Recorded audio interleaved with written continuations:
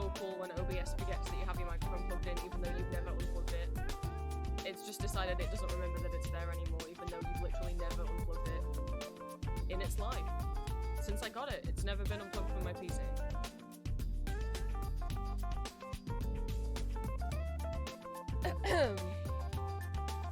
Anyway. Hello, my lovelies. Welcome in. Happy Monday, happy time zones. I hope you all had a good weekend. I didn't mean to leave you on the starting soon screen for that long, but my hand started cracking. Is it quiet? It doesn't show that it's quieter than usual. Is it a little bit? Hang on. My mic was being weird in Audacity earlier as well. Oh yeah, that is not picking it up as loud as usual. That is the right microphone, right? It hasn't decided to fucking pick up my webcam mic, right? Hang on. I mean, I did literally just select. Yeah, that's the right microphone. Well, that's strange. Yeah, I'm not any further away from it than usual. Normally at this volume it's peeking into the yellow bit, but it's not even, normally it's going from yellow to green if I have it on full, but it's not. It's like not even reaching the top of the green bar. So that's, I guess I'll just have to talk a lot closer to the microphone.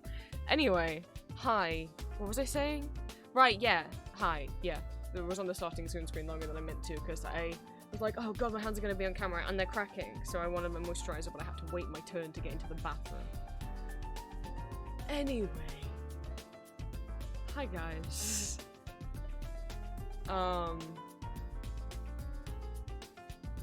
Is this the first week I've streamed consistently? Did I stream on Wednesday as well, or did I not stream on Wednesday?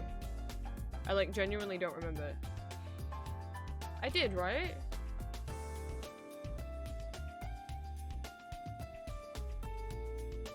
Yeah, we just chatted. Okay, cool. Hello. Stream is late. You may notice that it is 3:30 and not 1 o'clock. I had to go to the doctor's this morning. Which set me a little late in the day. Like, obviously pushed everything back. So the request I have of you today, chat, is to redeem a lot of hydrates. Because I'm on meds again. Yay. And I need to drink a lot of water while I'm on them. Thank you. I didn't mean like all at once. But I need to not forget to drink water. Because I need to make sure, I mean, one, you should make sure that you're drinking plenty of water anyway, but I especially need to make sure I'm drinking plenty of water while taking these. Hopefully they work.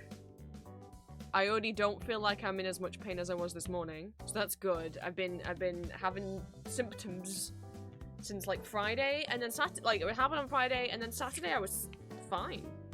All went away, and I was like, oh, okay, that was just like a weird pain. And then yesterday it came back.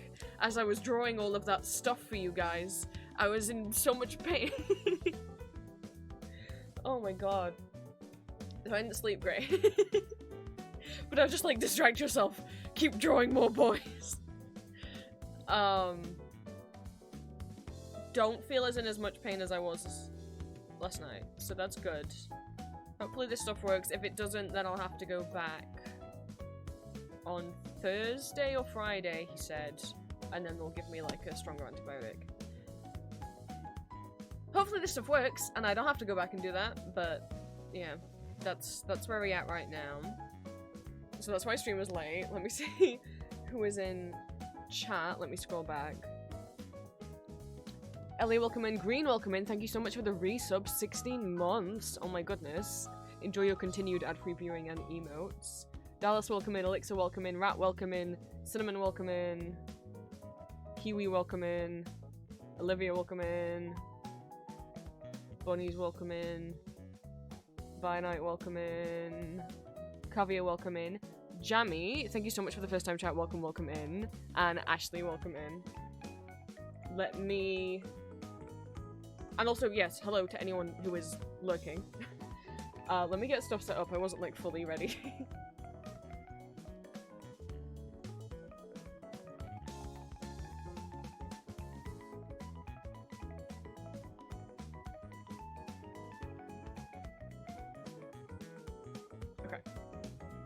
So for anyone new... Where are we? Right, there we go. For anyone new, welcome in. You can call me Prince. I use he, him pronouns. I'm a neurodivergent trans vampire. Welcome to become one of my children of the night. I am a 18+ content creator, voice actor, and illustrator. These streams are 18+. Please leave if you are under 18 and respect that boundary. As well as being a VTuber here on Twitch and a variety streamer, I post 3 ASMR audio roleplays every week over on YouTube, both fandom characters from things such as Baldur's Gate, Marvel, Arcane, Call of Duty, and more, as well as original characters and scenarios. And I post 2 exclusive Not Safe for Work audios every month over on my Patreon. All my socials are listed on my card. If you type !socials in chat, a bot will pop the link up for you. And I also have a Etsy shop where I sell original art and fan art under the name Empty Masks. Usually stream Mondays and Wednesdays around this time. Normally I would have started 2 hours earlier, but lunch and everything got pushed later. Well, 2 things got pushed. 1, because I had to go to the doctors this morning, and then 2, and then I came back, lunch, let's print my Etsy orders out to get them ready for stream, only for my printer to break again. So we had to mess around with that for a bit. And now it's almost 4 PM. So that's why we're where we are right now.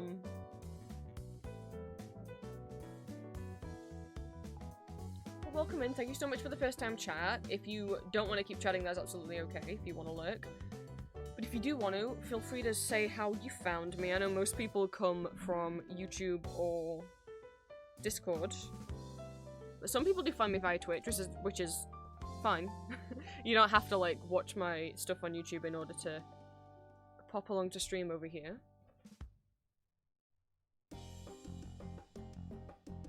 Oh, that's okay, Nat. Thank you for stopping by. So, as you can tell from the title of stream, we are actually doing Etsy orders again. I haven't done an Etsy stream in a little bit, because my webcam broke, and also I get too distracted and I don't get my work done. But, I already didn't have the stickers cut today, and I knew that the moment I realized I've got to go to the doctors this morning, which is when I would have cut out the stickers, I was like, well, I guess we'll do it on stream. There's quite a lot, this week. There's 8 pages of stickers, because, well, I made new stickers, didn't I? My original audio character stickers have been updated to include the younger versions of Ambrose and Arden, Johan, and Lucian and Lysander. So quite a few people got some orders in, so we're cutting out a lot of babies. So that's what I'll be doing the majority of the time, and we'll just be chatting and chilling. Feel free to co-work alongside if there's anything you need to get done. Yeah. So that's what we'll be doing. Before I get to that, well, actually, maybe I should do updates while I am cutting out stickers. Oh, there's 2 more of my videos on Spotify. You won't be able to send me the link, Ellie, on Twitch, but you can email it to me. You can, as many links as you find, yes. I guess we'll talk about that again. I don't put my own work on Spotify. I do not support Spotify as a platform. I think they pay their artists like shit. And there's some real, I mean, there's other weird, dodgy stuff going on, and I'm just like, yeah, I don't want to. I've stopped using Spotify altogether. I've never put my work on Spotify. I don't want to pay to have them distributed, but there is a way to have your work on Spotify without paying a distributor, which is to put them online as podcasts, but I don't want to do that. I don't want to work with Spotify. I don't support Spotify as a platform. No judgment if you do. That's just my personal, opinions. And, for years, some people have been ripping my YouTube audios with, like, YouTube to MP3 converters, which is fine. Like, if you want to listen to my audios offline, and you don't have YouTube Premium, and you don't have Patreon, and you've YouTube to MP3 to my YouTube videos, I do not fucking care. But if you do that, you keep those to yourself. You keep those on your phone, you keep those on your PC. You don't re-upload them to other platforms where either you are monetizing them and making money off them, or you are having, you know, even if you're not making money off them, because a lot of these podcasts aren't monetized, you're still driving traffic to your Spotify re-upload rather than to my YouTube, where I would be getting ad revenue from those views. Or from my Patreon, where you could just pay £5 for 1 month and then immediately quit and have access to download all of my like 200 plus safe for work audios, or pay £10 once and then quit and have access to all of the safe for work and not safe for work audios, which is like over 300 audios at this point. And worse than that, what has happened in the last few months has been people taking my not safe for work audios and putting them on Spotify, which is worse because Spotify literally doesn't allow not safe for work content on their platform. And worse than that, some people have been, one podcast was leaking my Patreon exclusive content and putting it on Spotify. Which is literally stealing, like, my income. And against Patreon TOS, and against Spotify's TOS, again, because it's not safe for work content, you can have an explicit song, as in, like, a song with swearing in it, but you can't just straight up put audio porn on Spotify. So, if you ever come across my works on Spotify, please contact me and let me know, and I will report them. I will send a copyright takedown, and they will be removed. People fucking keep doing it. I'm so fucking sick and tired. I don't know how many posts I can make saying please stop doing it, for these people to be like, well, we didn't know that creators didn't like it. How can you not know? Like, and I know some of these podcasts say, contact me if you want your work taken down. No. You don't do that. You don't repost someone's work without permission. You get permission first, and then you can repost it. If you contact creator, ask them if you can repost their work, and they say yes, it's fine. If they say no, it's not. If they don't reply, it's not. And I know, like, none of you guys are gonna do that anyway, so it's like, what's the point in me ranting on stream about it? But it is, yeah.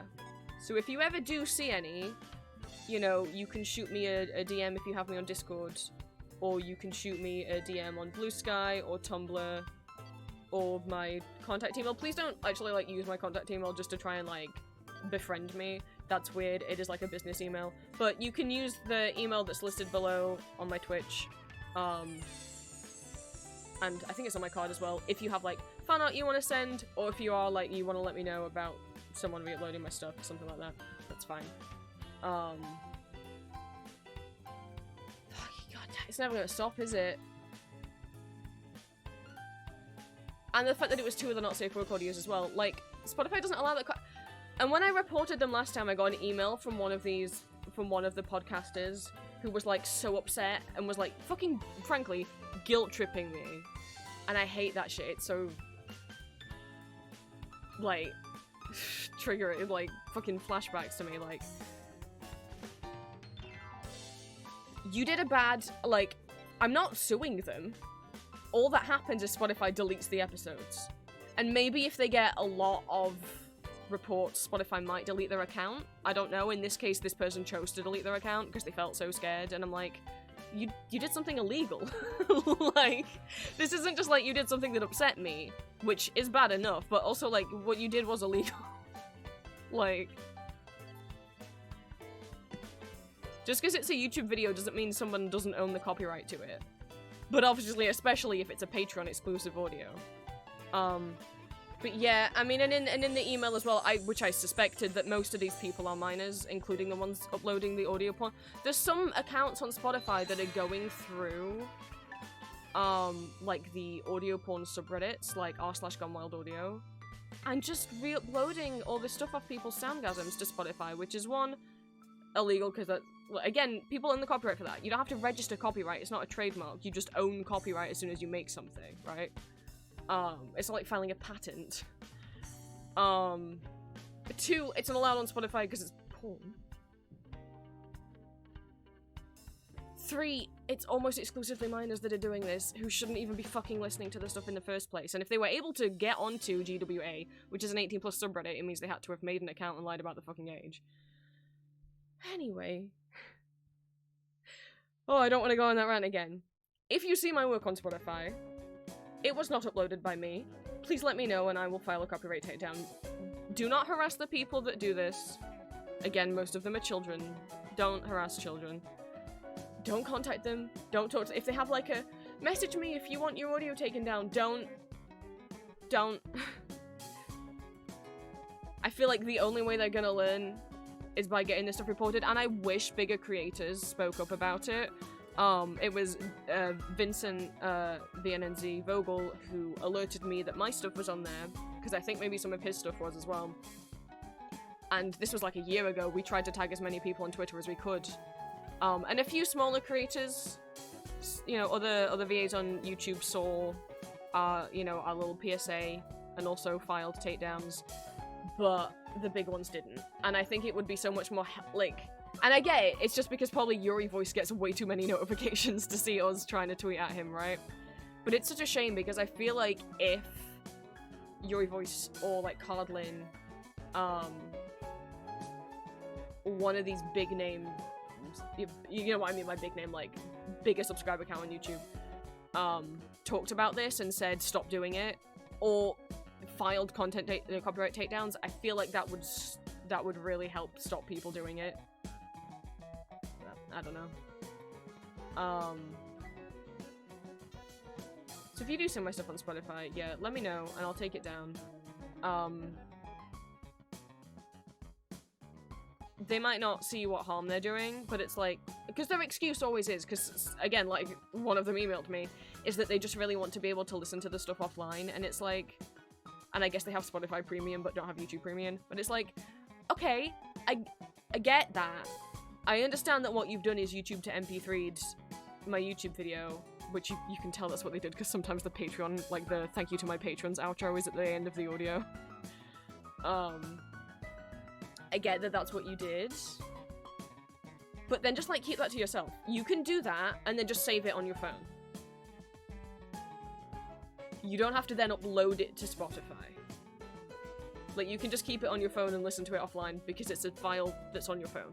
You don't have to upload it to Spotify, which, one, if the podcast is monetized, is obviously you are making money off stealing my work.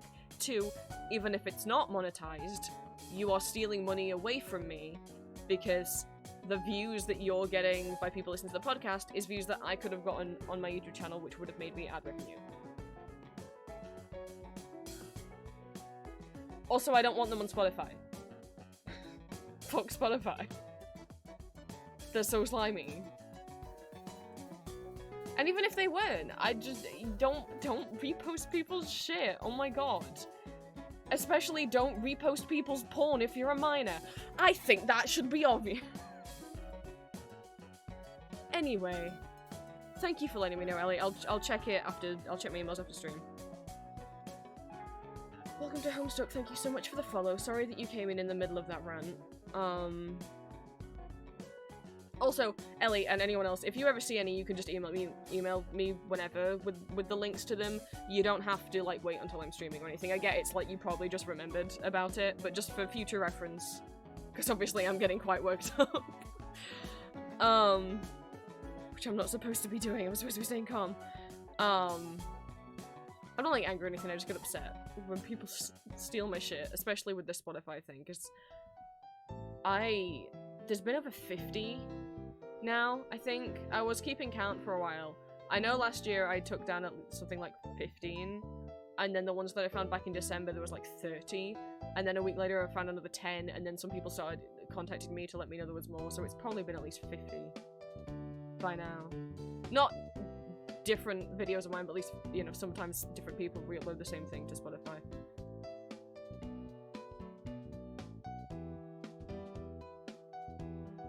Like, I don't know what the person that uploaded my Patreon exclusive content, like my Patreon exclusive Not Safe for Work audios, I have no idea what their excuse would be. Because the other people can use the excuse of, oh, it was on YouTube, oh, I didn't know, oh, what's...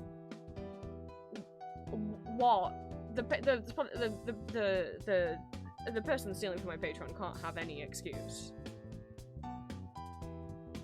And if their excuse is like pro-piracy, it's like, look, we've all probably YouTube to MP3'd something. We've all probably watched a movie uploaded illegally somewhere.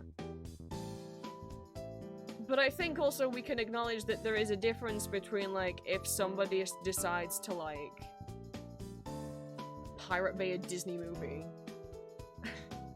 Where people were hired and got paid a salary, you know, to work on it. And directly leaking someone's Patreon content when that is their main, if not only, source of income.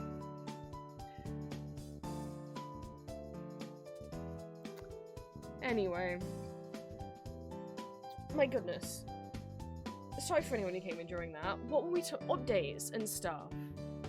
It's like shoplifting from Walmart versus a tiny mom and pop store. Right, yeah.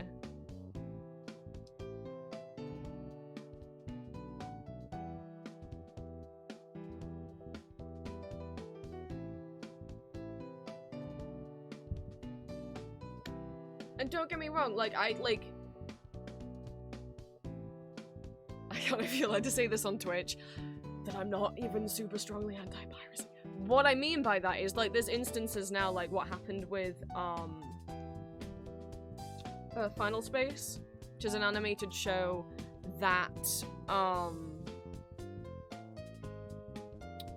its first 2 seasons got, like, DVD releases, as well as being on streaming.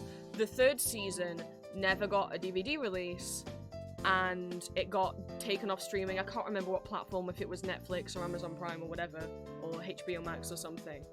But it never got, it has no physical release, and it was like a Netflix exclusive, and Netflix took it off, meaning there's literally, still to this day, it's been like, what, a year or 2, there's no legal way to watch that show. There's literally no way to legally stream or purchase or rent it in any way. The only way you can watch it is like someone put it on archive.org. And the creator of the show has even said, like, I don't care, like, please watch it on archive.org, because he's just like, I just want people to see it. Because it's not the creator that's made that choice either, that's the streaming platform that was like, we don't want to keep it in our catalog. Like, then I'm like, yeah, that's understandable. I'm glad that some people managed to preserve the show, otherwise that's where you get lost media, you know? But my Patreon content's just not lost media. It's right there. It's not hard to get it. When someone stole a piece of art I made and sold it as a shirt on Etsy, that happens all the time. Oh my god. Okay, I have seen some people in my Discord buy these kind of shirts, and I haven't said anything. Please be careful when you buy t-shirts off Etsy, especially when you're buying these shirts that are like photo collages of like Astarion's face and it says like girl dinner on the top or whatever. Those type of shirts where it's like collage of character face, or like Victor from Arcane and then it says like Twink Jesus on it or whatever. Please be careful. Because the shops that sell those shirts, one, there's so many of them. There's so many shops selling variations of those things. The shops that sell them are usually almost always selling stolen art as well. Like, obviously those shirts are made up of screenshots from Arcane, which I would still say you shouldn't sell. If you draw Victor yourself, I think you can sell that, although, you know, Riot might say that's still actually not okay. But to just take a screenshot from the show feels kind of lazy, and also, like, that's someone else's drawing, you know, that's the animator's work. And again, this is my opinion. I'm not saying you're a terrible person if you bought one of these shirts. That's not what I'm saying. I'm just saying when you buy shirts on Etsy, please be very careful that you're not supporting a store that is also stealing art. You'll see in my Gustarian drawing, I've got a sticker of him with me today. I drew a Gustarian drawing, and like a silly little boy, for some reason on this drawing, I put my watermark to the side instead of like going over the line art into the drawing like I usually do. And it got stolen by one of these shops. They're normally all based in China. And just, I guess, passed around between them, and all of a sudden, there was like over 50 listings on Etsy of my Gustarian drawing on t-shirts, sold by these stores that also sell these like girl dinner Astarion shirts, right, that are just collages of his face. Frankly, if you see a t-shirt sold on Etsy, 99.99% chance that it is being sold by some kind of bootlegger, art thief. Please don't, like, a dropshipper, borderline scam. Like, well, not scam, you'll get the shirt, but, like, gross shop. So, if you do see a shirt on Etsy and you like it, have a look at the store before you buy it. See if it looks like they're selling a bunch of different art styles. because if so, they probably didn't draw any of it. Like, you'll be able to tell if it's run by a real person, because the people on Etsy, there are artists on Etsy that do sell their own work on shirts, whether they get it manufactured or whether they screen print it themselves. Usually, if it is a real artist, thank you for the follow. Sorry I'm going on a rant. Welcome in, Milo. Thank you for the follow. I'm writing about art thieves on Etsy. Yeah, two things. If you see t-shirts for sale on Etsy, please don't buy them from these, like, people that are just selling loads and loads and loads of stolen art. Even if the shirt you're buying, like I say, is like a screenshot compilation of Victor from Arcane's face, or Astarion from Baldur's Gate's face, and then it says, like, Girl Dinner, or, like, Astarion, or, like, I don't know what most of them say Girl Dinner, let's be honest, on them. Please just check the store and see whether it's seems legit, see whether or not they're selling stolen art on their other shirts. Thank you so much for the Prime sub. I'm sorry, I'm in the middle of ranting. Cause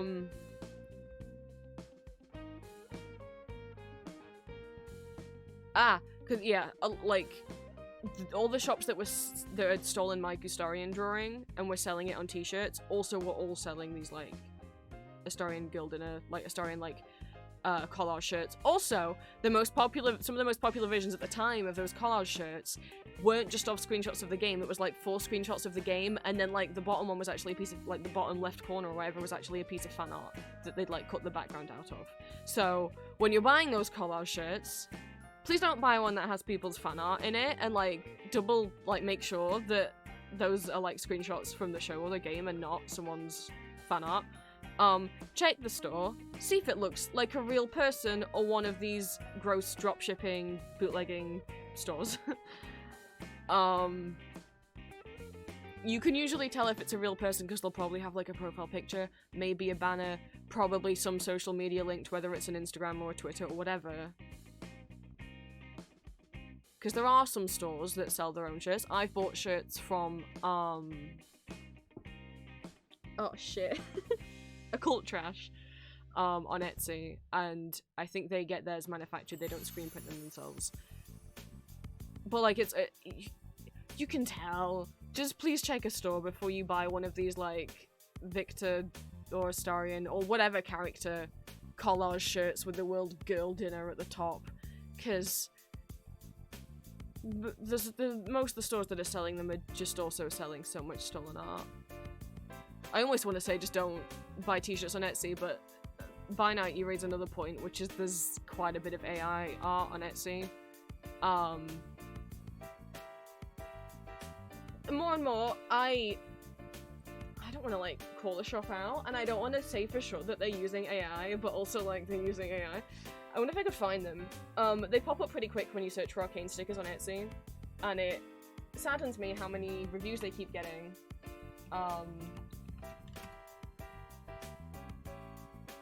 When it's like, I don't think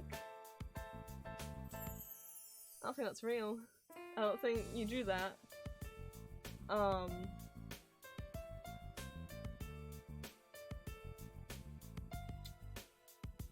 Yep, okay, I found it, like, straight away.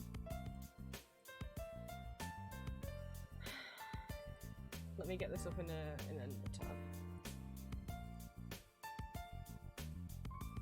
Now, I'm saying, when I say this looks like AI, please do not bully or harass this shop, and please don't, you don't contact them, and, like, all of this is alleged. All of it's alleged. Don't come at me. Let's just take a little trip. Oh, we're doing this again. We're shooting my TV with my friend. Oh! I've got a real life, I mean, obviously I've already got an audience. Oh, sorry, the webcam's up. Don't need that yet, this is what we need. Well, hello Milo and friend. You're in for a lot of rambling, that tends to be what I do on stream. Welcome. I presume you came from my YouTube or my Patreon. If not, I can only apologize.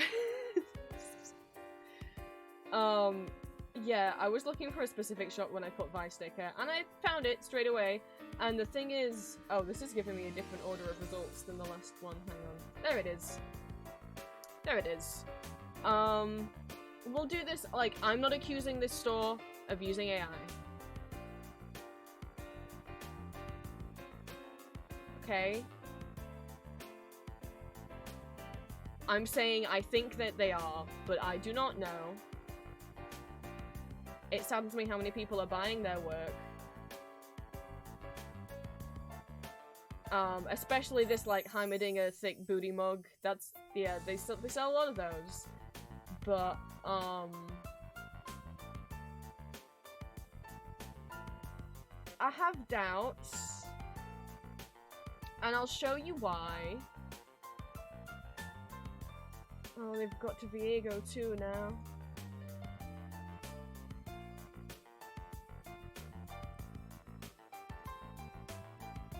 I'll open a few. And you can decide for yourself. For example, here's Silco. You know what Silco looks like? Most of you will have seen Arcane. A great number of you are here because I like to voice Victor on my YouTube. So, like, maybe you can tell. What's wrong with this picture of Silco? Well, the ponytail's one thing. Adult, you know, Silco does not have the ponytail. He has a bit of a ponytail in the flashback in Season 2, but this version doesn't have a ponytail. There's a much bigger mistake. His eye! Well done, Olivia. Why does he have an eye? There.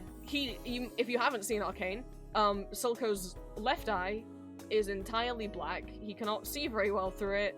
Like, the entire, like, white of his eye is black and scarred, and around his eye is scarred. Why would someone and they've got some scarring. They've drawn some kind of some lines around the eye. But like, how could you do the lines around the eye and then like forget to actually color in the eye? That's a bit strange. We've got like this line for the pocket. I know it's really dark. So it goes across, it goes down, it goes along, and then it just stops. There's no line joining this bit back up. There's nothing there.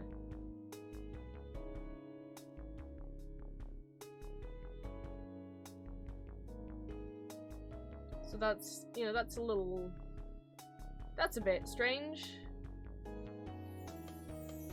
Here's the Victor one, to which I would say, you know, his head's too big. His head's too big, but that could be a drawing mistake. People do make drawing mistakes. I don't know how anyone makes the mistake that that's how tall they think a cane is. Hi Blue, we're talking about AI art on Etsy, and I'm not saying that this store uses AI art. I'm just saying it looks suspicious to me, but I'm not accusing them of anything. Please do not contact them. But when you're browsing on Etsy, this store has 2,000 sales, right? Have a think. Can anyone's cane like curl up like a fruit roll up at the bottom when they squat? Because my cane can't. Maybe I just don't have the right kind of cane. Maybe there's some cool fruit roll-up cane that I don't know about.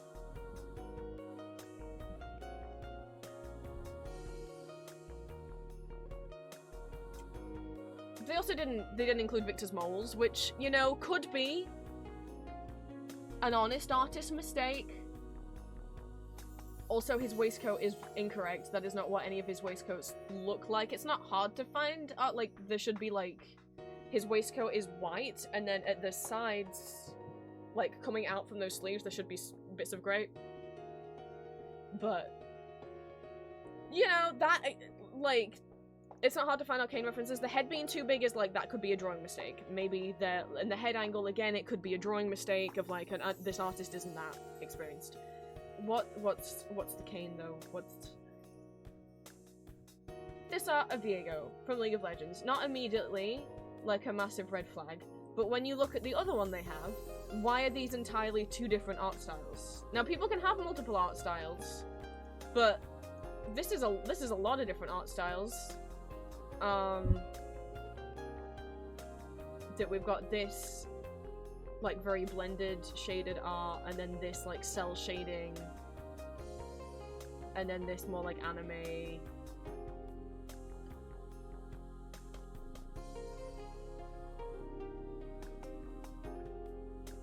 I don't know. I mean, I don't know what's going on. What's going on with his headpiece in the middle? It's kind of just, it's kind of blob, kind of blurry.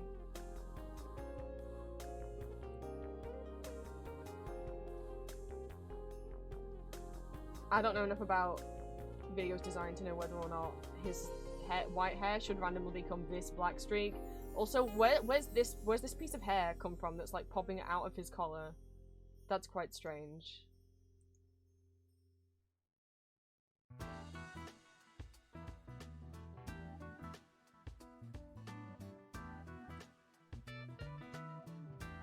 Where the Vice sticker is that I got like recommended and I was like, oh fuck no, that's not.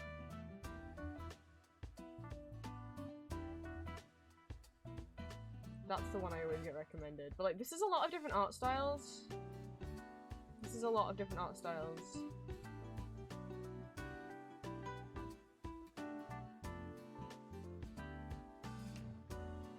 Oh, they remembered to do Silco's Eye on that one. But not on the other one. Like, why have people did the Victor Mug like 4 times? That's kind of giving a little bit drop-shippy, a little bit, let's re-upload it with as many different, like, keywords as we can as possible. Hang on, I saw Jace and then I clicked past. I'm curious what Jace looks like.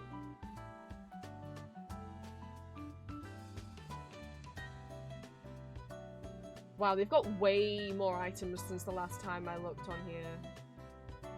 Ao has struggled with consistent character design. Like, if it was had to draw Silco a bunch of times, it wouldn't get him looking the same. It struggles a lot with symmetry, it struggles a lot with detail. I was trying to see what they've got buried on- oh, hi Singed. I was trying to see what they've got buried on, like, the last page. Because they had a lot of older art on the last page that looked a lot less...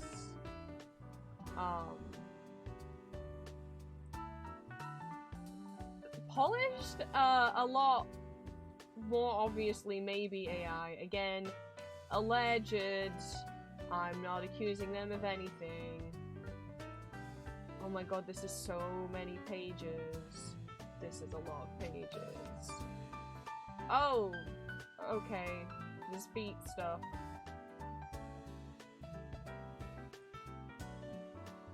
Not judging. Oh, not, you know. Oh, jeez. But like, there's no consistency in the art style. Is that them? Okay, Felicia's here too. Oh my god. How many fucking pages do they have? They have 700. Okay, they have 704 items for sale. That's a lot of items. I'm gonna stop going through. His step, again the head's too big, but that could be like an honest mistake. What's less of an honest mistake is what is he wearing? He's never worn that outfit ever in the show. Like, the hat's kind of correct. What's he wearing? Also, oh! We have a finger mishap! We have a good old finger mishap. Alright, guys. Count the fingers at the top. 1, 2, 3, 4. Okay. Count the fingers at the bottom. 1, 2, 3. Oh. Where's this one come from? Where'd that one come from? I don't know. What a mysterious finger. This thumb's kind of blob. Again.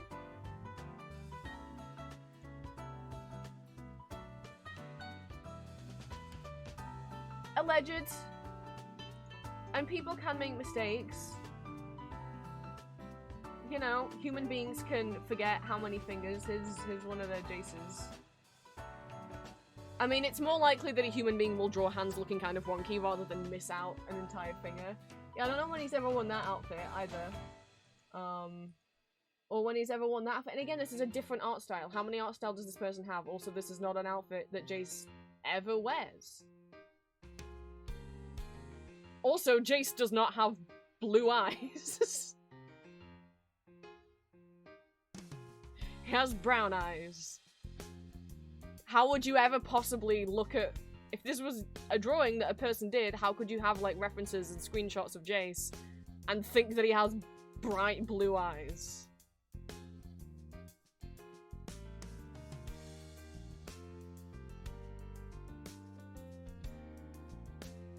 And the sad fact is, they have a lot of sales. Like, they've got over 2,000 sales. These are real people who bought them, who are like, wow, what a good quality sticker. Oh, what a cute mug.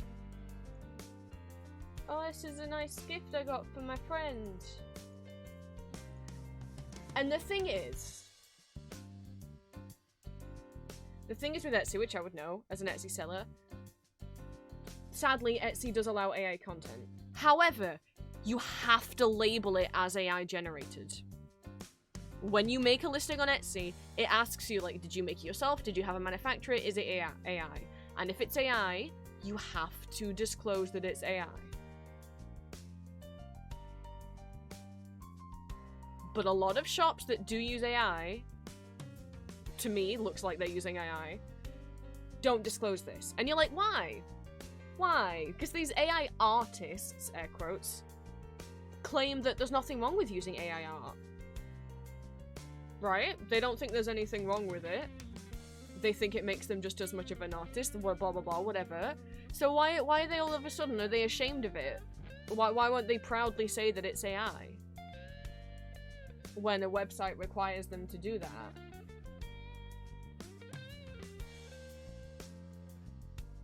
This is not...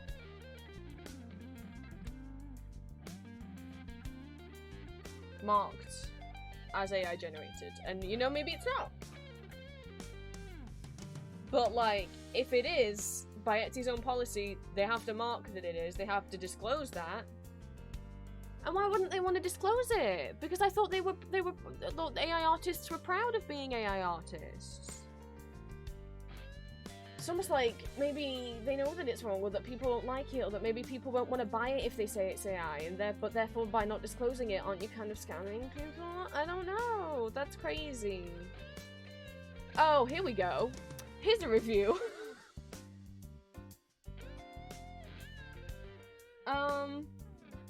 They straight up called it a scam. I don't know if this is just someone who's actually had a problem. They say scam alert. They were charged for 2 stickers and only received 1.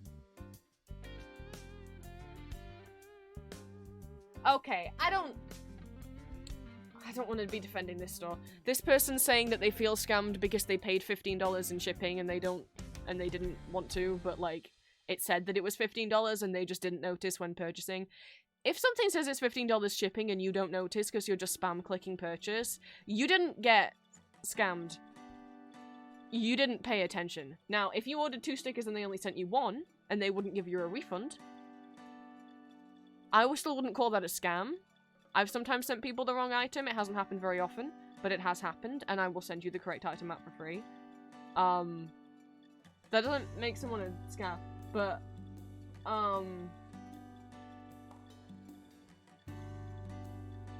I thought they were actually going to say that maybe they'd noticed that the art wasn't right, but never mind. I don't want to be defending this store. But I don't think anyone who's ordered and left a picture would have noticed that it was AI.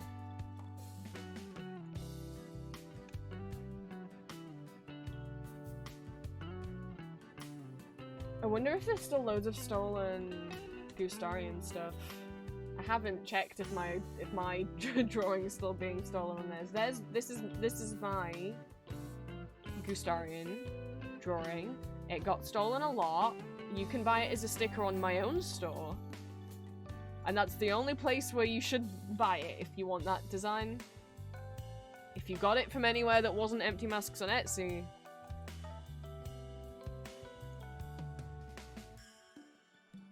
then you'd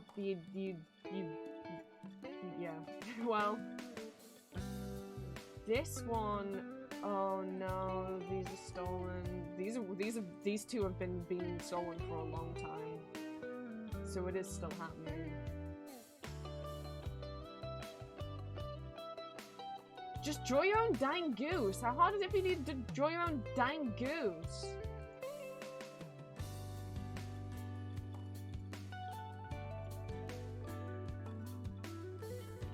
And the thing is, what's happening? What happens with these drawings is these people that are stealing art and selling them on t-shirts. One, you get people who are just genuinely just finding art on Google Images, on Twitter, and putting them on shirts. And then you get people who are then selling. Some people, I've heard of people taking other people's art and then selling them, pretending that it's like clip art that they've made that you're buying the license for.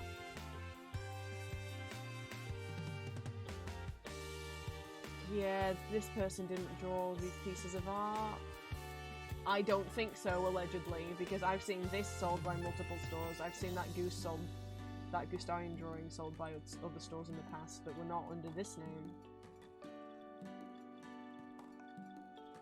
This Carlight, oh god, this Carlight drawing's been taken out. Hello, Dean. This Carlight drawing's been stolen a lot. Girly Pop, you can't just take any drawing you find on Google Images and put it on the mug. I probably would have a hard time with this. Fuck! This one's stolen. I wish I could tell you the artist. I own the actual keychain from the actual artist. I met them at Comic-Con. And the moment I saw this guy on their stall, I was like, oh my god. I've seen you stolen so many times. Because back when I was filing takedown notices for people stealing my Gustarian drawing, this one popped up all the time. And I could never find the actual artist because I was trying to reverse image search a bunch of these other stolen pieces of Gustarian art. Oh, I wish I could tell you what they're called. The keychain is literally hanging on my wall. But obviously it's a keychain, it doesn't have a name on it. I have the business card in my stack of business cards. They're a UK-based artist. They do not own Dovey Shop. There's so many of these fucking... Again, they've made 2,000 sales. They didn't draw any of this. See? What did I tell you? What did I tell you? The people... Please be careful when you're buying these, like, collages of characters' faces that say girl dinner on the top, t-shirts from Etsy. Because a lot of the time, the people who are selling these are also... If you go on their shop, they're also selling a lot of stolen art. Obviously, these are like, I forget what these are called, but these guys you see all the time as like on like Discord as emojis and stuff. Obviously this is someone's stolen art, and this, and this. I mean, just because these are emojis, they're also stolen art as well, obviously.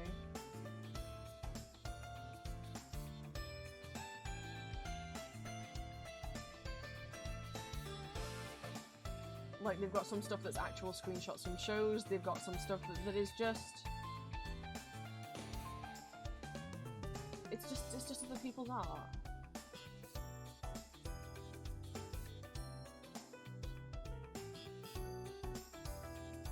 Like, just be careful. Hi Ash, welcome in. I'm talking about shitty Etsy sellers that are using AI and or stealing people's art.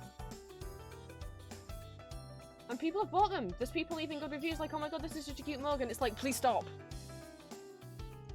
We're gonna see if I can reverse image search this, but because it's like on this curved shiny mug surface.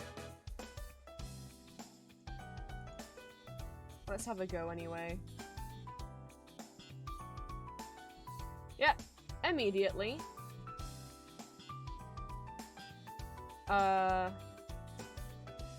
Here's a different mug by a different seller that's also stolen. Here's some t-shirts by people who have stolen it. Someone on AliExpress is bootlegging the keychains and selling them. I would grab the actual keychain, but I don't know if it's physically possible to get off my wall. Obviously that's stolen as well. Let me see if I can grab the actual one.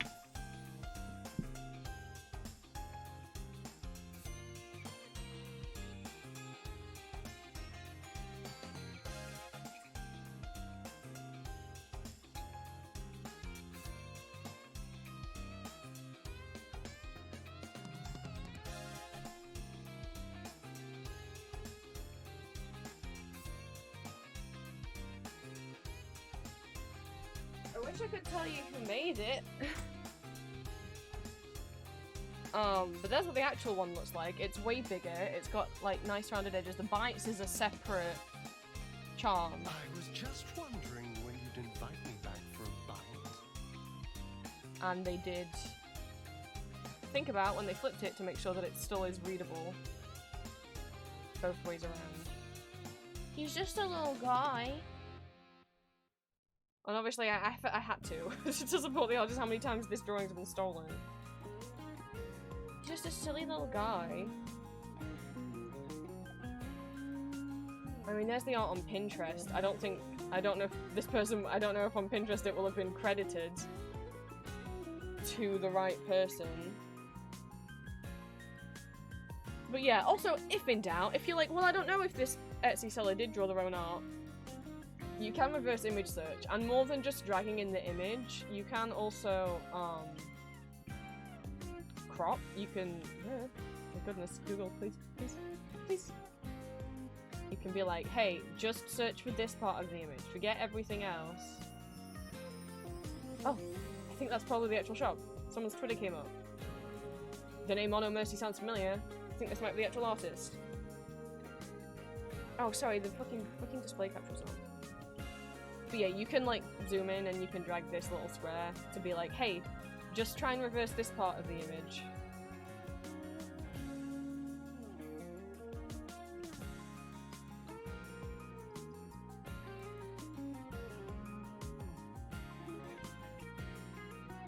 I'm pretty sure it is Mono Mercy. Oh, they made.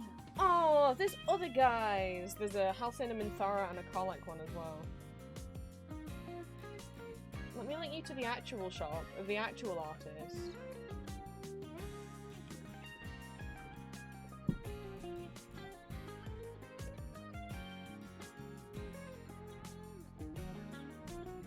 Back up. Oh! The shop has moved!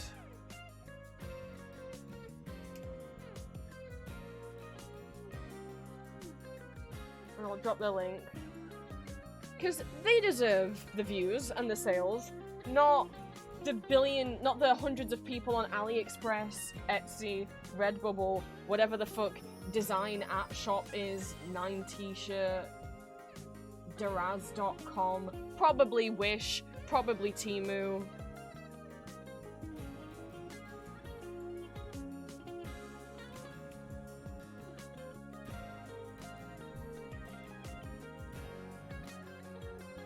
Oh, they've got these ones? I haven't seen these ones before. Is that Honeygram? It is. Oh my god. They've got these. Oops, sorry. Knocking over stuff.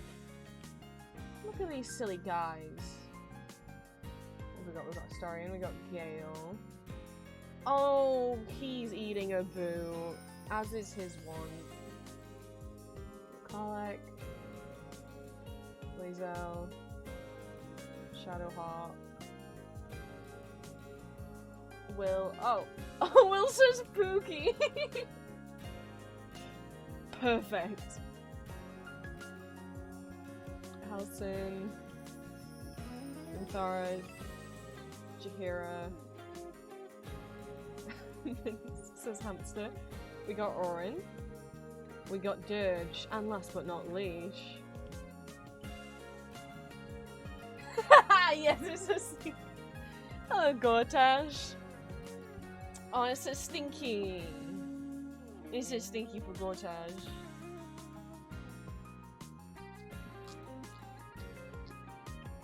They got a whole bunch of stuff, and they got a whole bunch of stuff that's also not Baldur's Gate.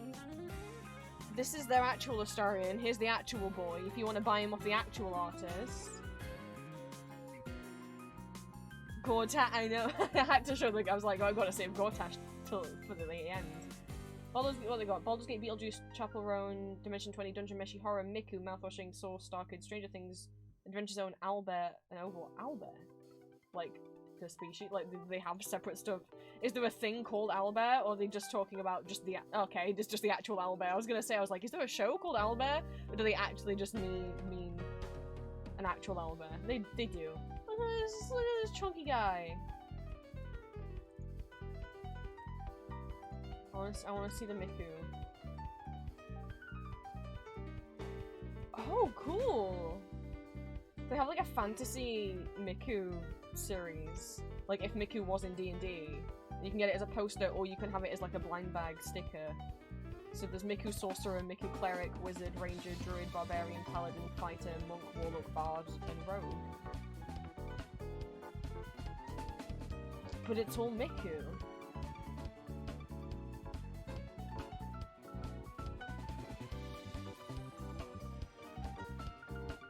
That's cool.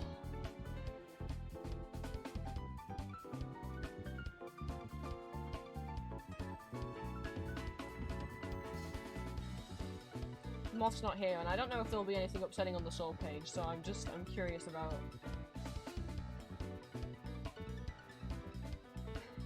No, there's nothing. I was like, is there the one thing from Saw that I know, but there's not, it's fine. Anyway, fucking, this is why streams turn into rambles, because I get very sidetracked. I haven't talked about a single thing that I wanted to talk about yet. So, things that I have to talk about, updates and stuff. You know, there's a ramble. Be careful buying on Etsy. There's basically just there's the summary. Just be careful. Check the rest of the store. Make sure it's not a dropshipper or a scammer. Someone who's stolen someone else's art and is reselling it.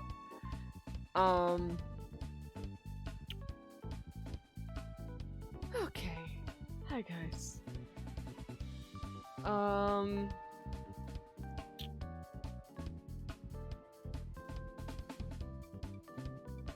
Trying to think what's happened. So you guys Wednesday. So what audios went up last week? Oh, Amoros. Thank you for taking care of him. And Victor. Oh, duh. I was like, what have I been doing? Like, oh, I remember what I've been doing. But before we get onto that, an update on the situation. I know I told you guys that I've been trying to chase up those MRI results. I'm fucking you might be like, oh, Prince, did you get them? Because where I left you guys off in the story was that I had rang a number, it hadn't gone through. I rang a different number, they told me it was the wrong number. I ran a third number, they said wrong number, but we'll put you through to the right number. As in, these are websites that were listed, phone numbers that were listed online, by the way, for the fucking hospital. We're not just dialing random numbers. For them to not answer, so I went in person and talked to them for them to tell me there's nothing that they can do. The ENT department was like, there's nothing we can do. We don't have the results, I can't find any record of you.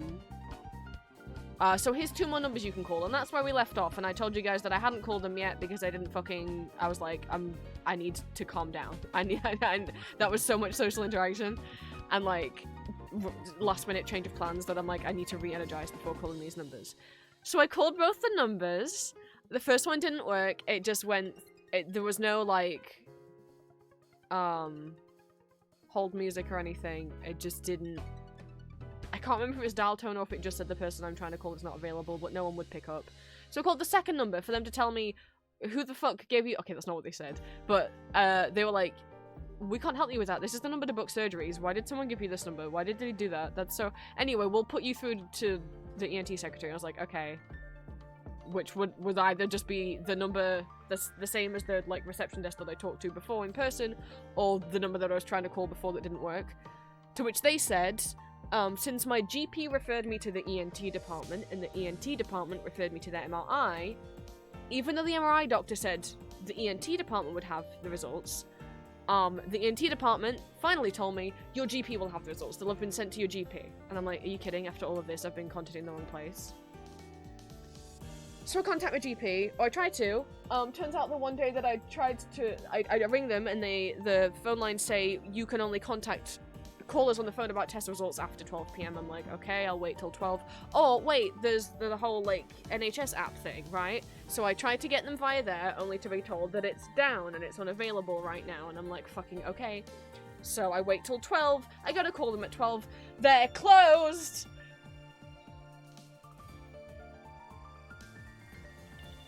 different GTP practices in the country will close in the afternoon if they have a training day. I guess I picked the one day that it was training day.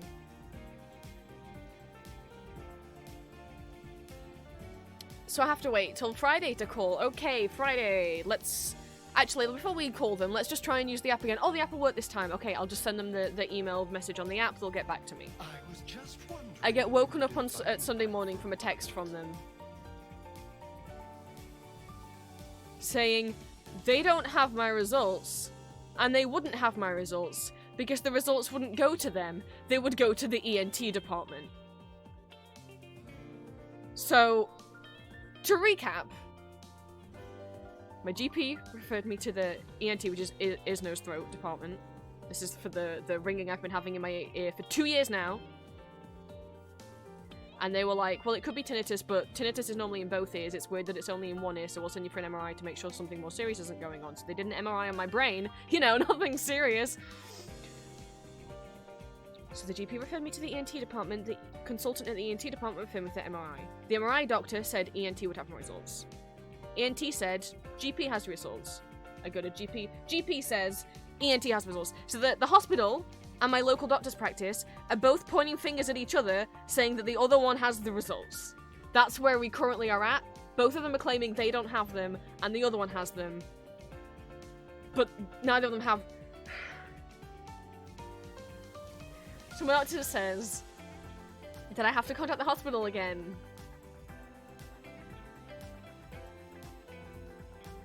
What? The place that I've already phoned 5 times and gone to in person to try and clear this up. Oh, wonderful. So at some point, what I'm going to do, because last time I didn't go with my referral letter because I didn't know that they would ask for the doctor that referred me, and I couldn't remember how to spell his name. Or how to pronounce it.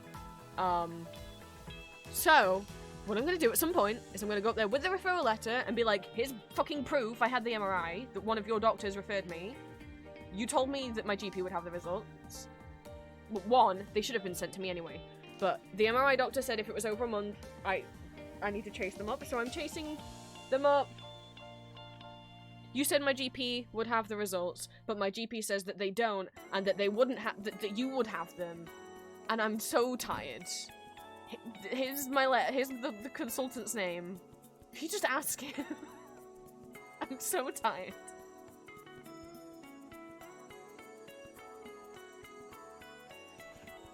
And obviously the more time passes without the results, the more of my anxiety-riddled brain starts worrying that, like, oh god, what if there was something on the MRI that's bad? You know, I just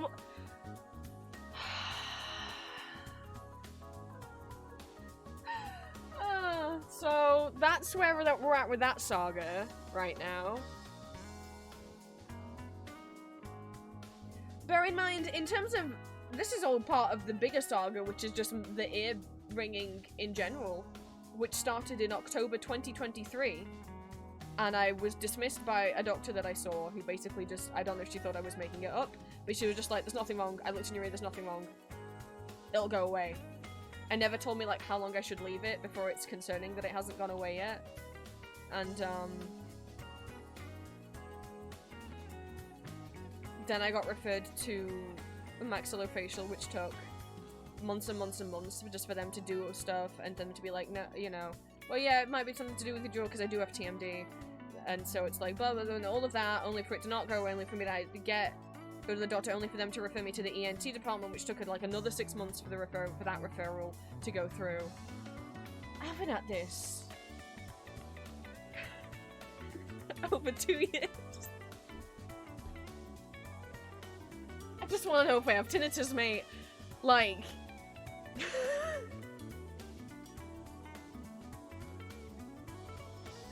that's all. Is that so much to ask?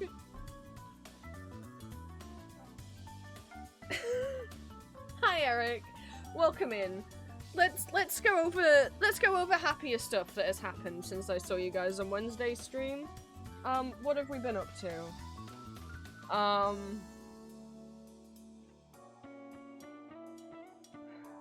No, it shouldn't be. I don't want to say like doctors and nurses and staff at the NHS are doing their best. They are underpaid and understaffed. I have never yelled at a doctor. I'm never going to. Like, my frustration is just like, what the, like, I've never had them lose any of my test results before. Normally, they just, the results go to the person it needs to go to, and then they contact me, and then they go, here's your result. I don't know what's happened this time around. Jesus fucking Christ.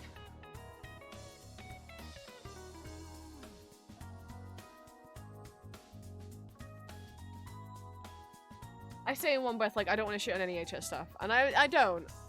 Although, I think some of the rudest people I've ever encountered in my life have been receptionists at hospitals. And like, I don't want to be mean, maybe they were having a rough day, but genuinely, there used to be, like, this receptionist that worked at my local GP practice, who, like, everyone in the area knew was horrible. Like, the only Google reviews for the practice, to this day, the only, like, one-star reviews are all complaining about that lady. I don't think she works there anymore. Oh, is this a universal experience in the UK? Why are some of the meanest people drawn to being doctors? And again, also dealt with some very lovely receptionists. But I've never dealt with, like, a really mean doctor. I've had, like, a couple dismissive ones, but never ones that have straight up made me feel like a piece of shit. But I've had receptionists that have.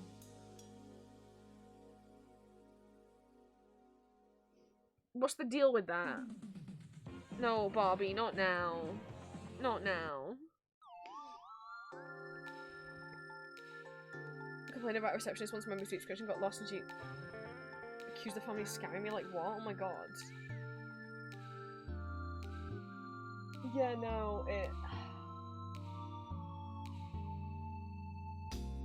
But I've had some lovely ones, and the thing is, I always remember the lovely ones. I remember when when I first changed my name, I was with the GP practice at uni because I was living away for uni, and then I came back, signed back over, and for some reason, the GP practice at my uni maybe they just hadn't filled the paperwork correctly, and so they didn't properly file my change of name, and I had to do the change of name forms all over again, and like come back and forth between the doctors multiple times in one day doing these forms.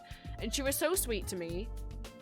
And she used they them pronouns for me the whole time, even though I didn't say I was changing my name for, like, trans reasons.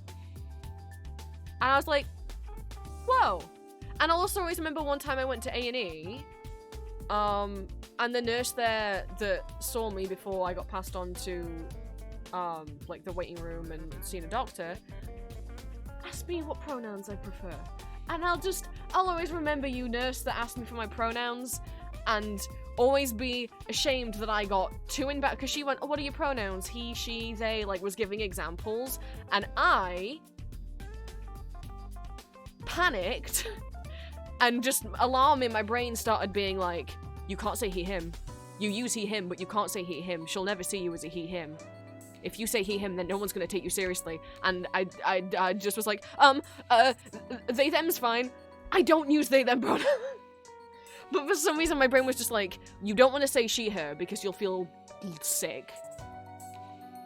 But no one's gonna believe you look like a like, just fucking little demon dysphoria gremlin in the back of my brain, like, you can't say. So I'll be like, oh, she was so sweet. And I hope she didn't write they, them in my file somewhere, because I don't use they, them pronouns. I just got scared and panicked. The one time someone actually asked for my pronouns, and I fucked it up because I panicked.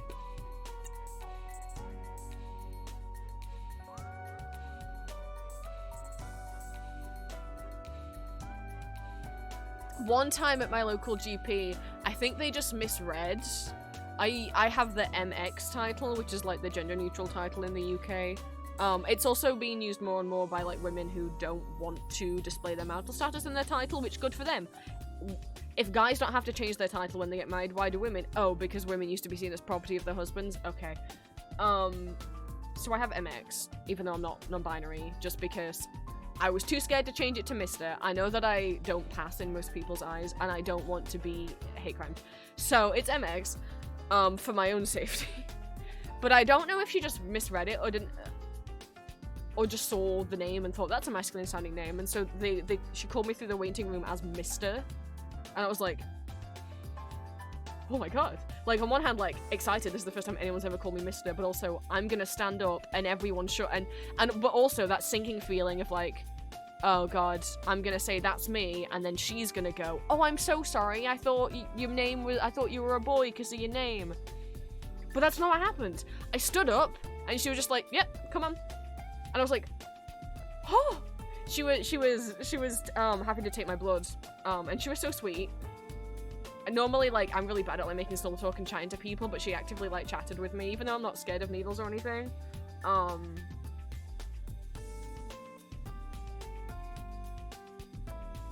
That's, like, she just had a nice little chat with me, and I was like, oh my god.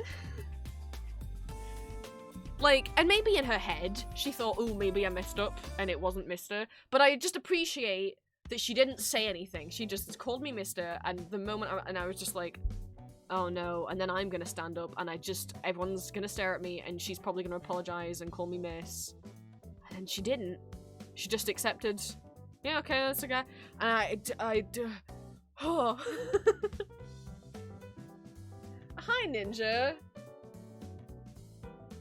I was talking about nice GP experiences for once, because, boy, it's nice to reminisce, especially when you're in the middle of some shit ones. Which is my current, I'm not going to go over the whole predicament, but basically the current predicament is I had an MRI scan over a month ago, and apparently it's my job to chase up the results. But the hospital who did the scan is saying that my GP should have the results. But my GP, who referred me to hospital, are saying that the hospital have the results, and both of them are just pointing fingers at each other. And it's been like over a week of me like calling up and going in person to both places and being like, can you just fucking please, I just want my results. Do I need to get you get one of those like get along sweaters that fit like 2 people in them? I put the hospital in one. I put the GP practices through the other arm, and just lock them in a closet together.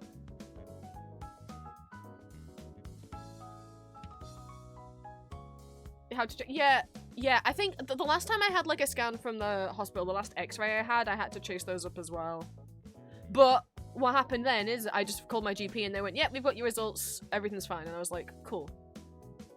But this time, no one has my results, and also everyone's telling me that different people have my results. Everyone's pointing fingers at each other, and no one has them. And I'm going crazy.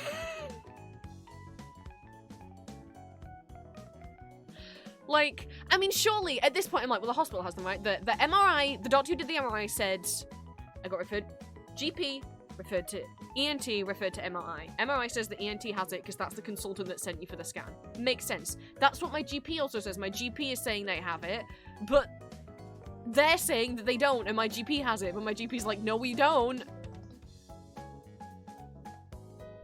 So anyway, I was gonna deal with that. I'm gonna go up to the hospital in person again and just be like, listen to me.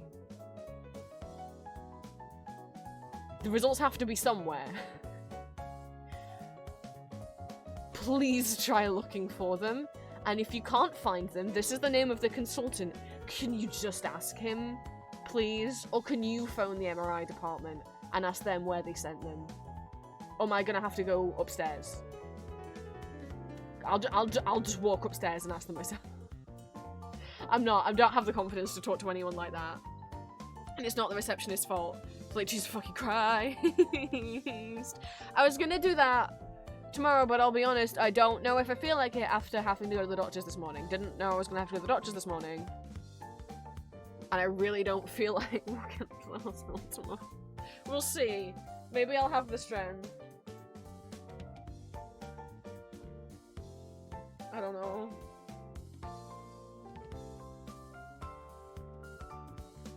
So that's that current situation. So the current situation on the MRI results is that we've made no progress.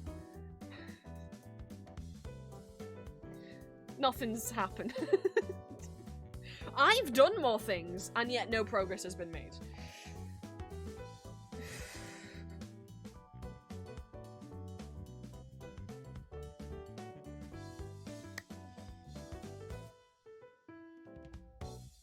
Like, dude, I didn't get up 7 AM on a Monday morning when it had snowed really heavily the night before, and trek through the pitch black in the snow on my own, freezing my little butt off to get over to that MRI scan on my girlfriend's birthday when I should have been spending time with my girlfriend. For you to lose those. I mean, maybe they didn't lose them. I don't know. Guess whose letter for the new prescription amount is now also missing green? No. No. My curse. It's spreading. I'm sorry for the medical talk. I'm gonna stop talking about medical stuff now. Jesus Christ. So that's what's been going on. But what's the fun things that have been going on? I know I mentioned it on Wednesday, but if you guys weren't here for Wednesday's stream, we do have an update on the Etsy store. The original character sticker listings now also include Lysander, Lucian, the 1700s versions of Arden and Ambrose, and Johann, available as Gooby Gooby Goobers, which actually you can see because people have already been buying them.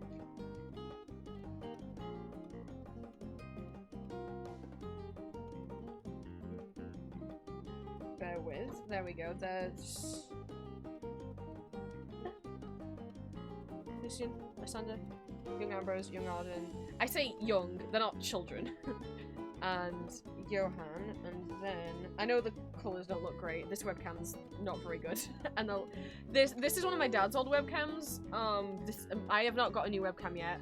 And for some reason, unlike my webcam, this one is square. So this is all I've got though. This is my only option. And then Gooby Gooby Goobers. The new Goobers, we have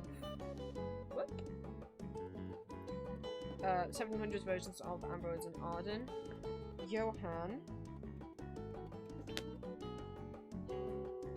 and Lucian and Lysander over there. And obviously all the previous boys are still there. I will say, we've sold out of one of the keychains, one of the OC keychains. So sorry to anyone who wanted the satin keychain. They are sold out. I'm not against ever getting them back in stock. But that would probably be some, like, far off donathon reward or something, you know? But these type of keychains, these ones. With no more satins left now. I was so surprised. I was grabbing it out of the bag and I was like, that's the only one. Wait a minute. And I went on the Etsy listing and I'm like, oh yes, it's sold out. Well, I'll be damned. I never thought... I mean, obviously we sold out of the Arden and Ambrose ones the first time, that's why they got restocked, but, yeah, I didn't expect us to sell out of any of the other ones, so thank you guys. Good morning, Hills, welcome in. We be going over what I've been up to, which I think... No, it doesn't leave one thing. Thank you to anyone who came to the watch party last night. Green's very happy that I finally showed you guys Rudolph. It's a musical that Green has latched onto a lot. Next week will be the last watch party of the month, and then there won't be any more until April. I don't know what we'll be watching in April yet. I gotta think about it. But this coming Sunday we're watching Elizabeth Das musical again, but different version. I've only ever shown you guys the original 1992 Vienna production before, I think twice. But we're gonna be watching the 2003 to 2006. I think the production was, this revival was open from 2003 to 2006, but I think specifically this was filmed in 2005. It is a live performance. It is a pro shot.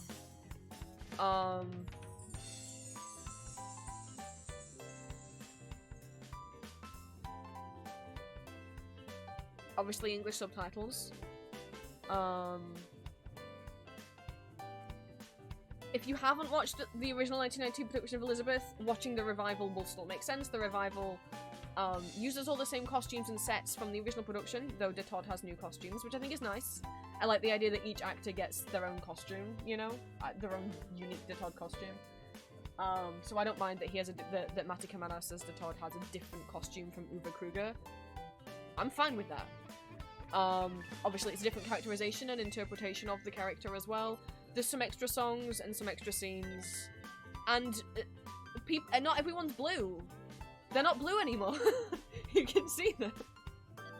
Which, I mean, I do like the eerie blue glow of the original production. I think it adds to the, like, this is all taking place in the underworld, it's just a retelling of their lives at Luke Kenny's trial, vibes.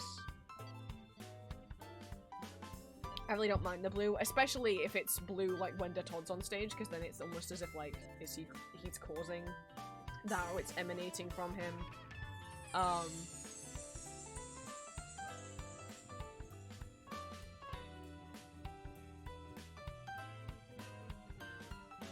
But yeah, if you haven't seen the original, if you missed that watch party, you'll still understand the revival. I would still recommend you go back and maybe watch the original. The original is my personal favourite. I think it has the best characterization of Todd, and of Rudolph. Rudolph, in the version that we're gonna watch this Sunday, a little boring to me. Like, he's sad, but he's not anxious. He's not distraught enough, you know? And personally to me, when I watch Uwe and Andreas's, seduction between Death and Rudolph, it hits better. Is it because they're both queer actors compared to the two straight actors that we'll be watching play them on this Sunday? Who knows? I feel like that probably has something to do with it. We've still got a bit of an androgynous looking Todd. This is the only other time, the only other production that he's worn the dress. And what we will be seeing is the last time that dress ever got worn.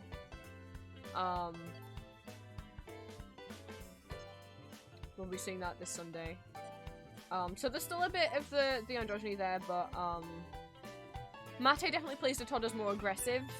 Much more like, to me, the original production, Uwe plays Death like, Death being a character in the musical, plays Death like this otherworldly being who may have human emotions, may not have human emotions, may love Elizabeth and Rudolph, may not even be capable of it, because he's so inhuman. Whereas, in this production that we're watching on Sunday, Mate's Death is much more like, can feel emotions, definitely, but he's feeling them for the first time ever, and he don't know what to do with them, and it's freaking him out and confusing him. And I don't hate that interpretation. It's not my favorite, but I would say it's my second favorite. Because there's a lot of really nice subtleties to Mate's acting. During Der Schleierfeld, not to spoil, I'm just gonna say the name of the song. His little, it's like blink and you'll miss it. These like micro expressions on his face, as he's getting held, that goes from this like, nah, it's never gonna happen, to, oh, I'm being touched and I'm so touch-starved, to, wait, fuck, oh my god, wait, this is actually happening, to then, with like disbelief, to then like grabbing her in return, and I'm just like, oh. Or something when she did Rudolph killed himself because he was homosexual, it's on her phone.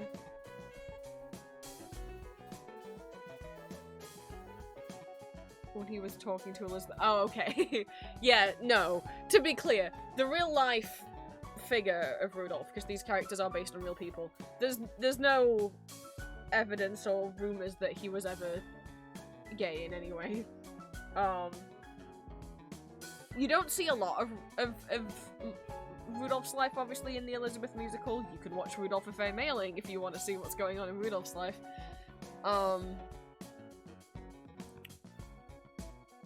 So the Elizabeth musical makes it seem like it's very much because of neglect from his parents. They added in some later scenes later, in later productions, and obviously if you watch Rudolph a Fair Mailing, the musical, you can see in that one, it's also that Rudolph was very much on the side of the people, was very much like, could see that like the monarchy wasn't going to be as powerful anymore and didn't think it needed to be, and wanted, thought that the rebellion was fine and was understandable, and thought that the royal family should have less power and less wealth and more of it should be given to the people. And his father did not agree with that. and he was meeting up in secret with rebels and going behind his father's back, and it was very much at a point where, one, very mentally unwell, two, yes, the neglect from his mother, and then the probable verbal abuse from his father, and then being found out that all of this was happening, his father finding out that, like, Rudolph's going behind his back, and he's borderline becoming, like, anti-monarchy, right? And so he's literally... I don't know if it's that straight off Rudolph was worried that he was going to get executed. I mean, that is treason. He committed treason. He committed high treason. So, I don't know if he thought he genuinely would have been executed, or if it would have just been, he would have just been very much kind of, like, locked up, kept an eye on, not really allowed any freedom anymore, like...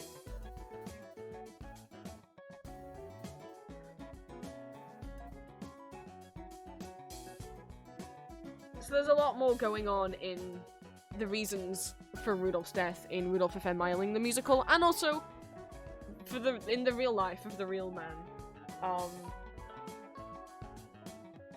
I'm not gonna pretend that I know Austrian history well enough.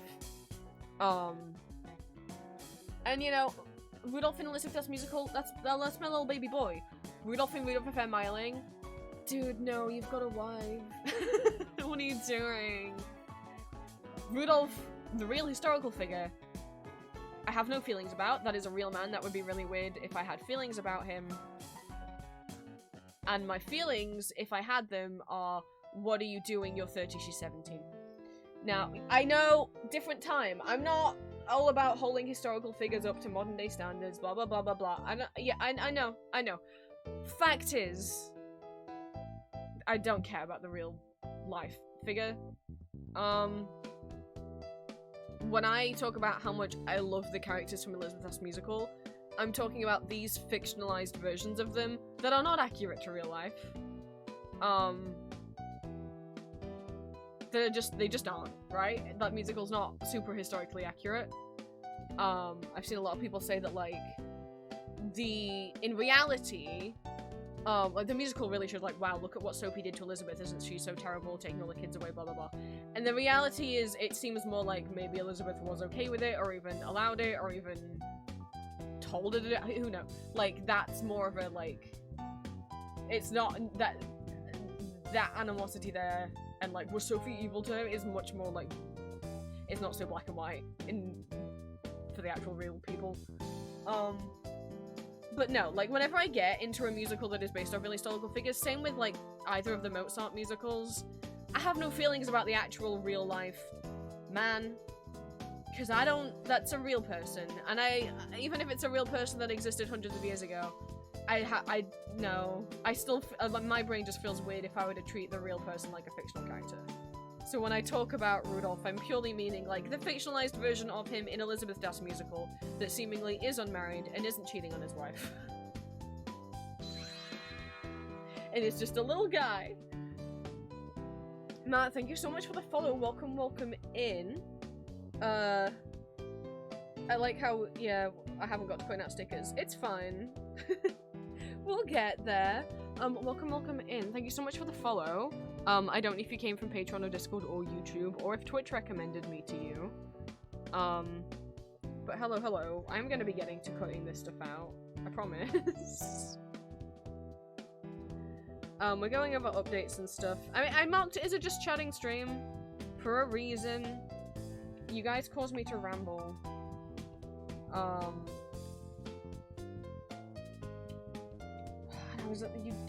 I'm not allowed to talk about Elizabeth's musical.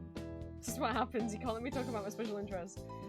But yes, so last watch party of the month. There's everything. Last watch party of the month is on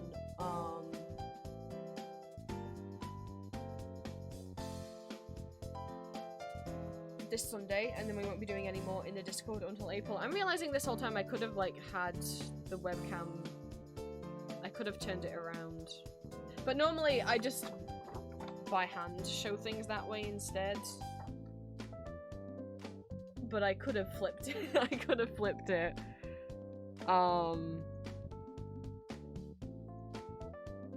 But does that look strange if I did flip it?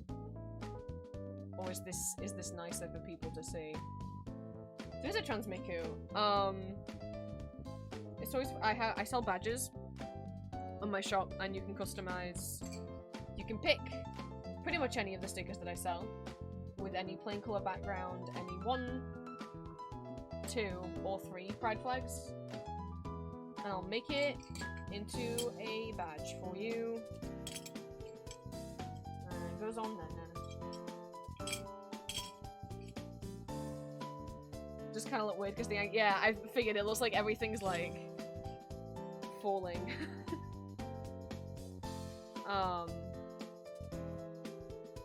I'll be honest, it like, I guess actually that's more helpful for my, like, on one hand my brain is like, because it's different and it looks like, almost like things are sliding down a hill, but on the other hand, it is helpful to actually see things at the same angle that I have them at. Is this not how I had it before? I genuinely, like, fucking can't remember. Because it's been a few weeks since I've had a working webcam. Did I always have it? I might have always had it rotated around before. I genuinely can't remember. I've been streaming for 3 years and I'm like, I don't remember which way around I have my camera. But yes, stop talking about the watch party. So the main thing, there's one main thing. If you're in my Discord, you know what the main thing is that I've been up to. If you're not, you'll see soon. I've been drawing a lot.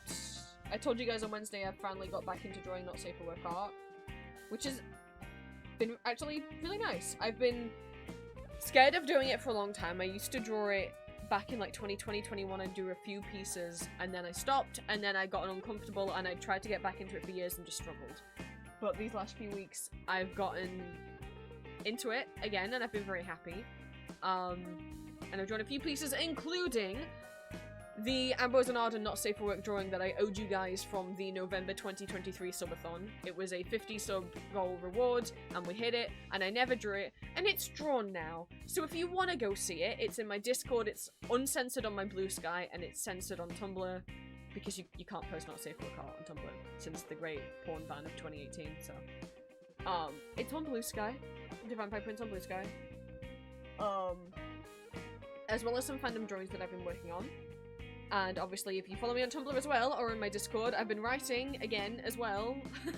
There's a Olrox X Transman Not Safe for Work fic, Transman Reader, Not Safe for Work fic up on AO3 on Tumblr, and a bunch of other random drabbles about my OCs, about Lucian and Lysander, about Castlevania, Olrox and Olrox and Mizrak, and about Dawn and Pav from Fear and Hunger.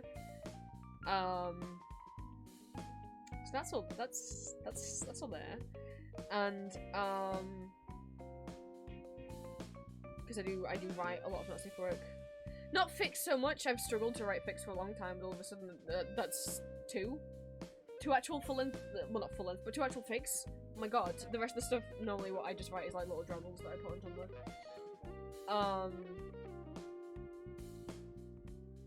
And then, the last couple days what I've been working on, which those in my Discord have seen, I've been posting work in progresses constantly, and people have been freaking out, and everyone's changed their usernames. Everyone's changed their usernames now to be, different, themed around different OCs of mine. Someone's like Arden's #1 pup, someone else is like... I was just wondering when you'd invite me back. Like, insert character names, good boy, or good pub, or good kitten, or whatever, stuff like that. Did I change mine to Olrox's Ovidian pub, as in Olrox from Castlevania? You won't know that unless you're in my Discord, so like, maybe get in the Discord. Dimitri's #1 good boy clocking in.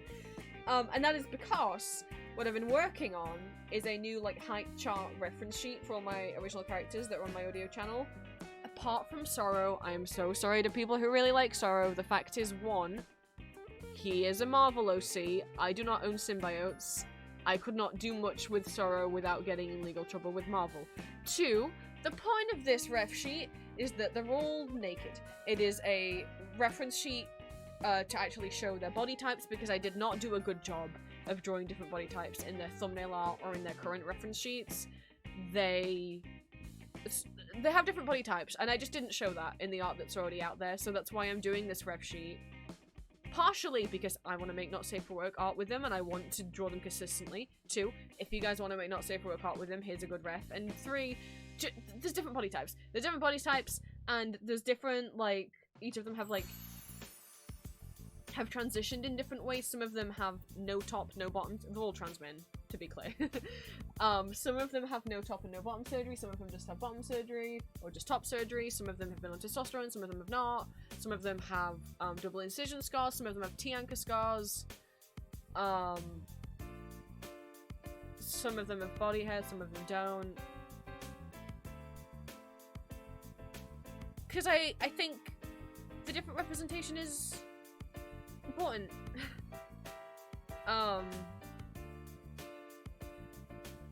Some of them are more muscular, some of them are more fat. That is just, fat is not a dirty word. You know, some of them have tiny teeny, well, not tiny teeny, but you know, some of them have waists. Awful. But that's what I've been drawing. I've been posting whips as I get each character drawn in Discord. People have been freaking out. Which, thank you. I'm so not used to, one, having such instant feedback on my art, but just like, it's been a real nice encouragement to keep working, especially because you guys didn't know that I was in a lot of abdominal pain the entire time. Especially last night. I was in a lot of pain last night, but I was distracting myself by drawing, and you guys were encouraging me to keep drawing, and that, I really needed that. So thank you. God, and so many people. Tabby Fumble and Aurora. Whoa, they've been writing a lot. They've been writing a lot. I was affected by what they were writing. So not how you guys were doing.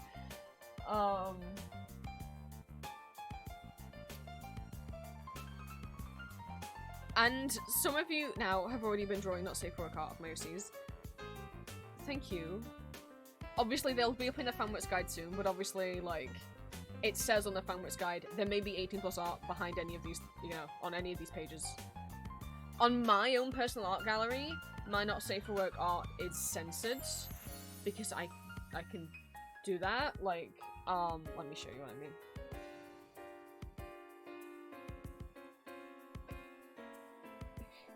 Here's my website, as usual. There it is. There's my little website. If we go on my art gallery, you can't see the not safe for work art unless you click on the. If you click on these 18+, there's not safe for work art behind these doors. Then it will take you to that. Like, if you click on the safe for work one, it will take you to the image, right? If you click on any of these, or like right click, open link in new tab, it will show you the uncensored not safe for work art. But the reason why the fan art museum isn't like that is because on my gallery page, you click on the image, it gives you the image, but bigger. Because it's essentially, it's linking to the image file. But with the art gallery page, if an image has a link, it's because it's linking to the art credit, right? It's linking to the art source of that piece of art, because obviously the art museum is fan art done for me by other people. And if that art was posted on social media, I want to link to that. I want you to go follow these amazing artists. So if you click on it, if it has a link, it's not going to be to the image. It's going to be to Tumblr, Blue Sky, you know, linking to where that was originally posted. So you guys can go follow them. If you want to see the image bigger, you can just right click open image in new tab.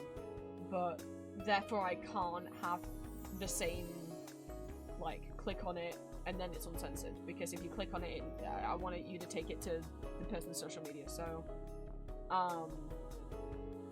There's no censoring on the Fan Art Museum, so just be aware now as more not safe for work art is being made. I say more because there was some before, because Hawthorne was the only one for a long time who had anything slightly spicy, because I guess he just hits different.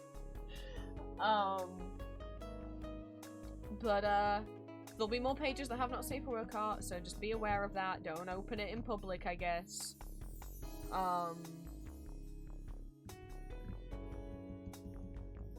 Yeah, I was up late last night because I had it, one, the pain, and two, I was like, I bet I could finish this before I go to bed.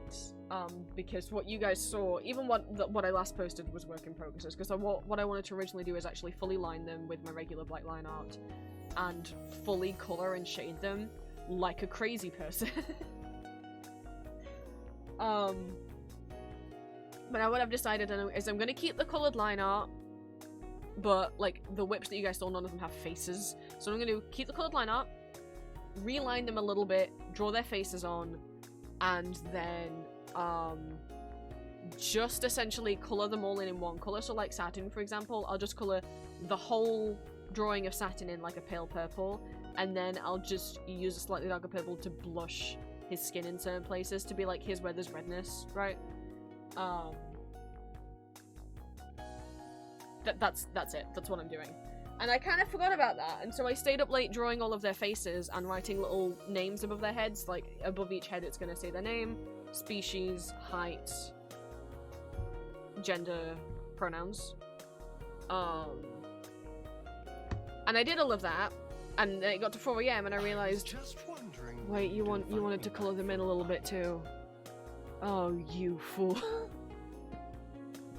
So, then I did go to bed. Yeah. I will say, I've already had 2 doses of the meds, and my tummy hurts less, so hopefully that's a good sign. It still doesn't feel great, but it's not as intense. Fingers crossed. I gotta take him for a few days, and then if it's not any better, go back on Friday, and then they'll give me like stronger antibiotics. Hopefully it doesn't come to that, and hopefully if it does, then those meds work.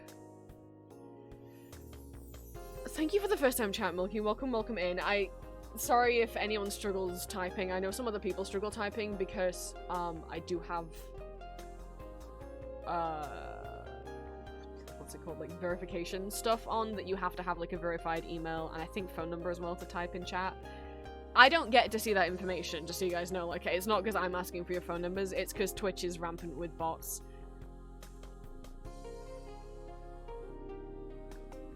Like rampant. Like, even it's rare now that a bot gets through, especially with Seribot in place now as well.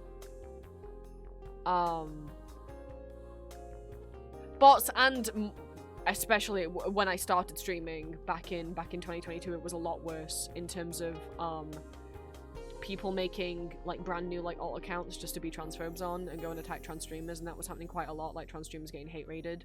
So that's also why that's there, to stop people like transphobe throwaway accounts. Oh, hi Hiccup, welcome in. We're starting to lose the light a bit, but it's okay. I haven't done anything yet. I've just been... Hi Linka, welcome in. Yeah, I had to turn off Seribot. Yeah, well, not turn it off.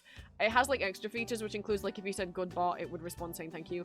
But I couldn't find a way to leave that on whilst turning off other features that I didn't want on, because there was other features where basically you could like play games with it, kind of like how you can do stuff with Tatsu bot in Discord, and I'm like, no, I don't want people using my Twitch chat like it's a Discord bot channel. Like, I want to see what people are saying. I don't want people ignoring me to just like play with the bot, play games with the bot, you know.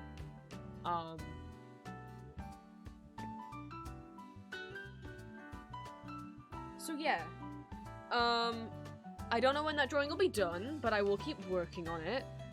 And then, well, that's the other thing. And also the reason why there was no way I was going to get it done last night is because I forgot I want to make a censored version.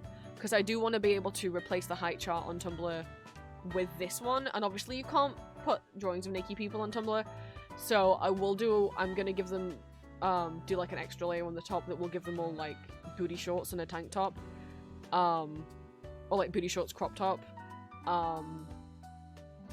Cause I don't care if Tumblr allows quote-unquote male presenting nipples. If some of them aren't allowed to share their nipples, then none of them are going to share. Because let's be honest, the Tumblr bots probably can't tell the difference. And also, these are like trans men. I'm not putting Ambrose in a bra and then like leaving everyone else's, and then like, but like Satin gets the nipples exposed. It just feels, it feels transphobic to like label one of those as female presenting and not the other.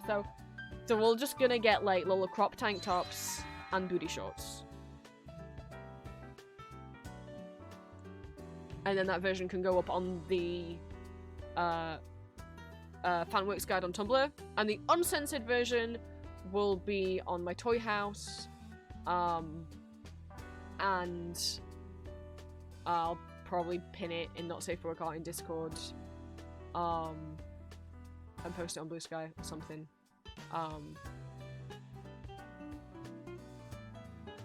Because I want that post to be able to be on Tumblr. I want people to be able to see that these characters do have different body types and body shapes, you know? Thank you for the follow, McGee. I presume you was the same McGee from Discord, but if you are a different McGee, that's fine too. There's a cult trash IHOP outfits now. I don't have a cult trash's IHOP, or what's the other one? Or the Hooters ones. Cause I don't we don't have those restaurants here, I don't really understand them. I don't definitely I have one of their, I don't know if they still sell them, one of their Incubus shirts.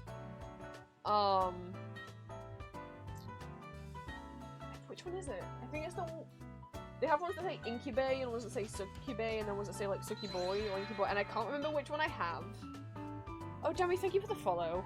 But it's a black crop short sleeve shirt and it has a heart. And then it says like Incubus or something. And in the heart is a butt. And it's purple.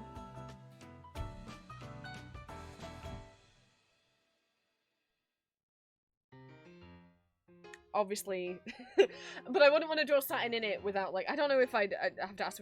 There is a VTuber I follow whose model, they're called Kane, and their model does wear a Cult Trash shirt, but they like got permission from a Cult Trash to put that on their VTuber model.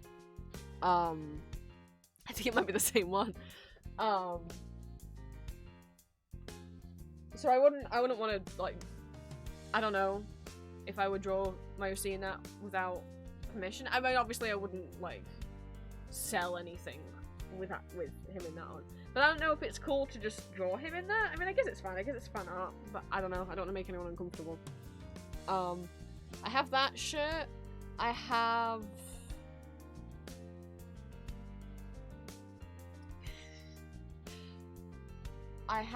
the, Submissive and Beautiful shirt. The long sleeve one that's like the white body with the black long sleeves. And it comes in like a set. I think I just got the top and the socks because I already had black shorts. I have that one. And then I have another short sleeve black one that says... God, it's one of the werewolf ones. Which one is it? Shit!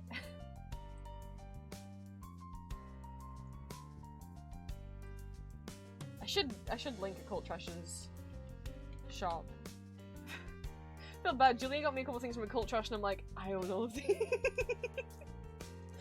Just expect that, like, if a Cult Trash has something that looks like I would want it, then I'm probably gonna need it.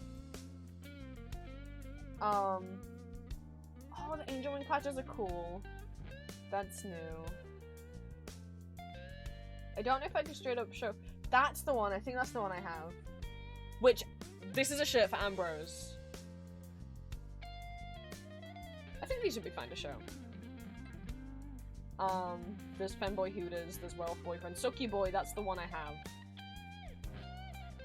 In the crop, without the distressing, and I also have this one. This is one for Satin, the purple one that says Sucky Boy and it's a butt. This is one for Ambrose. I also have this one. I got them oversized on purpose, and yet they were still way bigger than I expected.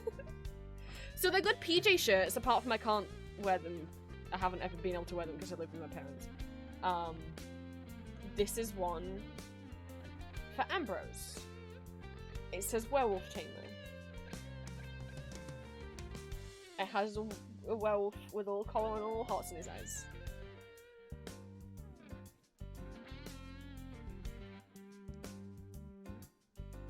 Occult Trash is based in the UK. They often also trade at Comic Cons as well. They have a Himbo Hooters one as well. They have like a plain black t-shirt that on the back has Astarion's scars on it. They have some Cult of the Lamb like shirts as well. And then they have a lot of like Pride themed and kink themed pins. I have a lot of their pins. I have their Monster Fucker, Demon Fucker, Vampire Fucker, Angel Fucker, and Werewolf Fucker rosettes. But the thing is, the copy of their Monster Fucker and Vampire Fucker ones I have are their old designs that look different. So I'm like, do I need to get the new ones? Because if I line them all up on the wall, they don't all match. Because two of them... They also have a Vampire Spawn one. For all you Astarion fans. Because they... The Monster Fucker and Vampire Fucker ones are the old designs that are matte and have a shorter ribbon. So they don't look right if I put them all in a row. What to do? I have their #1 Good Boy pin that Julia bought for me recently. Was one of the things she got me for Christmas, and I was like, I don't know how to tell you this, but I already own this pin, but that's fine. I have some of their bigger heart-shaped ones, of their Incubus ones, but of like butts, and they also have ones that are of like chests, and you can have them with or without top surgery scars on them. I have a bunch of their smaller ones as well. I know the shop's not on screen right now, it's because I am nervous to scroll through things. Because some of their stuff is, obviously, suggestive to not safe for work. I don't know how Twitch will like if I put the butt. I will describe. There's ones that say stupid bottom. There's ones that say dumb twink. There's the ones that say bimbo, thembo, himbo. Eat the rich #1 good boy. There's a close-up of a butt with a bunny tail that says not slut. Be gay, do crimes. No gender, only froggy. I know there's one that says non-binary and it's a B on it. There's neurospicy, autistic bottom.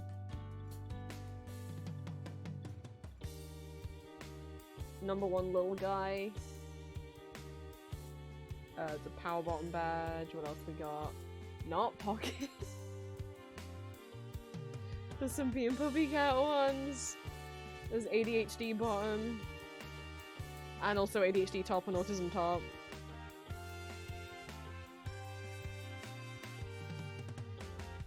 Yeah, too many of these have got like bare chests and butts, and I'm like, I might get in trouble. There's autistic and ADHD switch as well. I'm not a bottom, I'm just short. Oh my god.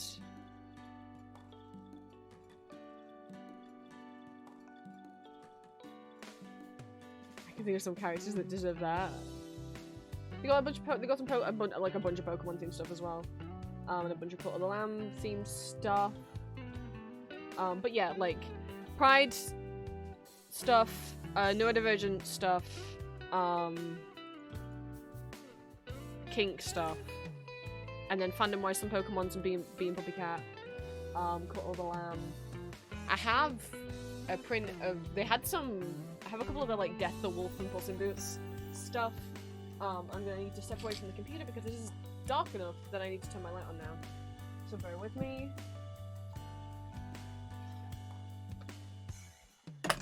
Oops. Don't mind whatever fell. It it was probably Astarion. I haven't been able to show you guys because I didn't... One, did he arrive? He's arrived since I last streamed, I guess. And also, I didn't have a working webcam.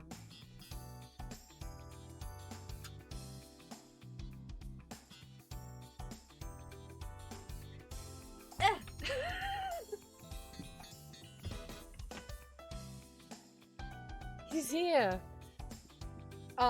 Sadly, I did order a keychain with him that was an arcane keychain, and it had,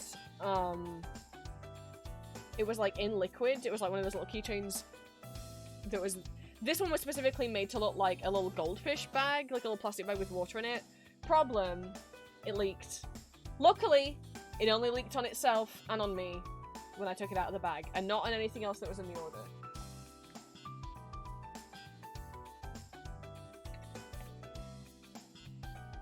I have a baby. I have a baby. I have a baby. I have a baby. I have a baby. He came naked and it was a fight to get his clothes on because they are not stretchy and have no fastenings whatsoever.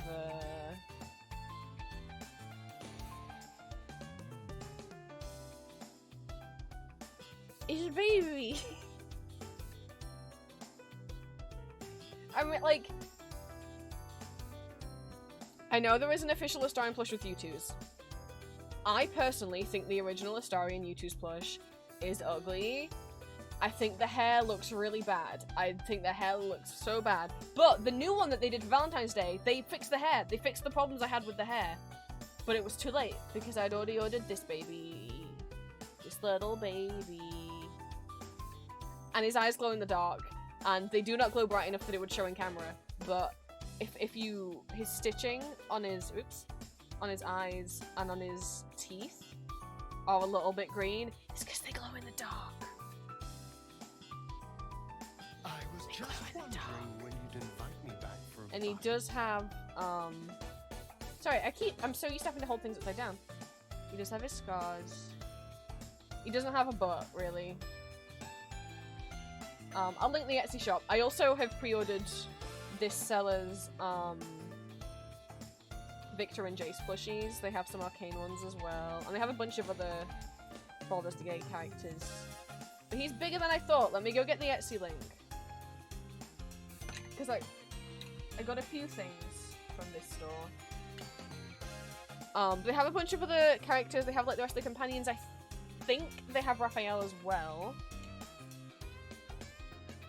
I don't know if they do any other NPCs. Let me get you a link to the store. But they also have Victor and Jace from Arcane available both in their like season 1 forms and in their season 2 forms. Did I order both Victors because I couldn't choose? Maybe. I only ordered one of Jace though because I was like, there's no way you can order all 4, that's so much money. Astarion was my Christmas present to myself. And I ordered him before Christmas and he just got here. There's the Etsy store. Oh, sorry, I gave you the UK link, but it's Etsy. Like, they ship out of Austria, so if you are based in Europe or the UK, you'll get it a little quicker than if you are international. But and he's bigger than I thought he would be. But it was a fight to get the shirt on. It is very tight on him, which is why it's kind of riding up. Size comparison. Let's do the standard size. Everyone knows how big a Funko Pop is. There's a... Whoop. There's your size comparison. The standard usually... I don't have many Funko Pops. I don't really like them that much, but... Anime figures are expensive, so... Pegasus from Yu-Gi-Oh! For scale.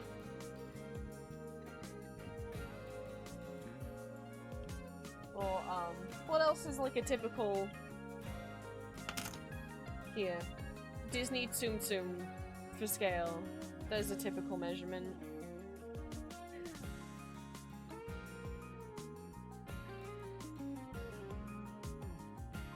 Those are universal measurements, right? And then the other thing that I got from the store, you guys know I've gotten into collecting standees after all this time. I have a few. We have my first one that I got, which is Holy Hand Grenades. Wow, the light is not... See, here's the other thing. My light bulb ran out and we got a new one. And it's not bright at all. It's real bad. You know what? What about you, little chickie? You gonna help me? No, because you won't turn on. Aha! Is this gonna help at all? This is how this is working. This is my Holy Hand Grenade. I got it at Comic-Con last year. I was very happy. My problem with it... Oh yeah, I keep forgetting. I'm so used to holding things upside down so you guys can see. Oh my god. This is gonna trip me out. For years I've been doing this upside down. We got Enki Gahara, we got the girl, we got Moonless. My issue with it is it's pretty loose. Like, Enki falls off all the time, and I knock it off my desk and it falls to pieces all the time. They've never scratched. Or like nothing's ever gotten like properly broken, but like he's really wobbly. And then we have my other fungus standee. I forgot the name of this artist on Etsy. I've got to get used to holding things this way around. It is what's the word? Pearlescent? That's not the word. Holographic. So that's why it's doing that, but it's done on Pocket Cat.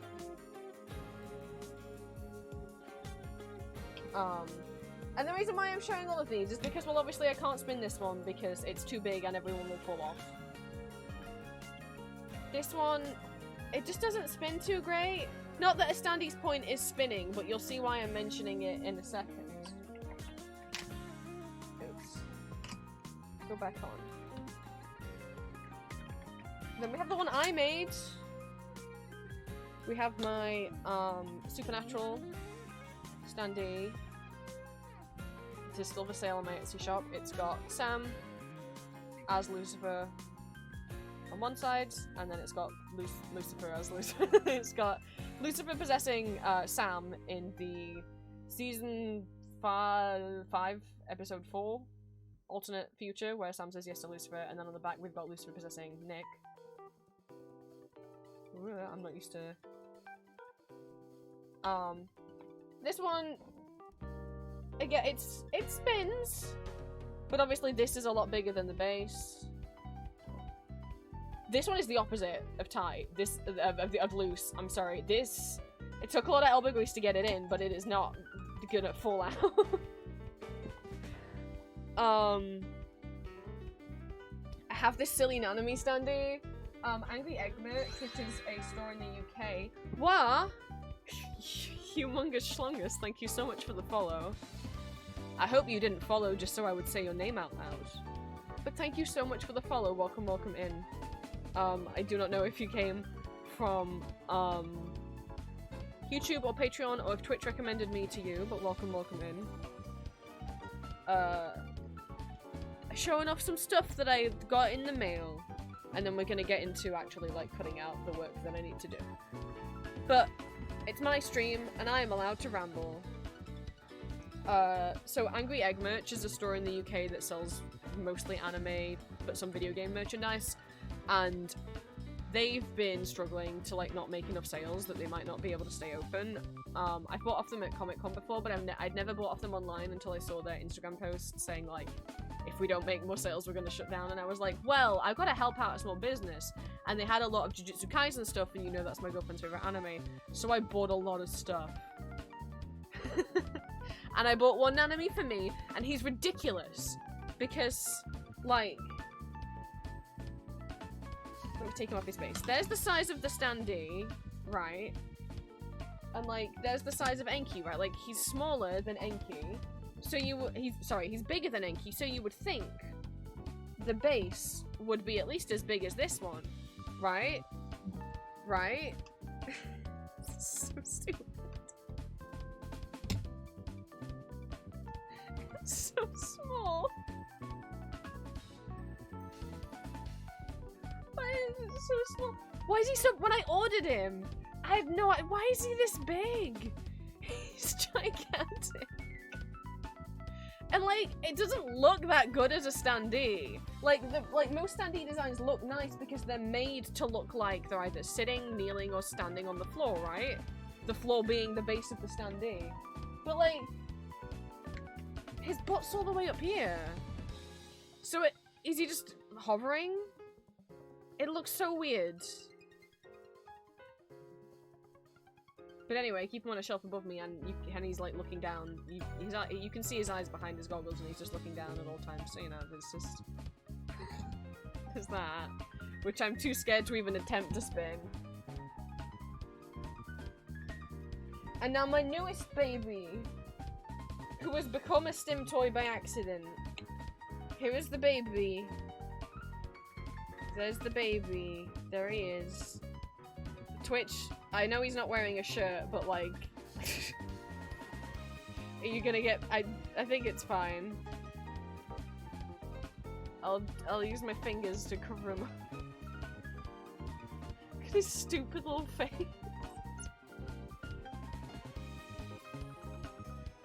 There he is. I think it's probably fine.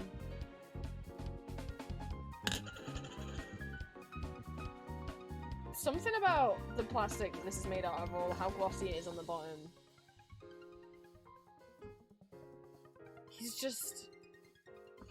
He's a master at I can't stop doing this with him. He's amazing.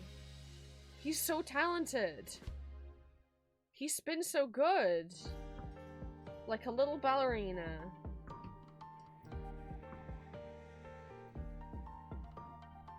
I could I've never been a visual stimmer. I mostly, like, stim toy wise, I like having, like, I have these little magnetic rings, or I normally hate socket pop.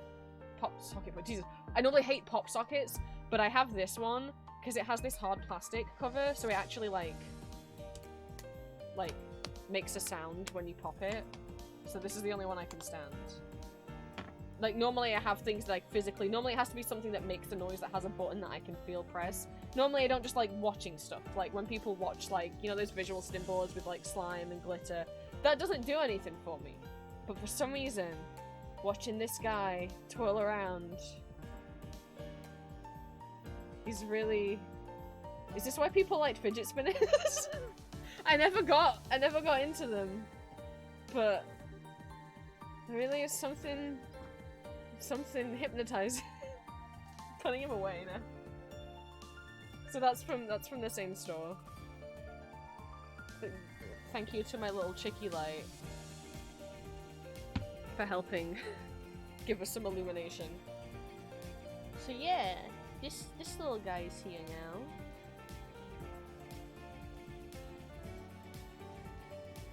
I also have this little guy on my desk. Kiss. Julia ordered me some stuff from like UK Etsy stores and like stores in the UK to send just directly to my house for Valentine's. And she didn't just get me this. But this is one of the things she got. And he's so precious. So precious. I love him. Oh, I'll hold him. We did it themed, so like last year we did pink and blue. I got her pink things, she got me blue things. This year I got her bunnies, she got me bears. She got me a bunch of other stuff. There's like some little bear like crochet keychains that she found. She got me, and a bunch of stickers. I got some Care Bear stickers, hell yeah. But I also have this little guy. He's gonna sit right there.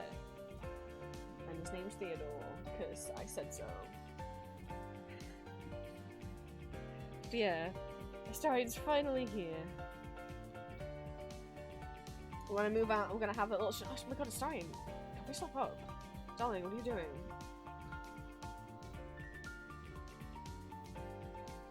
They did actually send me something else, and I don't know if I was supposed to get it.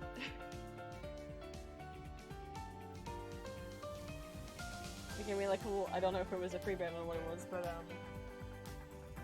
I don't think I can show on Twitch actually. I'm like, I mean, he's fully clothed in there. I got a print from them as well. I did order a print, which is a little suggestive, but he's fully clothed. It's in the, what the fuck is that dress called?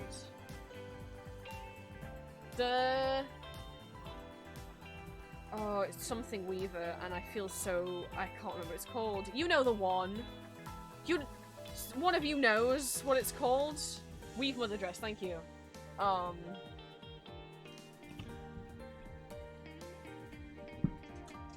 find it? Probably not.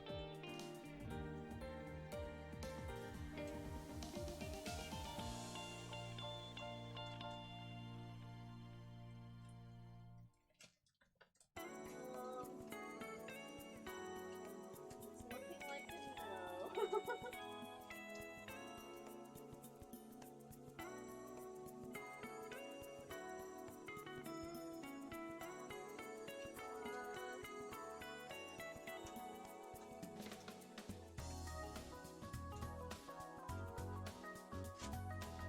Okay, so I have a bag on my floor that's full of prints because I have no more room on my wall. And I haven't seen the point in taking anything down off my wall and replacing any of it because I don't, I'm hopefully moving soon. I can't find the print in this bag of prints. Literally, it's just this big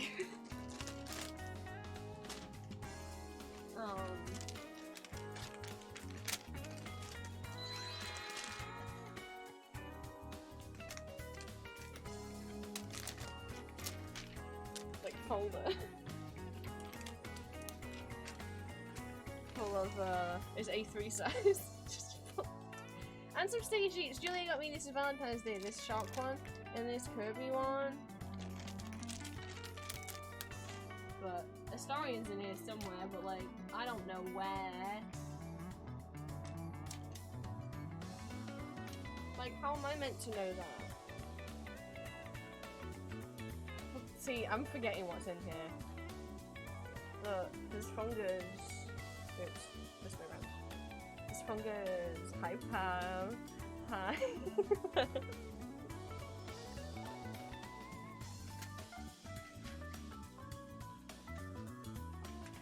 It was in this folder, but it's not, so maybe it fell out. Oh, I found it, found it. He's not, oh, well, I'll just put my thumb right there. And there he is. I'll just put my thumb right there. There's no genitalia under the thumb, it's just, it's kind of smooth, but Twitch still might not like it.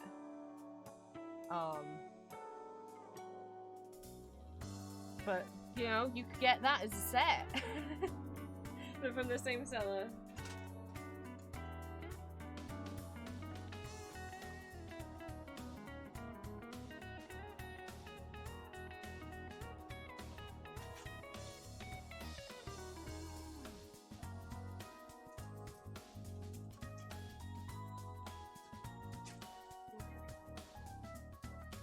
Put Astarion over here. Everyone say bye. It's gotta move now.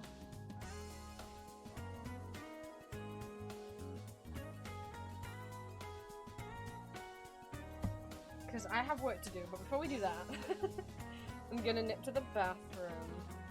Then we'll come back, we'll find some music to put on. I think I covered everything I wanted to cover. Like updates and stuff.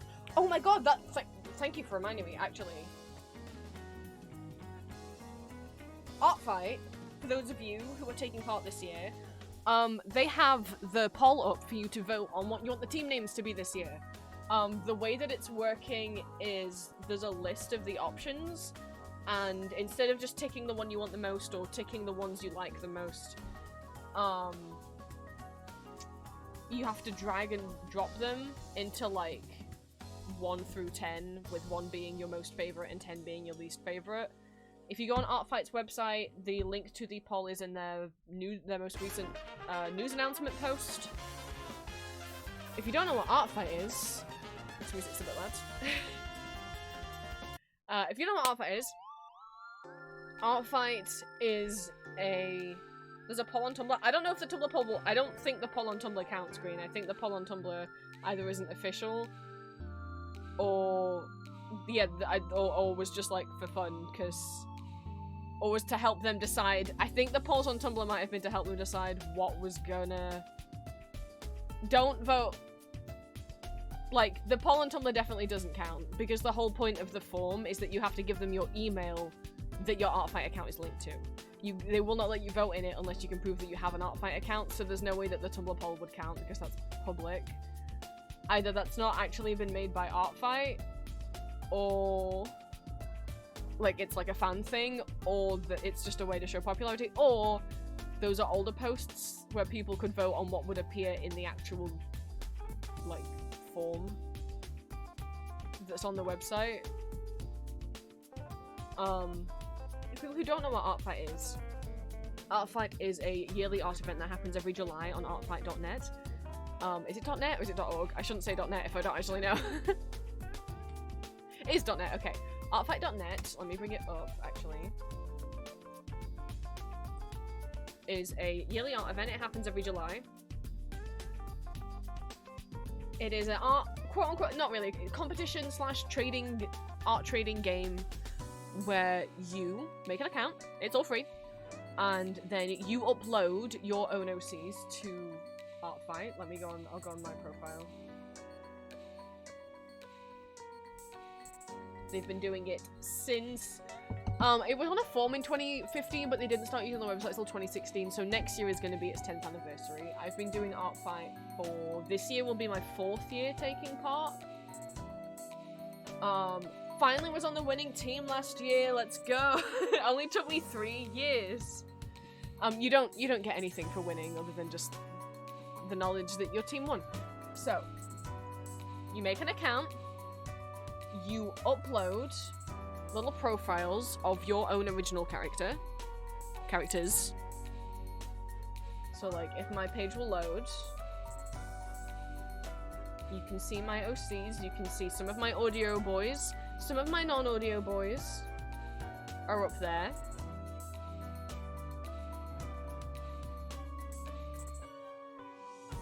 And other people also upload pictures and, like, little reference sheets of their own OCs. And then what you do, once July comes around, is everyone is sorted into 2 teams.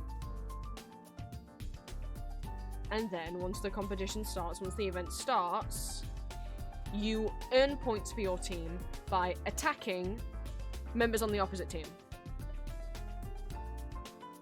But what does attacking mean? You're not actually attacking them, right? You're not actually attacking them. What you're doing is you are drawing art of their OCs and uploading it to the site. So, like, for example, if I want to attack Green, sorry, you were literally the last person I attacked, so if I'm like, I want to attack Green. So you can either, if you know someone who's on Artfight, obviously you can directly go onto their profile, or you can search, like, maybe you really like drawing anthro characters, maybe you really want to draw some, like, ghost band OCs. You can search that and it'll pop up with OCs. But let's say I want to attack Green. I would go to Green's page, I would pick the character I want to attack, I want to draw, so let's say I want to draw Green. Here's Green's little guy. I can have a look at what Green looks like. Green face reveal. And I'll be like, okay, cool. You can scroll down, check an artist's permissions, what they're comfortable with. A lot of artists will say things like, don't draw them naked, don't draw not safe for work art. I mean, not safe for work isn't allowed on Artfight, but it might be, say, like, don't draw anything suggestive, you know, don't draw any gore, because gore is allowed, but not if an individual artist says, please don't draw gore. And then you draw, and then you go submit, and during the event there will be a button there that says attack, and you'll upload it to the site, and then it will calculate, depending on whether it is a coloured or black and white or lined illustration, whether it is shaded, whether it is a sketch or line art, whether it has a background or not. You will fill that out, and it will calculate how many points your attack is worth. And then that's how you earn points. If you attack someone on the opposite team, you get a lot of points. If you attack someone on the same team as you, because maybe you and your friend ended up being put on the same team and you want to attack them anyway, you get like 25% or something like that of the points you would normally get. You get way less points. But I don't do art fight for the points. I do art fight for the fun. It's a way that keeps me motivated to draw. It gets me...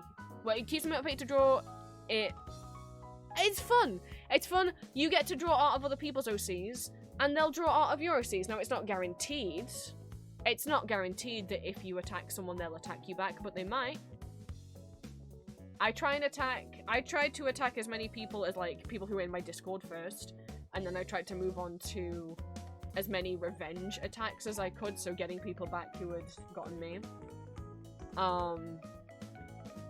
I did so many this year, I was so happy. So, like, in 2022, I did 9 drawings, and I received 9 drawings, and I earned 400 points for my team.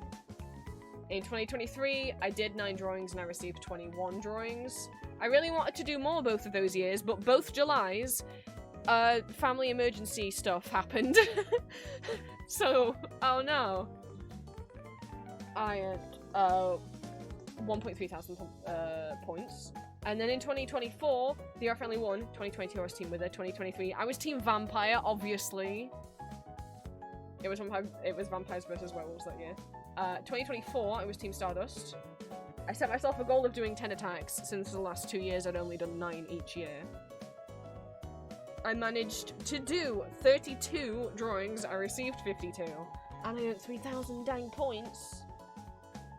I don't know if I'll do that good again. There's my little profile card from last year. But yeah, you have to upload at least 1 character to be able to take part. And you don't have to be a digital artist. You can submit traditional art. You can submit photographs of embroidery, sculptures, crochet, plushies. You can upload animations. You can upload games. Like, some people make dress-up games. There's other stuff, like some people will make like a raid like VTuber model. You can upload that. You can do mass attacks, meaning you draw a bunch of different characters in one drawing. Whether that be... let me find an example. So like in this drawing, I drew one of my OCs, obviously didn't get any points for that, with one of Julia's OCs. Or...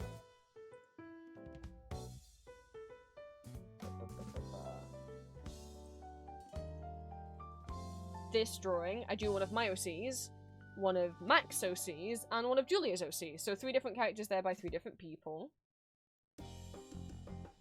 Or I did 2 mass attacks last year I was really happy with. So we have this silly little sleepover of every single one of Julia's OCs that was on Art Fight, apart from the 2 that were children, because I didn't want to draw any underage characters.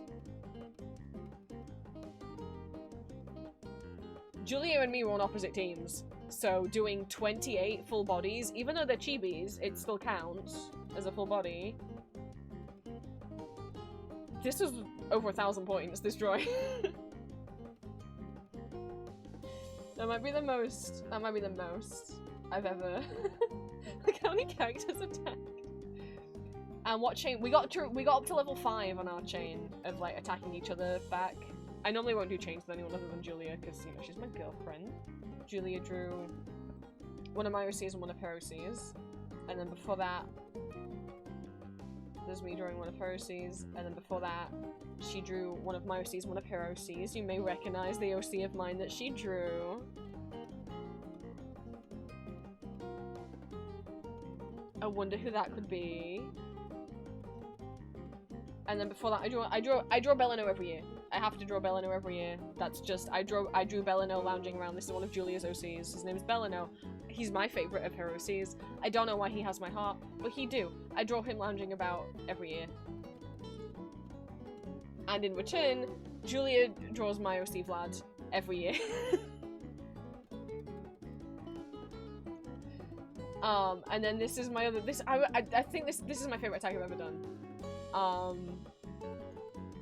Every character on here is by a different person. Well, a couple of them might be by the same person, but most of them are by different people. You can scroll down and see all the people tagged. I was so happy with this. I love robot characters. I love Hal from 2001: A Space Odyssey. I love Edgar from Electric Dreams.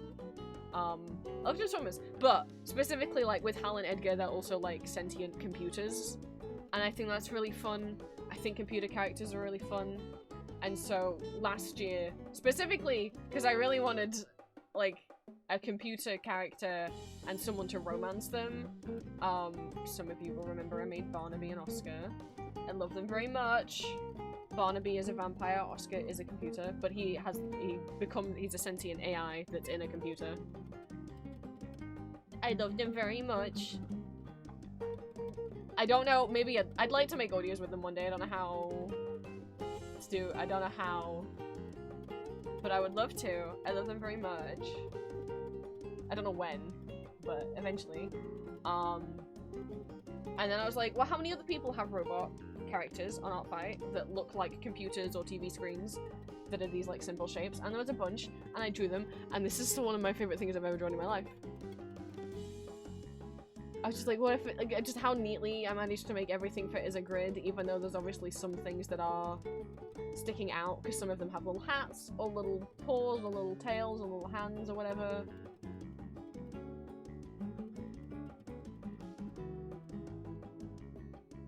I'm still so happy with it.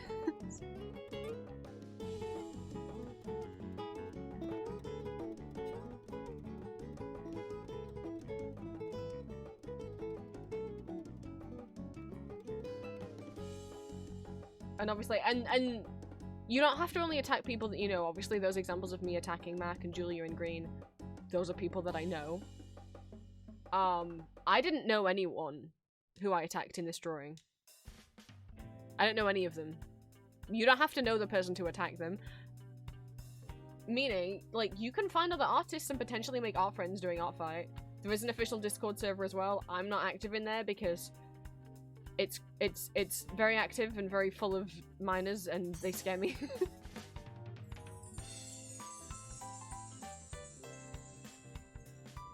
But some of the people who, you know, I'd never talked to these people before, and some of them commented and some of them like revenged me in return for this drawing, and it was like, wow. You know, and some of them like put their art, put him on their toy house and tagged me, and I was like, whoa, there's other people. So it's like, yes, the majority of people who send me Artfight attacks are you guys, are people that like watch my audios on YouTube. But not all of them. Some of them are people that just find my OCs by searching on Artfight for like Toontown OC or Vampire or Incubus or whatever. And some of them are people who find me because I attack them first. Yes, it's for July. Normally they end up extending it into a couple days into August because what always happens every year is the first couple days of July the website is crashing because there's so many people.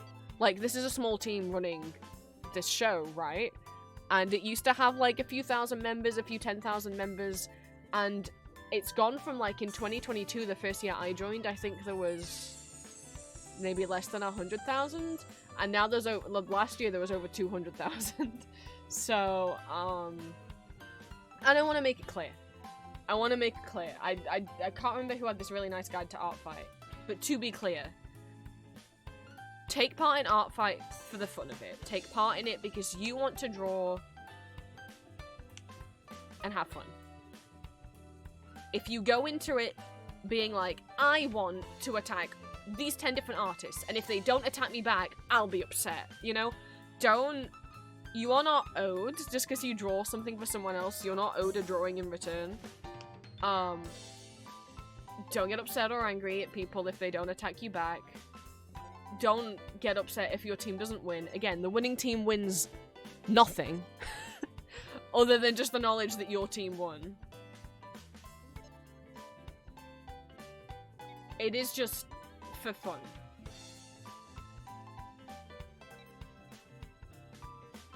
the reason I keep doing Art Fight is because it's genuinely fun to, especially since like so many of you guys take part and because my girlfriend takes part and friends of mine take part, that it's fun to be like, here's some gift art for people that I care about. And I think it's also nice because you guys draw my OC so much, it's nice for me to feel like I'm giving a little bit back by drawing some of yours as well.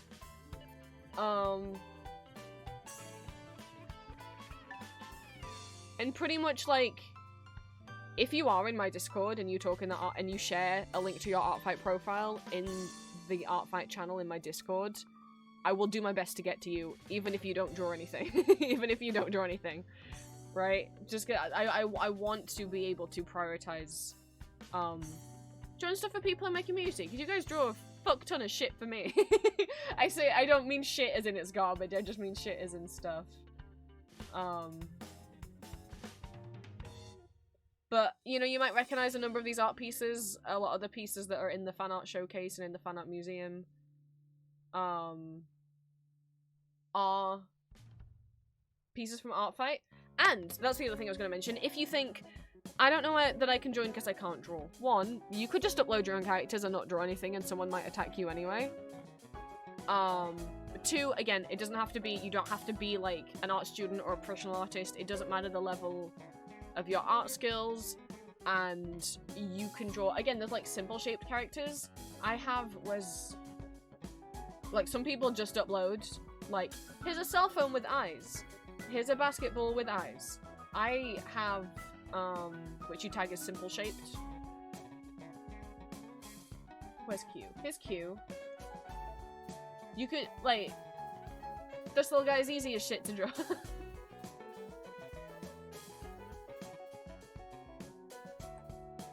People have drawn him.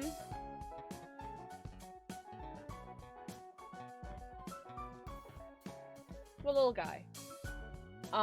So you can't like for example, like Apple has Apple's little Apple Sona. That would be allowed, and then people can draw Apple. As an example, I was just trying to think of one of you guys that has a simple shaped character. And also, two, if it's art of your like actual character, like you don't have to have a reference sheet, it can just be here's a drawing of the character. You can have that ref sheet or that image that's on your character profile be something that you commissioned off someone else. Now you cannot upload something you commissioned from someone else as an attack to earn you points because you didn't draw it. Also, you cannot upload drawings you already did in the past. The point of Art Fight is you draw it in July for the competition. You can only upload any of your attacks that you started drawing after the competition started, right? The character ref sheets can be from before then, but you can't upload attacks that are from before then, that's cheating. But if you don't feel confident about drawing your own OCs, one, for your character like ref sheets, it can be something you commissioned, and two, if your character is, for example, a Tav from Baldur's Gate, you can upload the screenshot of them in the character design menu.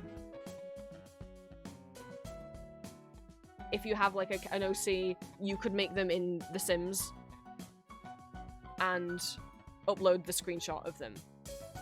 You can do that for your character profile, but you can't do that as an attack at someone else. Like if you were to try and make Ambrose as a Tav in Baldur's Gate, you couldn't submit that as an attack on Art Fight because you didn't 3D model that. Now if you made a 3D model yourself, then that's fine. But you can't upload something you didn't make as an attack. But you can upload something that you didn't make, like a screenshot of your character in Sims, or in Hero Forge, or in like the Baldur's Gate like character creation menu. You can upload that as the profile picture for your character. In terms of like whether you can use pit crews, I'm not certain. I would check the Art Fight rules or message one of the mods in Discord. You upload a ref sheet someone else drew of my character? Absolutely, just make sure that you credit them. When you upload a character, if you didn't draw it, there is a link where you can did you create this image, and you can tick no, and then it will give you where you can insert the name of the artist that drew it. I could upload a ref sheet, someone else do with my character, and then do crochet text in July. You could. In fact, I have the perfect example of somebody who did that. They're in chat right now.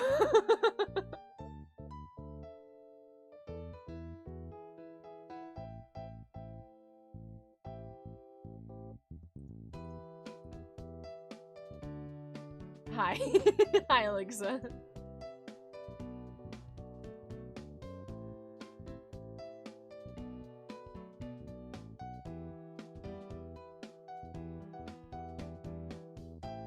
That's also true. Like, you could upload pictures of your stuffed animals and say that that's an OC. I forgot about that. I have an OC that's my Build-A-Bear Spring Green Frog. My profile picture for him is something I drew, but I could have also just taken a photo of him. So, like, Alexa has a picture, like a screenshot of their Tav, Heroes Forge. Hello, Pudge.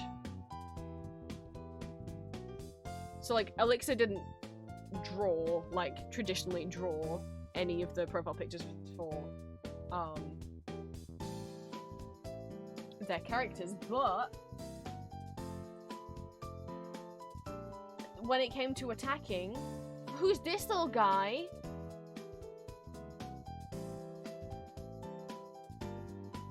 Prime example of someone who didn't draw their own profile pictures and then but still wanted to attack anyway. You're right, bunnies. It's Orphea! Screamed in it in chat at the same time. He's just a little guy. So yeah, you can't let me, Artfight has a bunch of guides for helping people. So one, they have an attack categorization guide, like, maybe, like, if you don't know, if you want to check, like, what counts as a headshot, what counts as a half body, a full body, if you want to check the difference between if something is partly shaded or fully shaded or something, there's, you know, or what kind of any kind of category that if you don't know how to categorize your attack. We got crafts, so there's the textile category, so this includes plushies, dolls, embroidery, needle felting, knitting, and others. So like, and crochet. Clay, so anything that you have sculpted. And then obviously you have to take a photo of it. Heavy material, so wood, glass, metal, and or leather, or resin. Paintovers and cosplay, so paintovers, as in like if you customized a Monster High doll. Or also if you like made a cosplay of a character, obviously you would have to have made the cosplay yourself.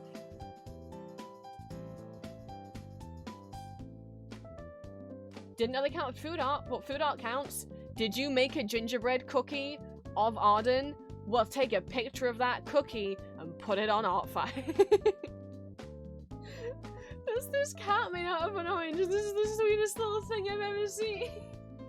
Oh my god.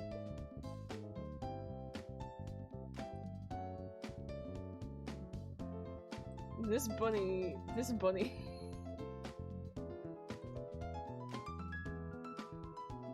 So it can either be, like, includes edible ingredients such as decorated pastries, food sculptures, or food arranged in a manner that resembles a character.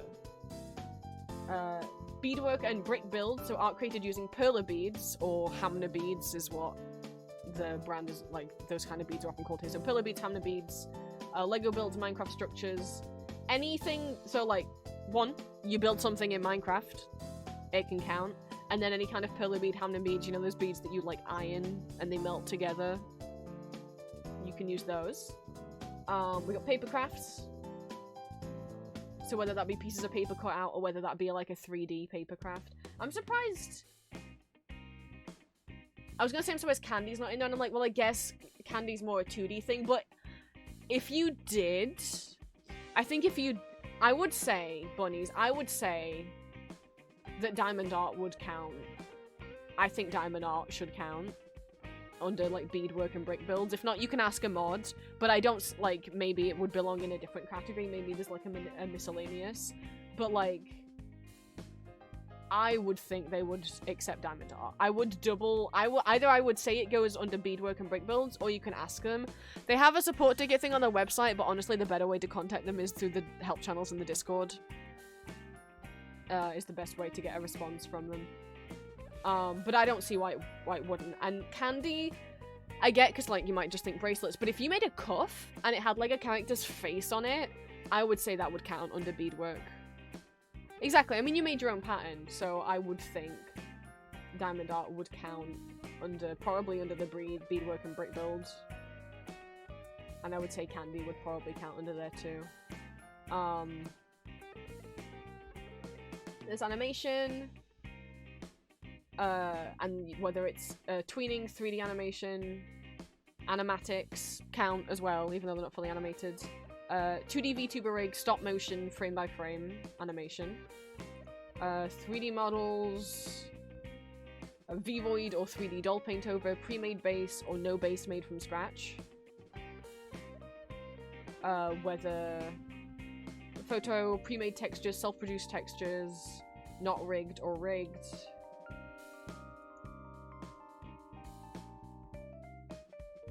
And then with drawn and painted, you got rough sketch, clean sketch, lineless, uncolored, rough color, clean color, unshaded, minimal shading, fully shaded. And all of these you can click show and it will show you like photo examples. So like minimal background, like, you know, or whether there's like a prop in the drawing or whether there's like a full background and it's in a scene, you know. So you can always check the attack categorization. There's also a filtering guide, because you do have to filter shit. They allow nudity if it's artistic nudity. You can do gore, body horror, suggestive things, eye strain, and suggestive content. Obviously, I'm not going to click the spoiler tag on the gore, because I don't like looking at gore, but it will show you, like, hey, like, if you included, you know, small amounts of blood, like a nosebleed, small cuts, scrape knees, or a blood drop, is okay without a filter, but larger amounts of gore, like, deep cuts or wounds need a moderate gore filter, and then if you click show, it will show you examples. But this are also, you know, then there's fake gore, so like candy gore, oh my god, candy gore, sparkle gore, fungus growth, or any kind of non-realistic blood needs to be filtered. However, robotic flower and plush gore is okay without a filter, as long as there is no real or fake blood present, and then bruising and realistic meat, nail trauma, eye trauma, like, I don't even want to read all of that, but you can, if you are allowed to draw horror art. Obviously, just don't do that for me. Just check someone's personal, like, boundaries first. It'll be listed on their art file under all their characters. Like, for me, don't draw gore, please. And then obviously eye strain. So warning, I'm gonna unhide these. But any kind of thing that can cause eye strain like this, so like chromatic aberration, optical illusions, flashing and strobing effects. If there's really bright, woo, that's hitting my eyes. And then obviously animated bright colors as well. But obviously you can read all this stuff for yourself.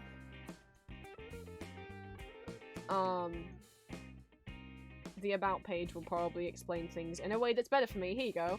Artfight is an annual art game that lasts 1 month, beginning every July. During the event, users can register on the site to join in. Every year, participants are split into 2 themed teams, to which they are assigned randomly. Although, if you do early sign up before July 1st, you can pick your team. That's what I always do, because I'm always quite picky about which team I want to be on. Purely because of the name. Players, like, could you imagine if I was put on Team Werewolf? Like, that would be a crime.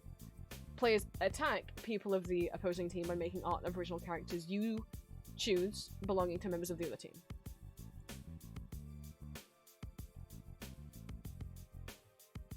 There's about page, there's rules, FAQ, art assets. So like if you want like that profile card that I had on my page, here's all the little badges. Some people make borders. I've started using borders every year. Personally, I didn't use any of the officially made borders. I've always used fan-made ones. So like, by borders what I mean is the little border that you can see around these thumbnails. Some people make their own. Some people just write the year or the name. There's a bunch of fan-made ones. You can normally find them on DeviantArt and Toy House. I personally The ones I used last year, Julia made, because I like using ones that have the year written, because that's just easier for me to look through at a glance. So all of these ones with this purple border are from 2024. This like orangish one is 2023, and then this other purple one is 2022. But yeah, I'll link Artfight's website. Actually, I think, does my Artfight command still work? There you go. It's not Artfight time! No, Stream Elements, it's not Artfight time! Don't lie to them! But yeah, if you want to do Artfight, again, it's not until July, so you've got plenty of time if you do want to make reference sheets for your characters or commission reference sheets or whatever. You can play and think about it. You won't be able to view people's profiles without having an account. You can upload characters before the event starts, you just can't upload attacks before the event starts. I've been trying to upload characters as I get to them. Like, as you saw, you might have seen Lucy and Lysander are already on there, even though it's not Artfight yet.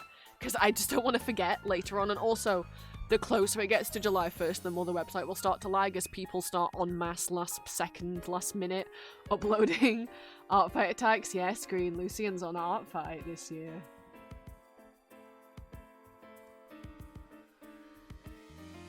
I have not even started cutting out stickers. I'll try and do that. I probably won't get them all done before I need to go and have dinner. I'm gonna run to the bathroom, and I will be right back.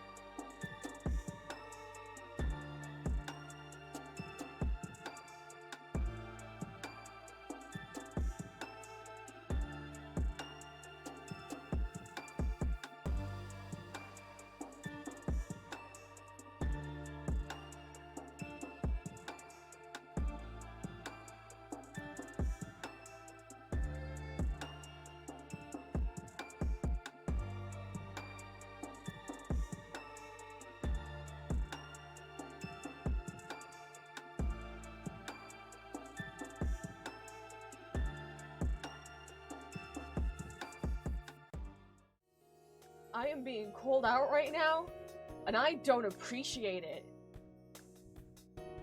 One of you, someone amongst you, has texted me something. I am being accused of being this man rubbing his little hands together because the post says, and I quote, "Seasoned Transformers fans waiting to explain 40 years worth of lore to a new Transformers 1 fan who asked the name of a random bot standing in a crowd scene."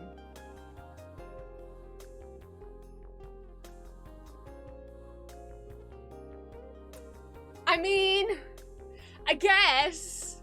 No, Green. I'm not gonna look at you and tell you that you're wrong.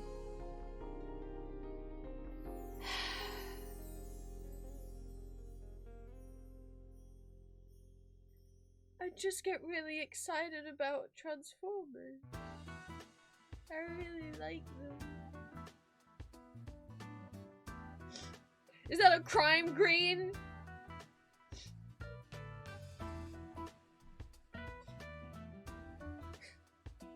What else am I supposed to do with all this knowledge that's in my autistic brain?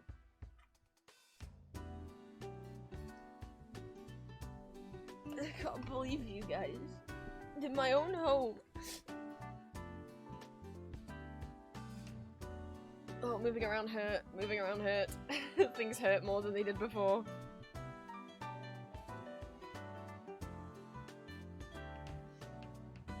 But I got the rest of the day, and then I got the rest of tomorrow.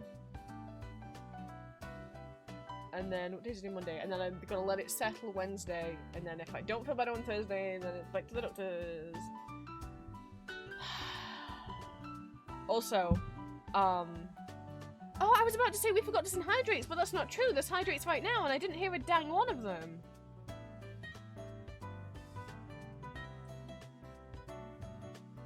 God damn it, sometimes Twitch just disconnects from, like, OBS from chat randomly, which means I no longer get the sound alerts when you redeem something. I haven't been drinking enough water! I told you guys! No, it's not your fault, it's my fault. If I down, like, a whole glass right now, I'll be, like, the same. No, I have to be drinking a lot of water because of my medication.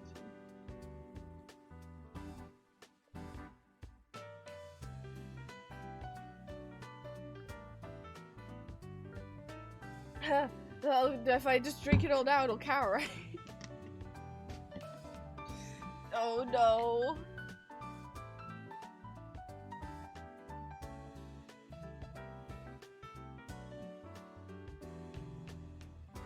Right, I've refilled that. I'm gonna drink at least the rest of that before I end stream. I'm not gonna get any better if I forget to— Shit! I did see your whip, Rat. I did see.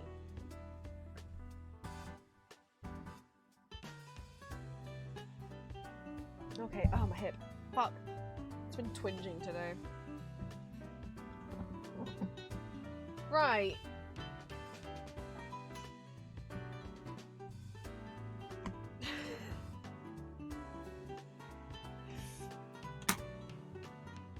I'm gonna be streaming like half an hour because I gotta eat. Well, in like an hour at the most. So let's see if we can do something for an hour.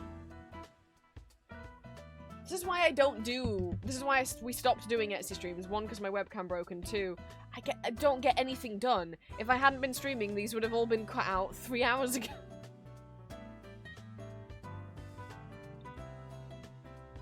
But let's— ow, that's bright. Let's see what we can listen to while I try and focus on cutting out stickers. I mean, the sad fact is, I could have been cutting out stickers the whole time I was talking. But I'll be honest, I put the stickers to one side, and then I kind of just forgot that that was a thing, and I just got engrossed in talking. Those who haven't seen me cut out stickers before, I will cut them out for realsies. I just cut them out like this first, and then I cut them out properly. It's just easier for me this way to do it, like to have them all separate before I try putting them out. Hi Aurochs. Someone on an Aurochs. Aurochs is there. Oh my god, I need an Aurochs thing on my stream. What am I doing? I don't have any. I do. Wait a goddamn minute. Hang on. Those of you in my Discord know that I've been making more emotes. I haven't put any of them on Twitch. I haven't known whether to or not.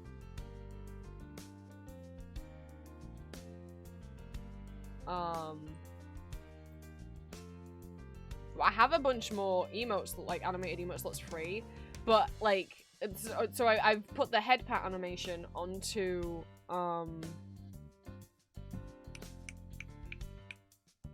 all of my OC Goober drawings, but I don't know whether to put, because it's like, what am I just gonna replace that? I can't replace all of them, so then we've got to pick who gets it, who gets to have the animated one on Twitch, and I just don't know who gets it. Where's somewhere that this isn't gonna be distracting? You may ask yourself, how did you do that? And I will say, there is a magical website called benisland.neocities.org, and you can upload any picture you want, and it will put the head pats gif on it. There you go. Fly forth. Make your own.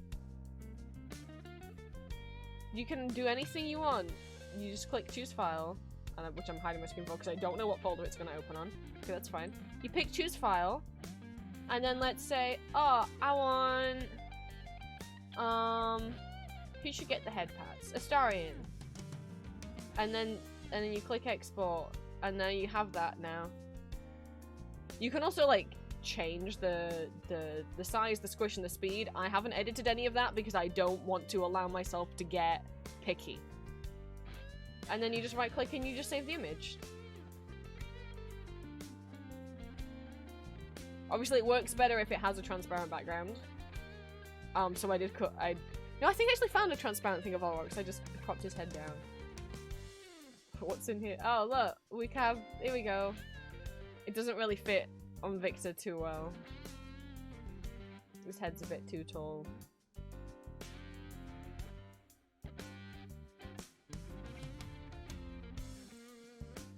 But you go forth. Make some head pat some people. I think we'll just have Aurochs right there. He's just there now. I like decorating my stream.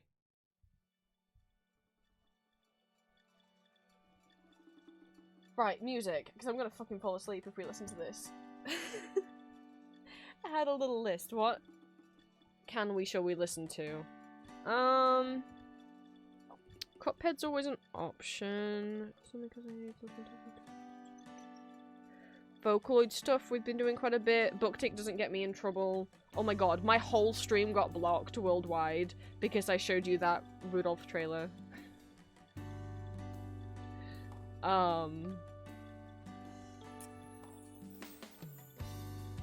So, yeah, they're real stingy. Yeah. So, yeah, probably the Snowman's fault. So, yeah, YouTube let me edit the bit out, so if you ever look at a VOD and it's suddenly, like, the audio is completely silent for a bit, or it seems to skip ahead, it's because YouTube has blocked something for copyright and I've had to edit it out. Which is why I'm always careful about what music we listen to. That's why we don't just, like, put the radio on, because some stuff will get... I upload all of my streams to YouTube after they're done in case people want to watch them back or catch up on anything they've missed, and so yeah, I want people to be able to see them. So normally we listen to video game music because that's normally allowed, because if it was blocked, people wouldn't be able to do Let's Plays. Booktake, which is one of my favorite bands, don't block their music. The last karaoke stream we did, Cerise got blocked. That's why I had to switch, like, what karaoke track I was using, but now that's why, yeah, the karaoke track I used to use that didn't get blocked got deleted, so I'm now having to use a different karaoke track, and it got the whole video blocked. I had to mute the whole part where I was singing Cerise. So... but a lot of Vocaloid stuff doesn't get blocked. I think because, like, Vocaloid producers... I think it's because, like, a lot of people will make, like, medleys and mashups, and a lot of people will make videos that are, like monthly or weekly roundups of the current, either, like, every new Vocaloid song that got released this week, or the top 100 most listened to, or most watched Vocaloid songs on Nico Nico Doga this week. And so, obviously, those videos will get blocked. Kitty! Thank you so much for the resub. Welcome, welcome in. I've barely done anything. I only just started cutting stuff out. I was talking for a while, but I am cutting stuff out for a little bit now. But you know me, I end up rambling on stream. Oopsie. Ah. But I have a webcam again that works. It's one of my dad's old ones, so it's not great, but I had no webcam before because mine broke, so it's better than nothing.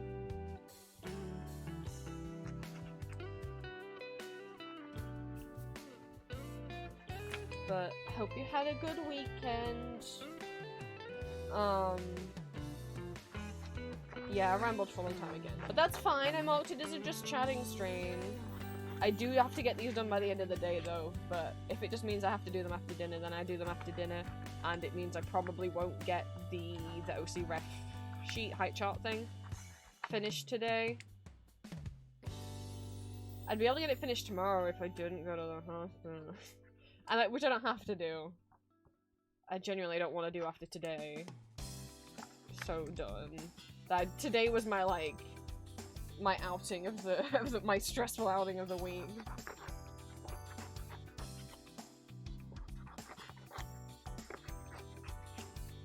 But what are you guys feeling? I could do, you were snowed in for a day?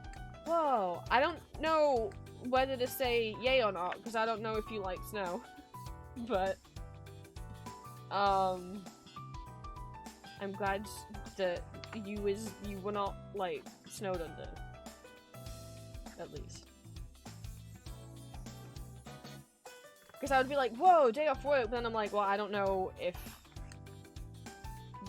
you didn't want the day off work. I don't know how to respond.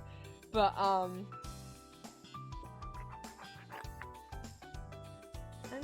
glad you was okay.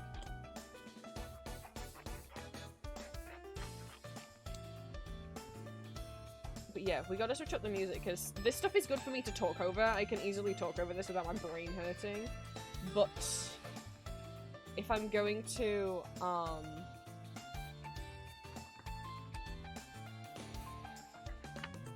talk a little less because I'm trying to concentrate on something, this music will put me to sleep. Love-hate relationship with Snow and employed. So there's oh. Well. Ah. I get that with Snow though, because on one hand it's like pretty, but on the other hand it's like if you need to go out and like get groceries or something. Oh fuck, you know. It's the God, the last time we had snow a few weeks ago, fine at first. There was a lot of it, but you know, it was safe to walk on. It was like freshly fallen, so it wasn't like slippery or anything. But then, it just, we didn't have more snow. I can't remember if it rained or not, but it just stayed frozen to the point where it just became ice. Like, you could not walk on any of the pavements, the sidewalks. Everyone that was walking down the streets was having to walk on the road because the roads get grit, the pavements don't. Literally, our local postman, like, well, all the postmen in the area, maybe in the country, I'm not sure, or at least anywhere the snow was bad. We didn't have any post for a week because the postmen weren't coming because 2 of them, they tried to do deliveries as usual, and 2 had slipped on the ice and broken their legs. So they were like, right, that's it. No letters until the ice is melted. No one's getting any post until the ice is melted. It was ridiculous. I think pavements are important to grit as well as roads. Like, of course I don't want cars to slip, but like, literally it was unwalkable on the pavements. If you wanted to walk anywhere, you had to walk down the road and just like walk down the road kind of facing traffic so you could see if anything's coming, and then as the traffic comes, just kind of scramble onto the pavement and then just stand there while the car goes past and then go back into the road. But if you're trying to walk down a busier road, no chance. Right.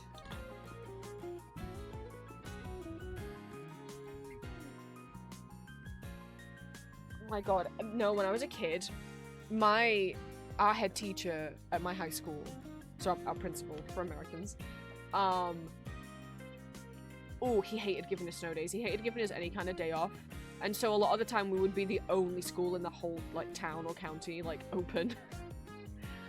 And then we'd get there and then he'd end up having to close it because, like, barely any teacher would show up. But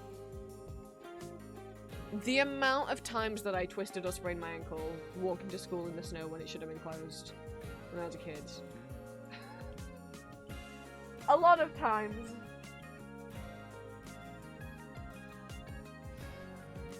Right. While we cut these out for realsies, let's see if I can get them all done.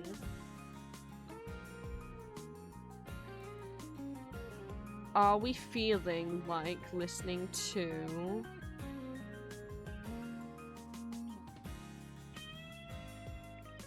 Vocaloid stuff, or Booktick, or maybe Cuphead, or maybe I don't know.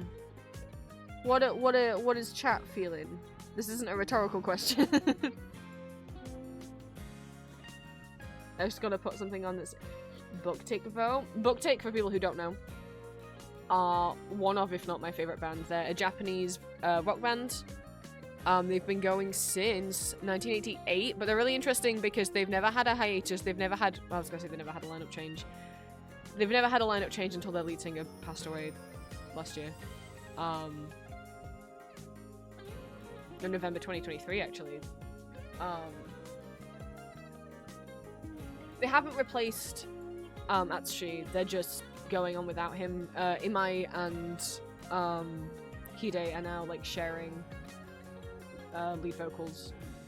But they, unlike a lot of like rock bands that we have, like a lot of Western rock bands that have been going since the 80s tend to have like, they were popular in the 80s, are not so popular now, and now they're just like still touring. But Booktick, for all those years, they're still putting out albums that are reaching like within the top 10 of like Japanese like charts. They still have such like they constantly like have like a new young fan base because they keep doing new albums and slightly changing their sound and stuff. I don't know, I really like them, but energetic and happy and fun, like hyper mood, anything happy and energetic. I'm sick of something fun. I don't know if I describe Booktick as fun. A lot of their stuff airs more towards like goth rock. Fun and happy are not the vibes that come to mind when I think of Booktick.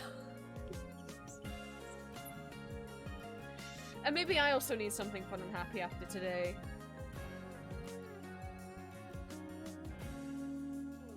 I mean, I don't know. I'm literally trying to think, could you describe any Booktick songs as happy? Maybe like that, like the first couple albums, kind of like Just One More Kiss, or Moonlight, a kind of, but they're not really. Not really. Maybe we do Vocaloid then. Like, what else have I mean, Cuphead's upbeat. Toho, it depends on the song. I know Green said book take first, but if majority we want something more fun, I don't know that book take's gonna give. I would still love to put on City Pop, but I'm so worried about the video getting blocked. City Pop would be so fun to listen to, but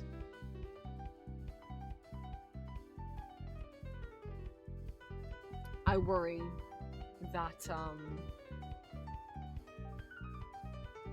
I'd get in trouble.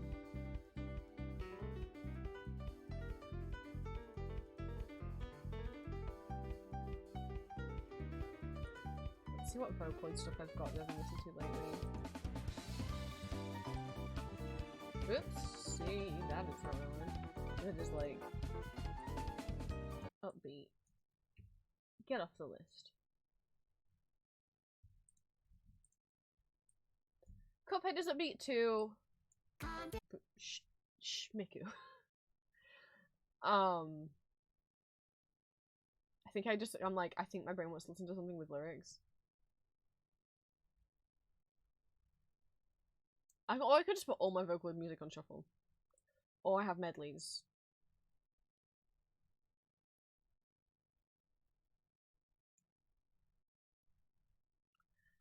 My brain is like, what have I been? Well, I know what I've been listening to lately, but it would get me in copyright trouble, I think, if I played any of it. So, Green knows what's been stuck in my head today, because it's his fault. Because he had it on his playlist on his stream, which is Where I Want to Be from the musical Chess. Specifically like it's like 2006 concert. It's the one with Josh Groban in when he's singing it, and it's been in my head all day. I've been singing it all day. I ended up having to learn how to play it on the piano this morning because it wouldn't leave my brain. But I worry that we'll get into trouble if I play it. That and I was checking back through like what music I'd listened to on Spotify last year so that I could like find the songs I like and get them off like in places that aren't Spotify. And I forgot that I'd gone through both of the Wild Party musicals and tried to see if I liked any of the songs. What Is It About Her is such a good song. Oh, I was belting that right before stream. I was like, I'm having a really fun time singing this. Maybe I'll record it. Recorded it. My microphone settings in Audacity had fucked themselves up and it was like inaudible. You couldn't hear that I'd done anything. And I was like, are you kidding? Okay, let's do it again. Turn it up. Turn it up too high. All the audio was really severely clipped. And I'm like, are you fucking kidding me? So I was like, well, that was a failure. I don't know what the settings normally are. I don't know what happened to Audacity that it's like fucked up the setting, but yeah, I was properly like singing at the top of my lungs and it thought I was whispering. Is what it sounded like. So those two songs are what's in my brain, but I don't know. One, they're not fun. They're fun, they're not happy. And they might get me in trouble.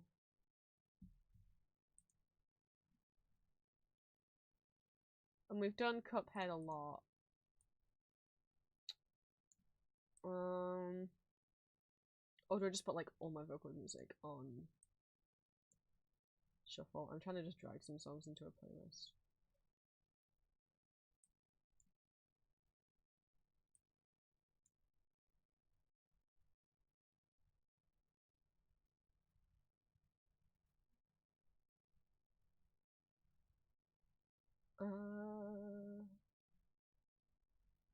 I know it's like silent right now.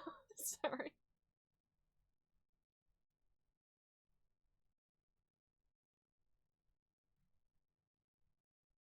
Look, Green, I know you voted for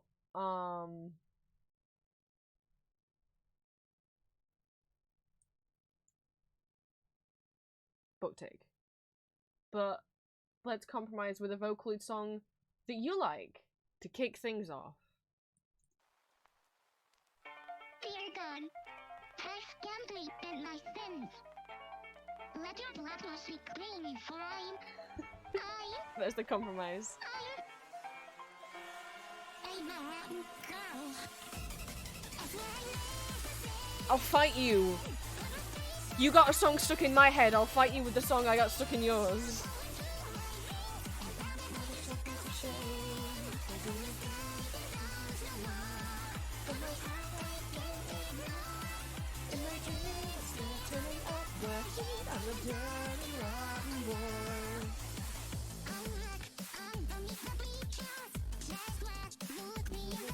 I think I just want to sing along a bit right now is what I want to do. I think I just wanted music that has lyrics.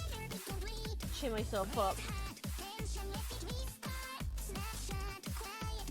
It's a perfect happy song. It's about liking yaoi.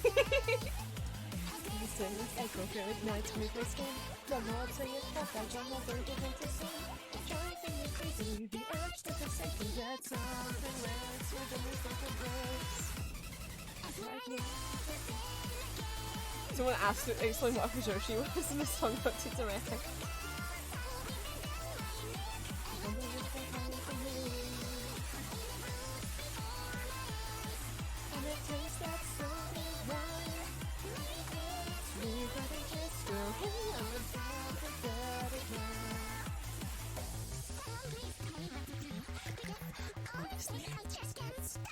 The tuning on Miku here is insane.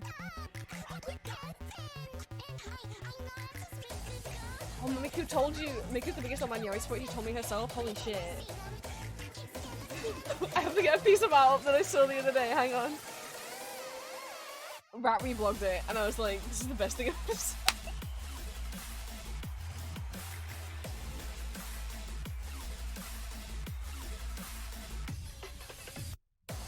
Speaking of Miku and old men.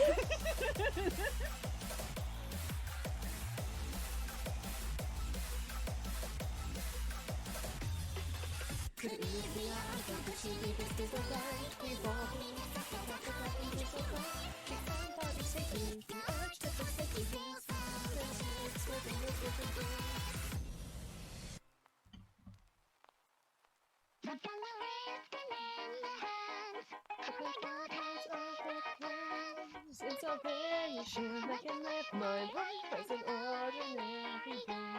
I can be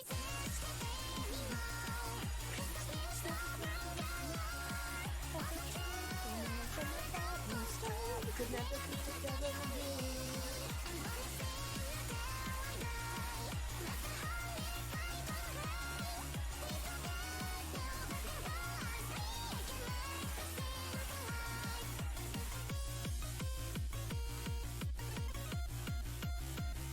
Is this happy birthday, Miku, from me, Enki?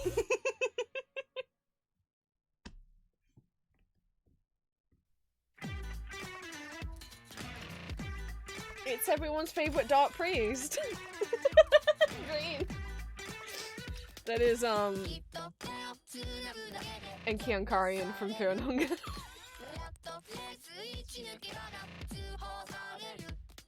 They're just having a girls' night.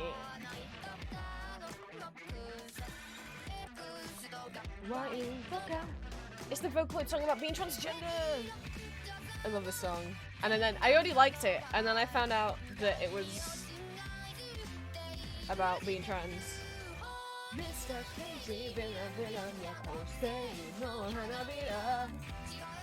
And like experiencing transphobia and shit. But like not in a super depressing way. Perfect, no notes, I know, it's amazing. But we vlogged some good shit. There was that, and then this hang on. This one really got me as well. Let me pause the song. It's another Fear and Hunger piece of art. It's Ragnarvolder being like, "Rejoice, brethren, for I have discovered a new source of food." And then Enki goes, "New or cannibalism?" And then Rag looks down. Yeah. Cannibalism.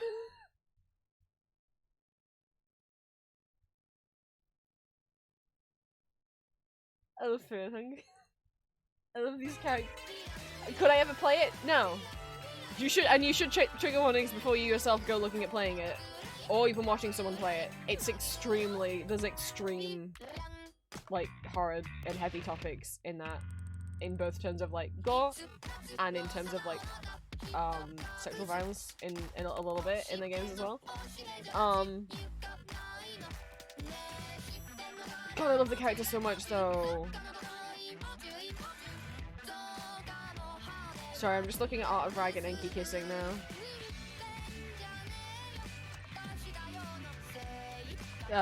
Close Tumblr. That's distracting.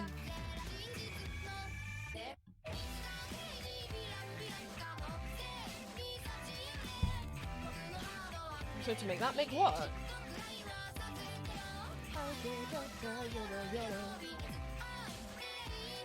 Make what? More of your Dawn Rag shit?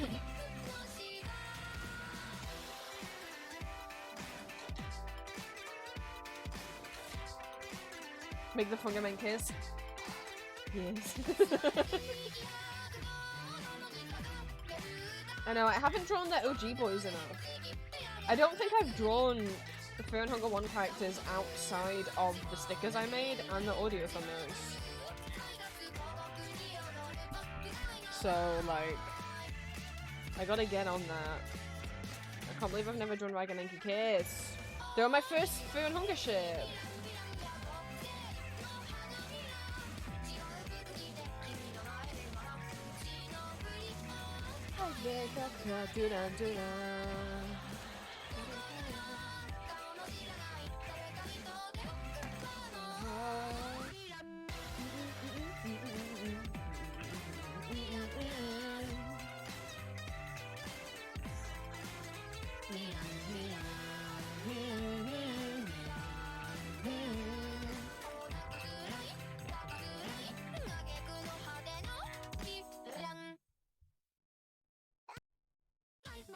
What just happened there? This is one I only just listened to the first time the other day. Oliver shared this one in the Discord, and I was like, ooh.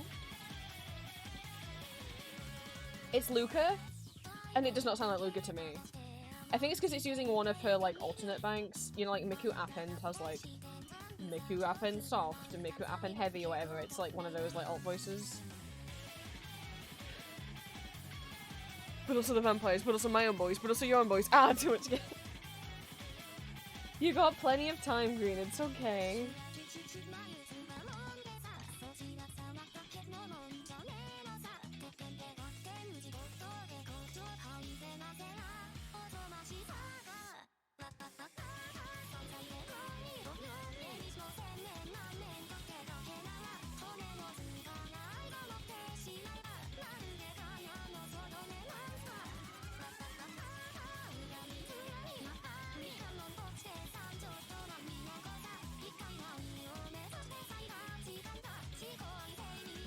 Less than 2 weeks of the vampires? What? Huh? Oh, did you get like a commission or something? Oh my god, I didn't give you guys the audio previews. I meant to do that earlier. I meant to do that earlier for anyone who had to leave stream. Instead of just doing it at the end. Oops. Also, I think I just said the word preview. I don't mean preview. I mean tell you guys what characters are coming up this week. Which some people are going to be very happy. I think Green's going to like the lineup for this week. Yeah, maybe I just show my phone. Maybe we just do that. Maybe we just do that. And it's kind of blurry, so it's not like a full preview. I wonder who those people could be. On my phone. I'm not very good. There we go. So Monday's audio. Today is Monday. I told you guys it was a 5-part series. You get more Ambrose and Arden flashbacks. I'm always so nervous with these because there's no listener character. I'm always like, are people gonna be really upset? Wednesday, you get our darling visiting king, but now with a new thumbnail, with actual thumbnail art now that he has a canonical design. And what's that on Saturday? Because that's the first not safe. No, it's not the first. It's the second. The second not safe for work audio for this month. What's that? What's that top thing? That's so weird. It's not like a drawing that I've done. Because I didn't have the time, or I didn't want to. But boy, it looks like the same color as this Victor one that's down here. Doesn't it? It kind of looks like the same color as Victor's background. But it's not the same drawing.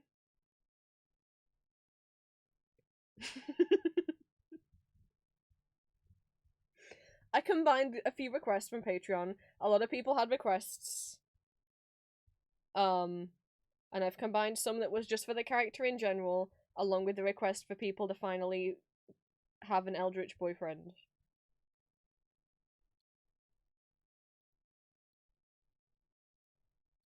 I've never voiced that version of the character before. I've done the League version of that character in old audios, who apparently has been killed by Riot now. He doesn't exist anymore, apparently. But,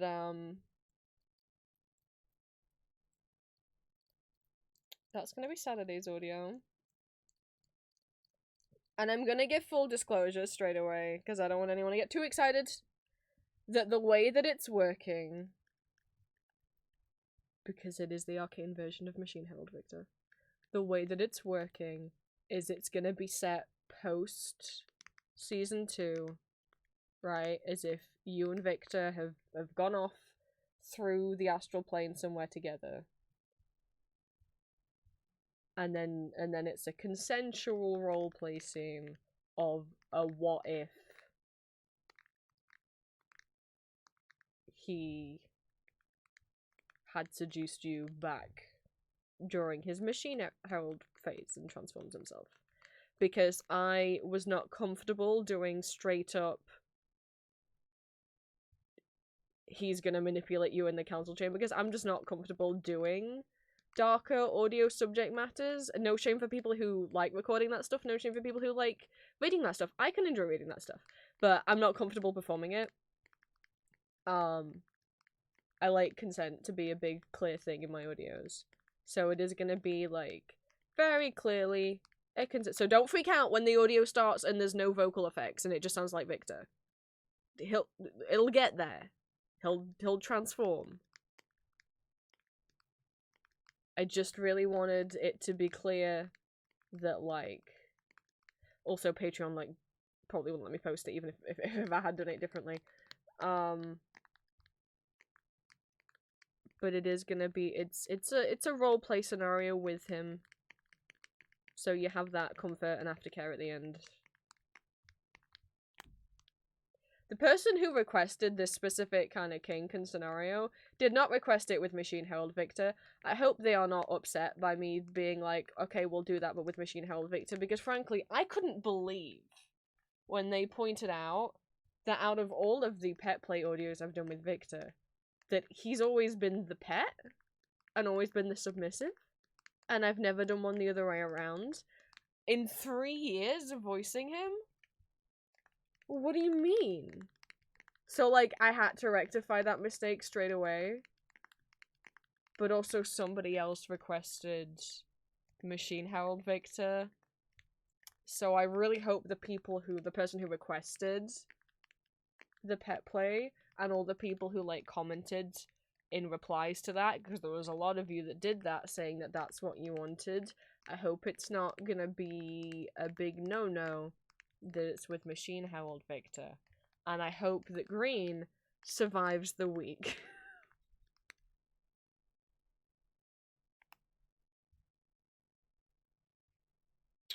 Those of you who have read, like, Playground, by Ellen Chain, the JVIC comic, part 2, you can think of it kind of like that. It's not the same situation, but think of it as kind of like, in terms of, like, they're role-playing, if they get with, like, have the security, even though it's, I know it's an audio with fictional characters, and I know that you guys know it's not real, but I take a responsibility upon myself when I make not safe for work content, especially not safe for work content where the listener is in the position of the submissive partner, that you guys could fall, that anyone listening could fall into a subspace, and I want to try and make sub drop as less likely as possible. I am not any of your dom. Like, don't get confused, obviously. I am not actually the dominant of anyone in my audience. But I don't know. For me personally, I feel like it would sit wrong with me if I didn't put aftercare and clear, like, establish that you can safe word out and stuff, even though it's a fictional audio. Just in case anyone listening does get into a headspace and does get really sucked into it. So that is there. I'm not... There's plenty of creators that enjoy doing the yandere kind of audio. I'm personally just not. So that's what's coming up this week. I didn't realize it was gonna be a triple whammy kind of directly at Green's heart. What with the Arden and Lucian back to back, but and then the pup thing. But you know, I'll miss you, Green.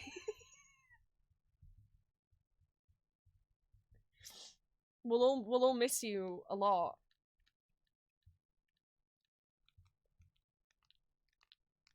I'm gonna go back to playing Vocaloid now.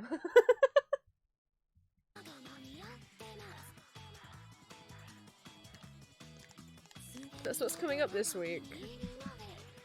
I'm nervous about tonight again, even though there's already been...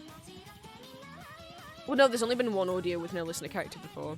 And I know I told you guys it was a series and you guys are mostly fine with it. I don't know how most of YouTube will be. But we'll see. I've been working really hard with these audios. And I hope, you know, it can be a nice way to get more invested in the characters and learn more about them. And see them when they were shyer around each other. And less confident and secure in themselves. And some people did comment that having no listener character made it easier to relax too, because they felt like they didn't have to participate, and I so understand that, because I love listening to ASMRs where it's like the person in the roleplay is like on the phone to somebody else. Like, instead of talking to you, they're like talking to someone like else on the phone. And normally there's not a lot of audios, there's not a lot of ASMRs like that. I know some of White Rabbit's ASMR, her like 80s series, some of those audios involve her having phone calls with other people, but the most of the time she's talking to the listener character. But I always really like the scenes where she's just like on the phone to someone else, because I'm like, ah, cool, now I don't have to pay attention. Because sometimes if I'm watching an ASMR video that is a roleplay and the ASMR artist is like asking the listener character questions, I feel like, oh fuck, oh I gotta answer. Especially like questionnaire ASMRs, I can't fall asleep to those because I feel like I have to answer the questions. So if anything, it's like keeping me awake. I don't know if they're good for falling asleep too, but hopefully they're enjoyable.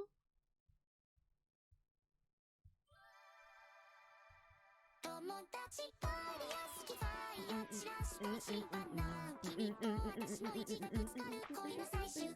I love this song. It's off Deco 27's most recent album, Transform. And this is, I think, one of the only 2 songs on the album that wasn't a single, that you can only listen to on the album.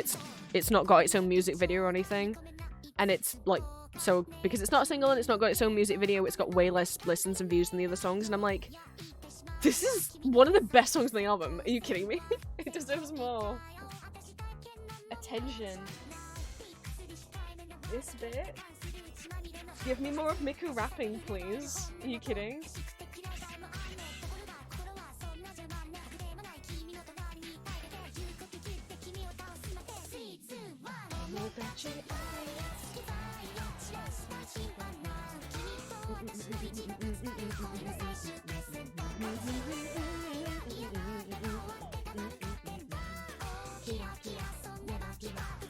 Obviously, if at any point someone wants the name of any song, you can ask.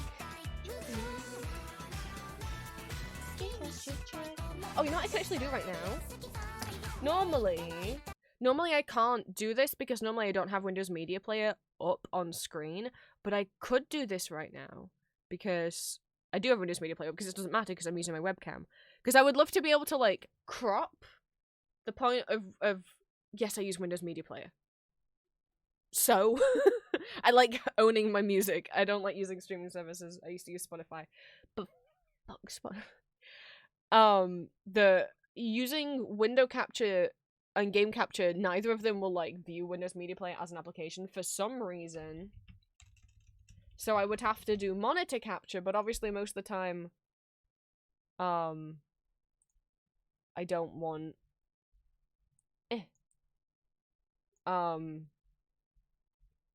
media player on screen because I'm showing you guys stuff. But I forgot how to do this. Hang on. There's a way to do this and I forgot how to crop it. I should have done this off stream. Or do you have to mask it on something? I forgot how to do it.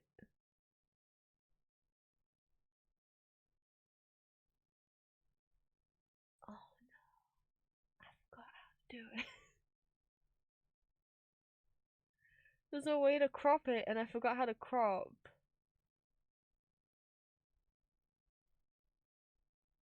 Shit. Well, you guys keep listening.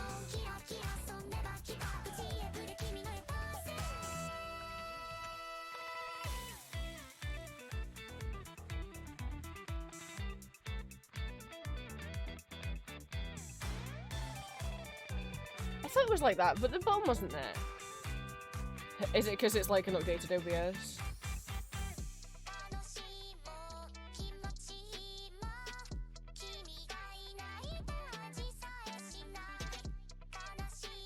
I can press Alt. Hang on. Haha! You just press Alt.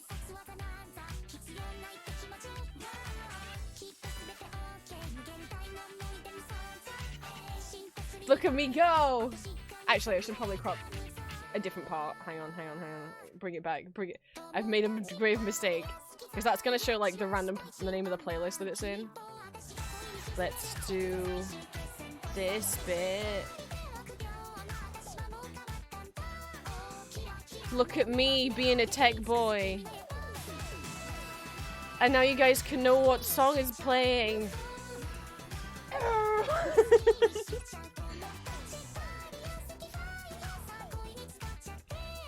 There you go. Can you guys read that? Is it big enough?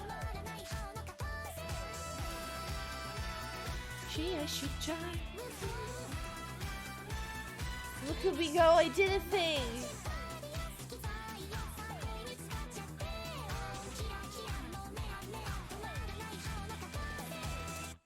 Is that readable for you guys?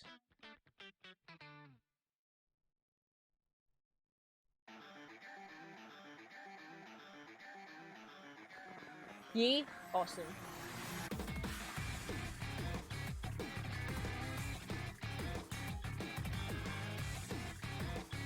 Sadly, I can't have it show the artist as well. It just doesn't show the artist in that little pane, it just shows the song and then my star rating.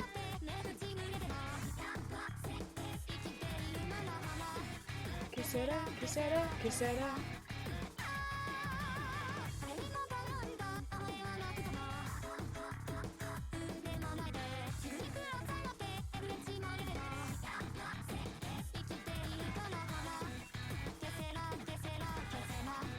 So maybe that's not super helpful that you can't see the artist name, but I don't know how to get the artist name visible up there.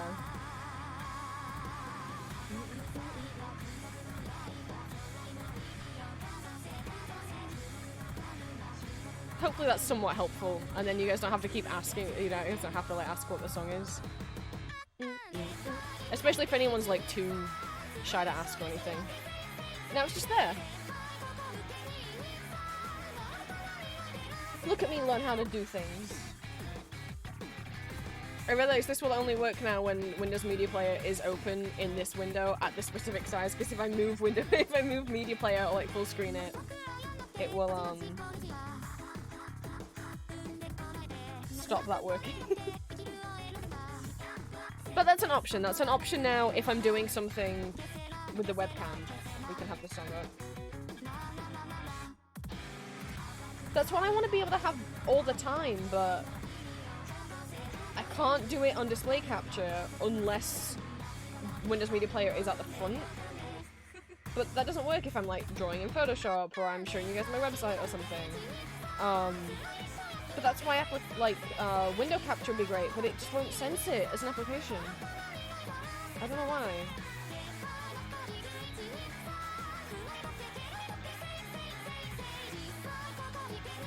It's Gooby time!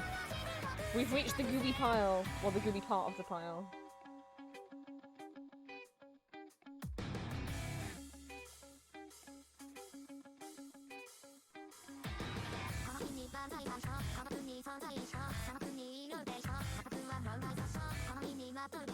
The first ever Johan sticker that's ever been cut out. I've got to get into the habit of not having to turn things upside down to show you guys.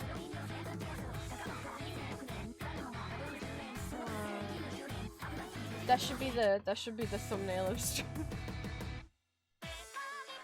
Crystal guy.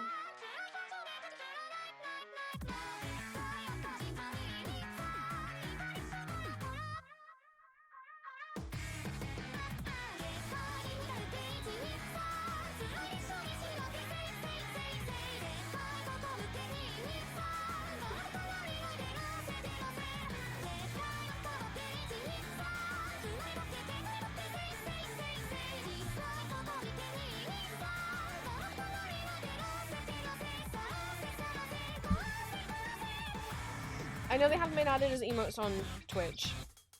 I've said before, I really don't want all my Twitch emotes to just be the goobies. I'd like them to be like different illustrations of everyone. I never realized that was the name of the...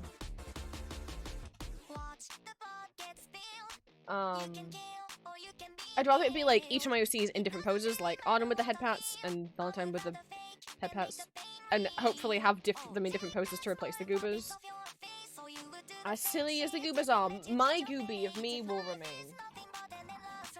I just think it would be more interesting to have them doing different poses and expressions. But I have no ideas. Of course people, you know... The Arden and the Valentine ones were just drawn for me as fan art gifts, thank you guys very much. And I was like, can I use this as an emote? And Kishi and Green said yes. Because I just fucking can't... I mean, I'm not against commissioning anyone, I just don't have any fucking ideas of what poses to put them in, so I gotta think about it. And we need a Mori emote. I don't know what you should be doing, but we need a Mori emote.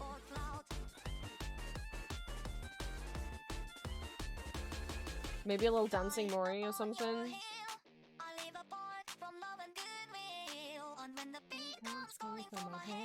Which I'd animate it myself. Because there's like little deviant art base of like the cat dancing. Maybe I could do that as well. It's a crying shame, a pathetic disgrace. Please somebody get me out of here. Please somebody, won't you get me out of here? Oh, I'm getting out of here. I still love this song so much. That's right, let your dreams take flight. Victor with Dr. It's Victor with Dr. Pepper a meme I'm not aware of. We used to have a Victor email of him like holding a little heart, but I thought it was kind of boring. And I ran out of slots. I personally have no attachment to Dr. Pepper, so I would not have a Dr. Pepper emote because I don't like. Well, I've never had Dr. Pepper, but I can't have any drinks anymore, so we'll never know.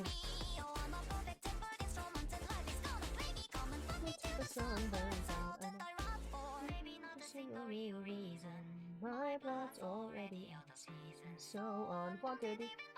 The shit, I'm holding up to with Victor, shall we? Oh, okay, I'm not familiar with the meme. But I mean, I also like wouldn't be able to use that image, the meme image, as an emote. Twitch doesn't let you use images for emotes that you didn't make, commission, or get permission from the artist from. Like, I couldn't just upload like a screenshot of Victor pulling a silly face as an emote. I would get in trouble because that's copyrighted material. Discord, you can upload whatever emote you want, but Twitch, you can't upload anything that's copyrighted, you know?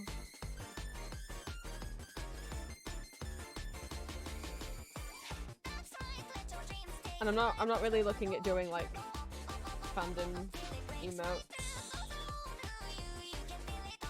Like I said, I want to try and get a nice emote of each of my audio OCs. I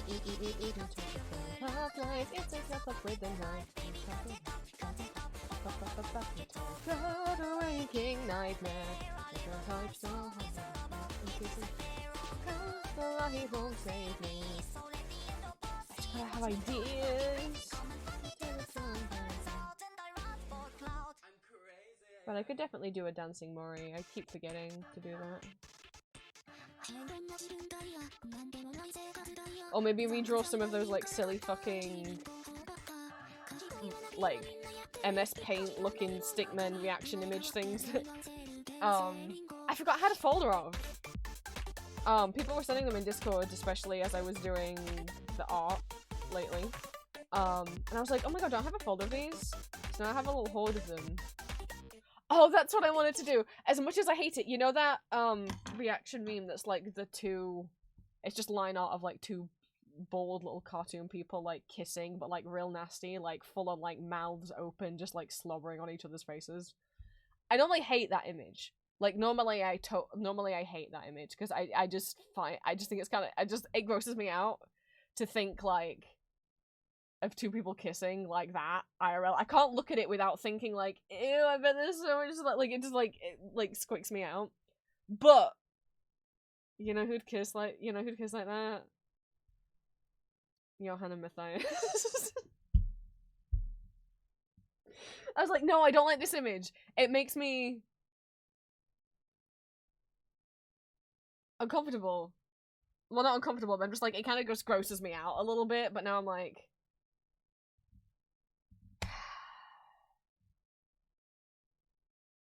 I mean, surprised at the image you did send knowing you hated those two.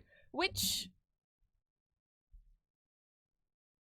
Oh, the one where he's, the little guy that's like, eating good, shall we say.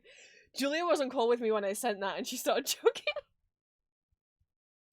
Look, I can't help it if I've realised that I've accidentally made Arden too fucking hot and now I'm uncontrollably attracted to him. The moment that I was like, yeah, I think this time I'm just gonna put my hair on his chest, and then now that I was drawing the Nikki reference of him and I'm like, I'm gonna put more meat on his bones because I've always wanted to put more meat on his bones, and I'm like, and his T-deck, and I'm just like, oh no. I'm getting very affected. What have I done? I know. Well, Green, what can I say? Something came out of me because of that drawing.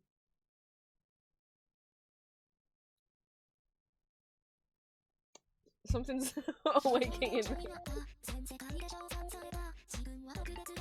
But yeah, I think I have to draw the slobbery kiss as you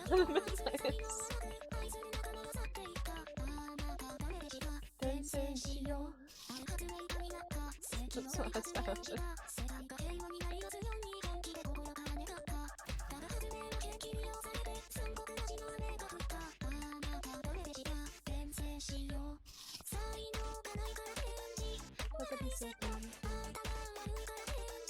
Oh, I realized it's cutting off the name of the song.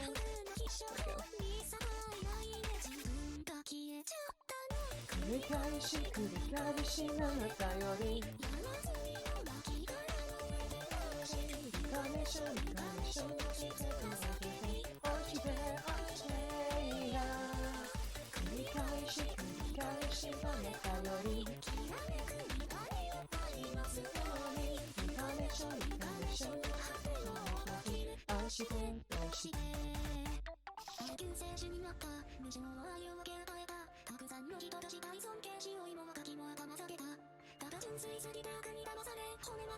How people are bopping along to Reincarnation Apple. This song really got in my head for a while. I didn't like it the first two times I heard it, and then the third time I listened to it I was like, the chorus is really fun.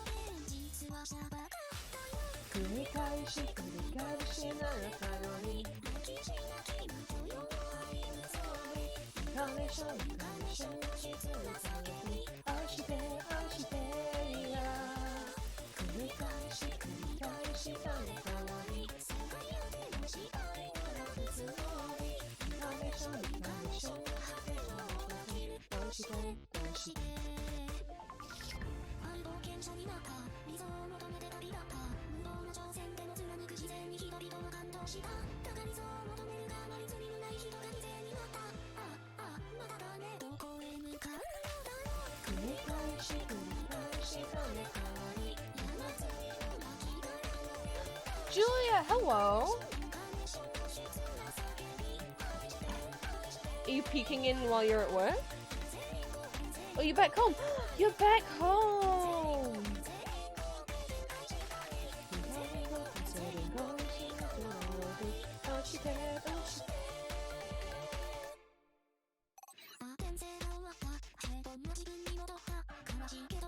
Sorry, I opened up my phone. I'm sorry that I like kind of paused mid-singing. My mouth went a little dry because someone texted me a picture that included all rocks in it, and even though he's like tiny in the corner,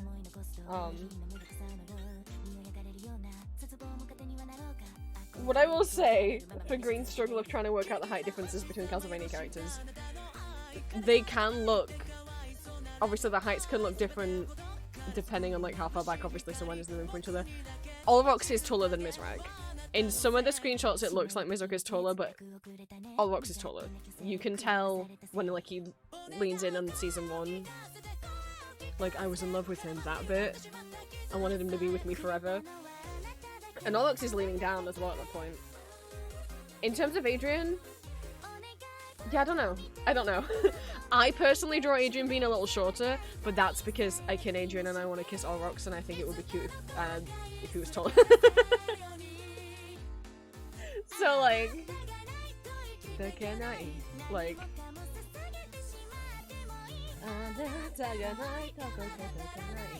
I personally draw Adrian as a little taller.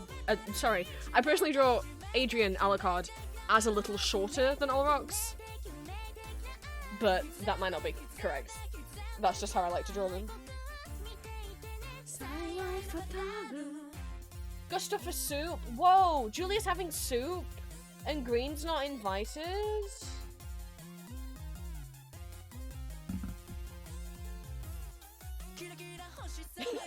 Green. I love this cover.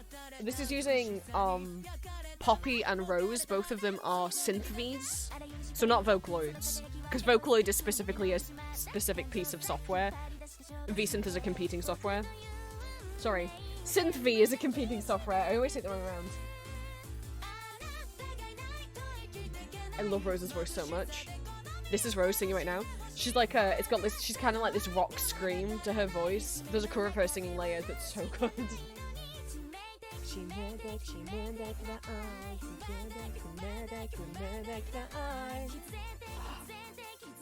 Because I've never really had like a rock screamy vocal synth before.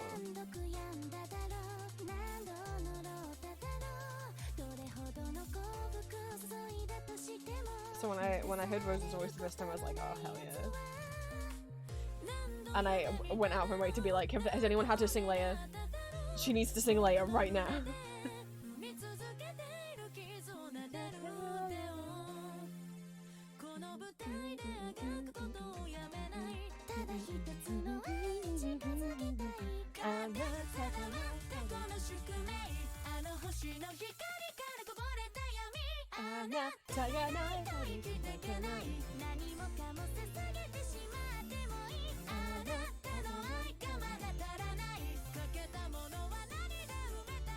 Oh my god, both Julia and Green are making chicken soup. They're making matching soup.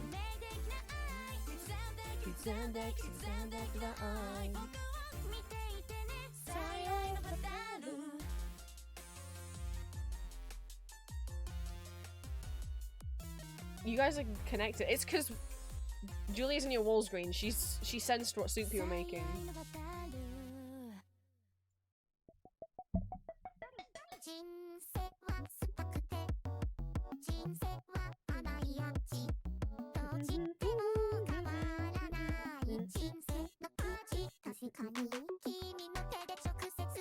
But this and Mochi Mochi are by the same composer. They're such earworms. What's the composer called? T-A-K. It's gotta be in my brain again.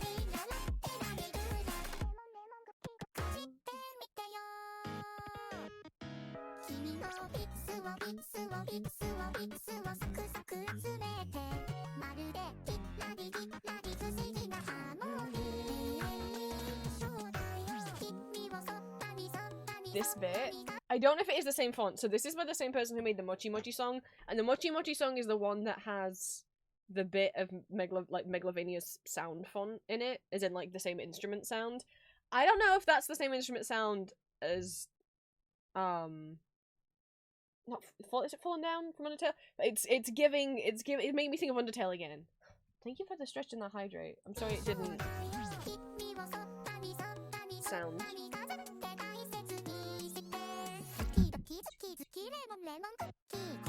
Stand up and have a stretch.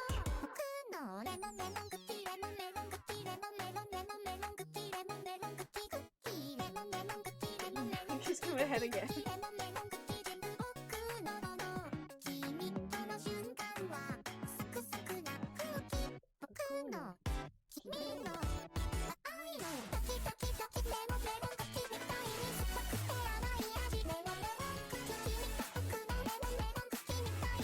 Just my shadow bobbing around. These sounds make me want to dance. Make me want to bop around.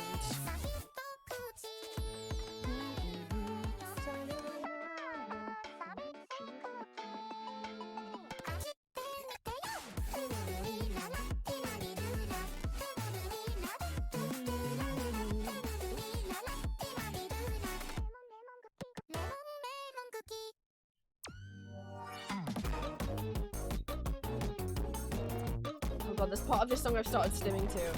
This part where there's like these like kind of drum beats that happen, and I've just started like stomping uncontrollably to the like in time with them. Every time I have to like drop everything I'm doing. I don't know why it scratches my brain so good. I went from not liking the song to stimming to part of it. Like, it's not yet.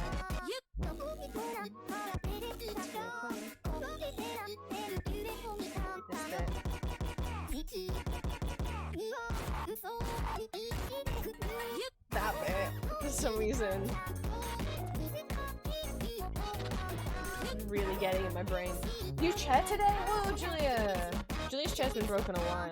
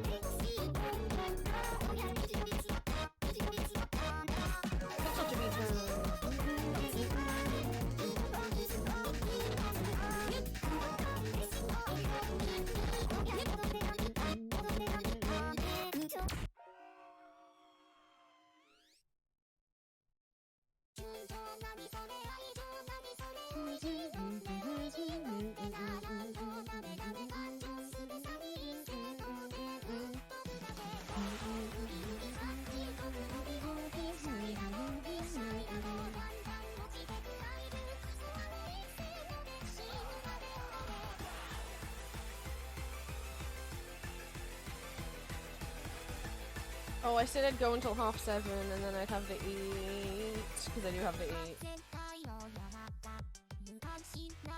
How many pasta? I'm supposed to have something with like quite a bit of salt in it at the moment. Because of the so normally lately I've been trying to avoid having as much salt, but right now I'm supposed to make sure I'm having quite a bit, so maybe I should do some stuff.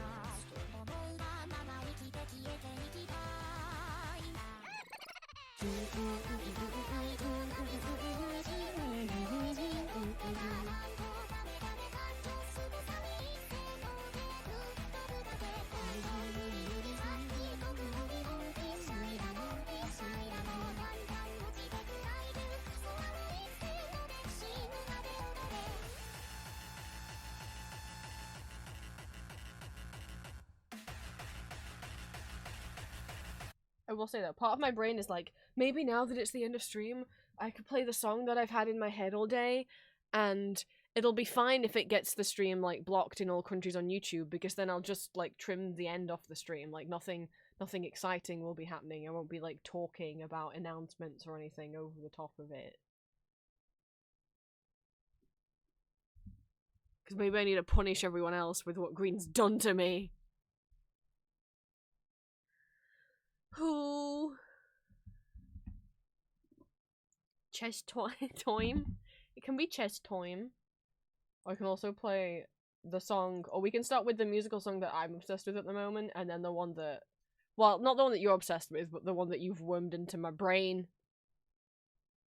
It was like a while ago that you had it playing on stream, and I made a note of it, and then I just went back and listened to it again the other day, and then I put it in my playlist, and then it comes up on shuffle, and now I'm like, I really like singing along. But like on one hand I'm like, damn you, Green, and on the other hand I'm like, actually, what's really nice is, you know, it's a tenor song. If anything, I think you might even class it as a baritone. I mean, this version's got Josh Groban singing it, so like, that's a deep voice. But I can sing it in its original key. And that makes me feel really gender euphoric. The fact that I can sing along with it in its original key. Cause like, whoa, I don't know. If I can sing a song in the same key as a cis man can, especially with what with not being on T and all, it just makes me feel more secure. Not that I need that to feel secure. I know trans men can have high voices, blah blah blah blah blah. But it makes me feel dysphoric to have a high voice or sing really high pitched. So I've never listened to Chess all the way through. I know this song now, and all I knew before then is I know One Night in Bangkok, and that's like it. I've never just sit down and listened to it. You know, I do have a copy of Chess. I thought about checking this earlier with Drew in it, and I haven't checked what role he played, so I don't know if he's playing the... It's a bootleg audio. It was in New York. It was like some kind of benefit concert thing. Have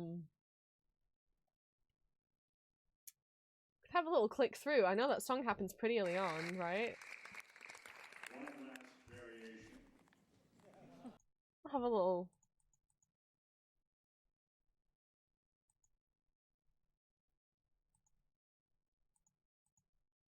How many minutes do you think it happens?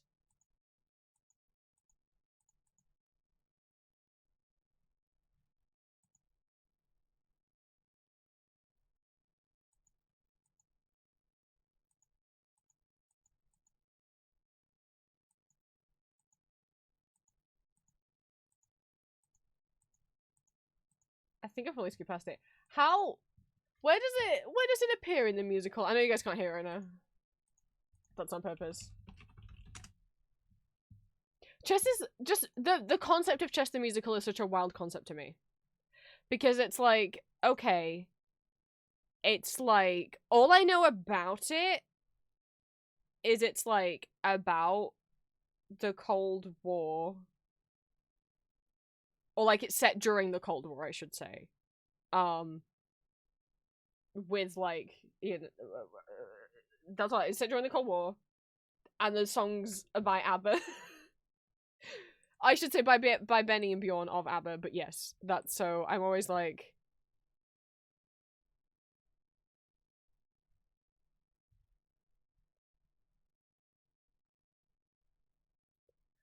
Oh, okay. I know. Um, I know him so well. Okay. People are okay. I don't. I wonder if I can find out if I just go on Drew's Wikipedia page, and then we can find out straight away whether he's playing Anatoly. Is that what the character's called? So it should be right at the beginning. I don't know how I didn't hear it then. What year was this? 2012. He's playing the American. Is that who sings the song?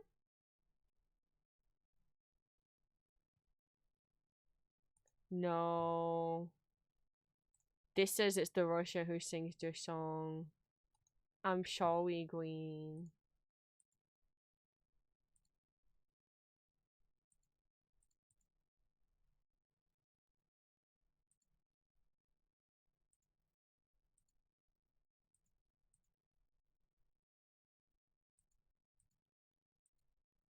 Also, it's supposed to be right at the beginning. Why can't I find the song?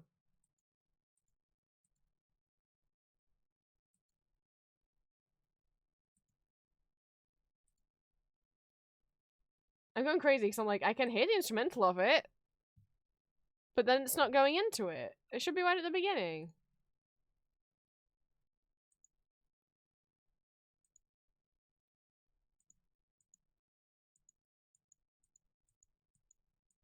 Did they, like, reorder the songs for this weird concert? Anyway, I'm sorry, Green.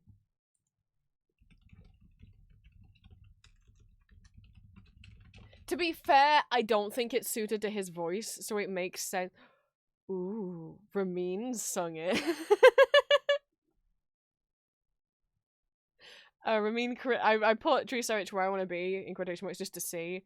No, but Ramin. As in Ramin Karimloo, who played Eric in the Phantom of the Opera 25th anniversary like pro shot that exists, like the DVD that exists of the live version. Well. From the 2018 Kennedy Center revival.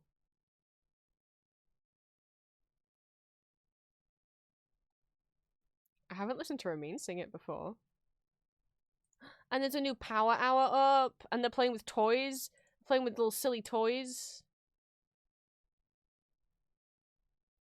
Cannot execute a man that is already dead. It's really quiet.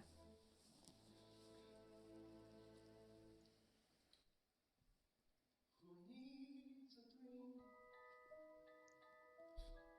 Who needs ambition? Who'd be the fool in my position? They've sped it up again. I don't think they should sped it up. I've heard so many versions where it's sped up. I think it sounds better slower. And normally I prefer faster songs, but I think they kind of ruin the song a little bit when they speed it up that much. Right, this might be the part of the stream that Prince gets in trouble for playing, but we're gonna play the musical song that I'm into, and then the musical song that Green's into, and then we're gonna end stream. And if you don't want to listen to the two songs, you're welcome to leave. But it's just I think this song's cool, isn't it cool? So I'm gonna play What Is It About Her from Andrew Lipper's version of The Wild Party, because there are two musicals based on The Wild Party, and both of them premiered like at the same time. What are the chances? I mean, it happened last year. There was two Great Gatsby musicals that premiered at the same time. One was on Broadway, one was off Broadway.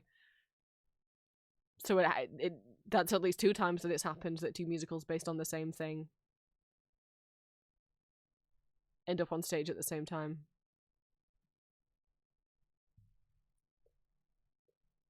Problem is I'm gonna have to fight not to sing along, or you guys are gonna have to let me do karaoke. What is It's just fun to sing. There's two notes I can't hit in this.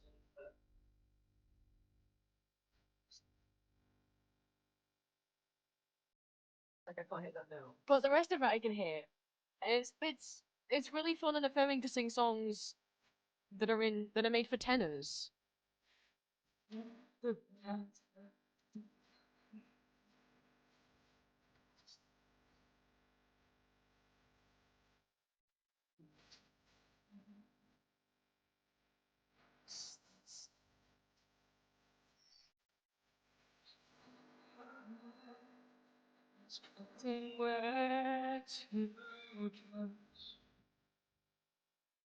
Do I need my support?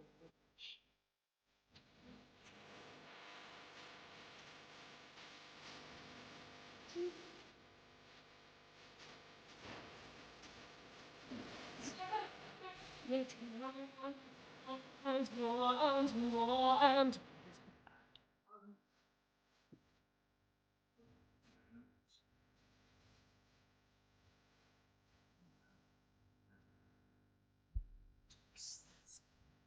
they're going from loud back to quiet. Well, this is Brian D'Arcy's James singing. So fun.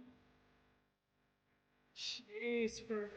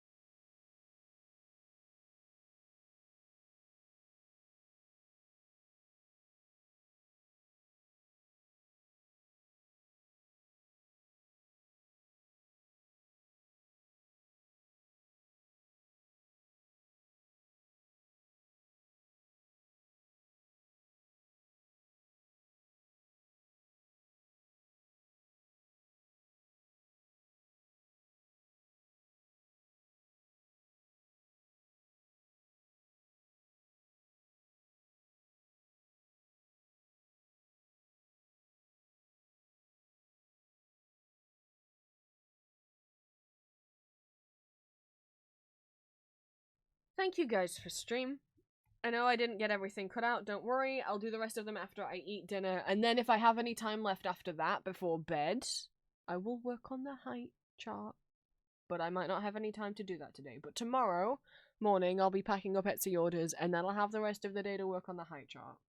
I know it's driving me crazy that I haven't worked on it today. If I hadn't streamed, I would be working on it right now. If I hadn't streamed, I would have cut all these out and I'd be working on it right now, but then we wouldn't have seen each other. So... But I'm supposed to stream, so...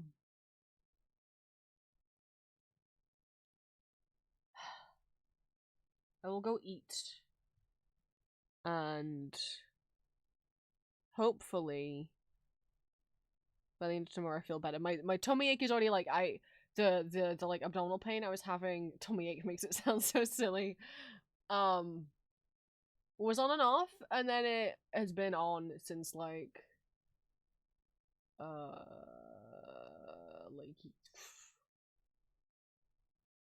maybe like 8 PM yesterday, consistently, until after I started the first dose of the meds.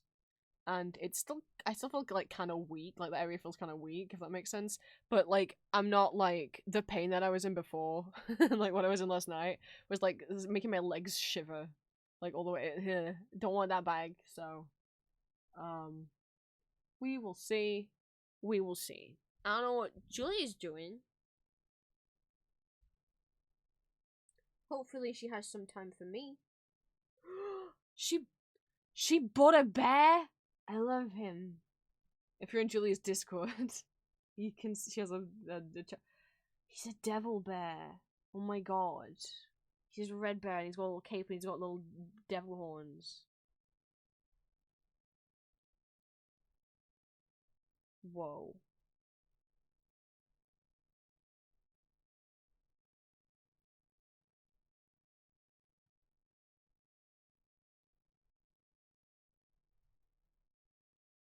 Well, on that note, I'm just gonna quickly say that I love him, but I don't have an idea of a name, because obviously I would immediately suggest Lucifer, and that's kind of too on the nose, isn't it? Also, that's what I named my Build-A-Bear Mothman. What? I know, I couldn't resist. I was like, his name's Lucy now. Because I was hyper-fixated on Supernatural at the time. I'm gonna go eat. I hope you guys have a good rest of your day. I hope you have good noms if you still have some meal times left for the day. I hope you remember to drink water, unlike me. As in, I hope that I also remember to drink water. I just haven't been good at it. That's what I meant. I don't mean I'm not gonna drink.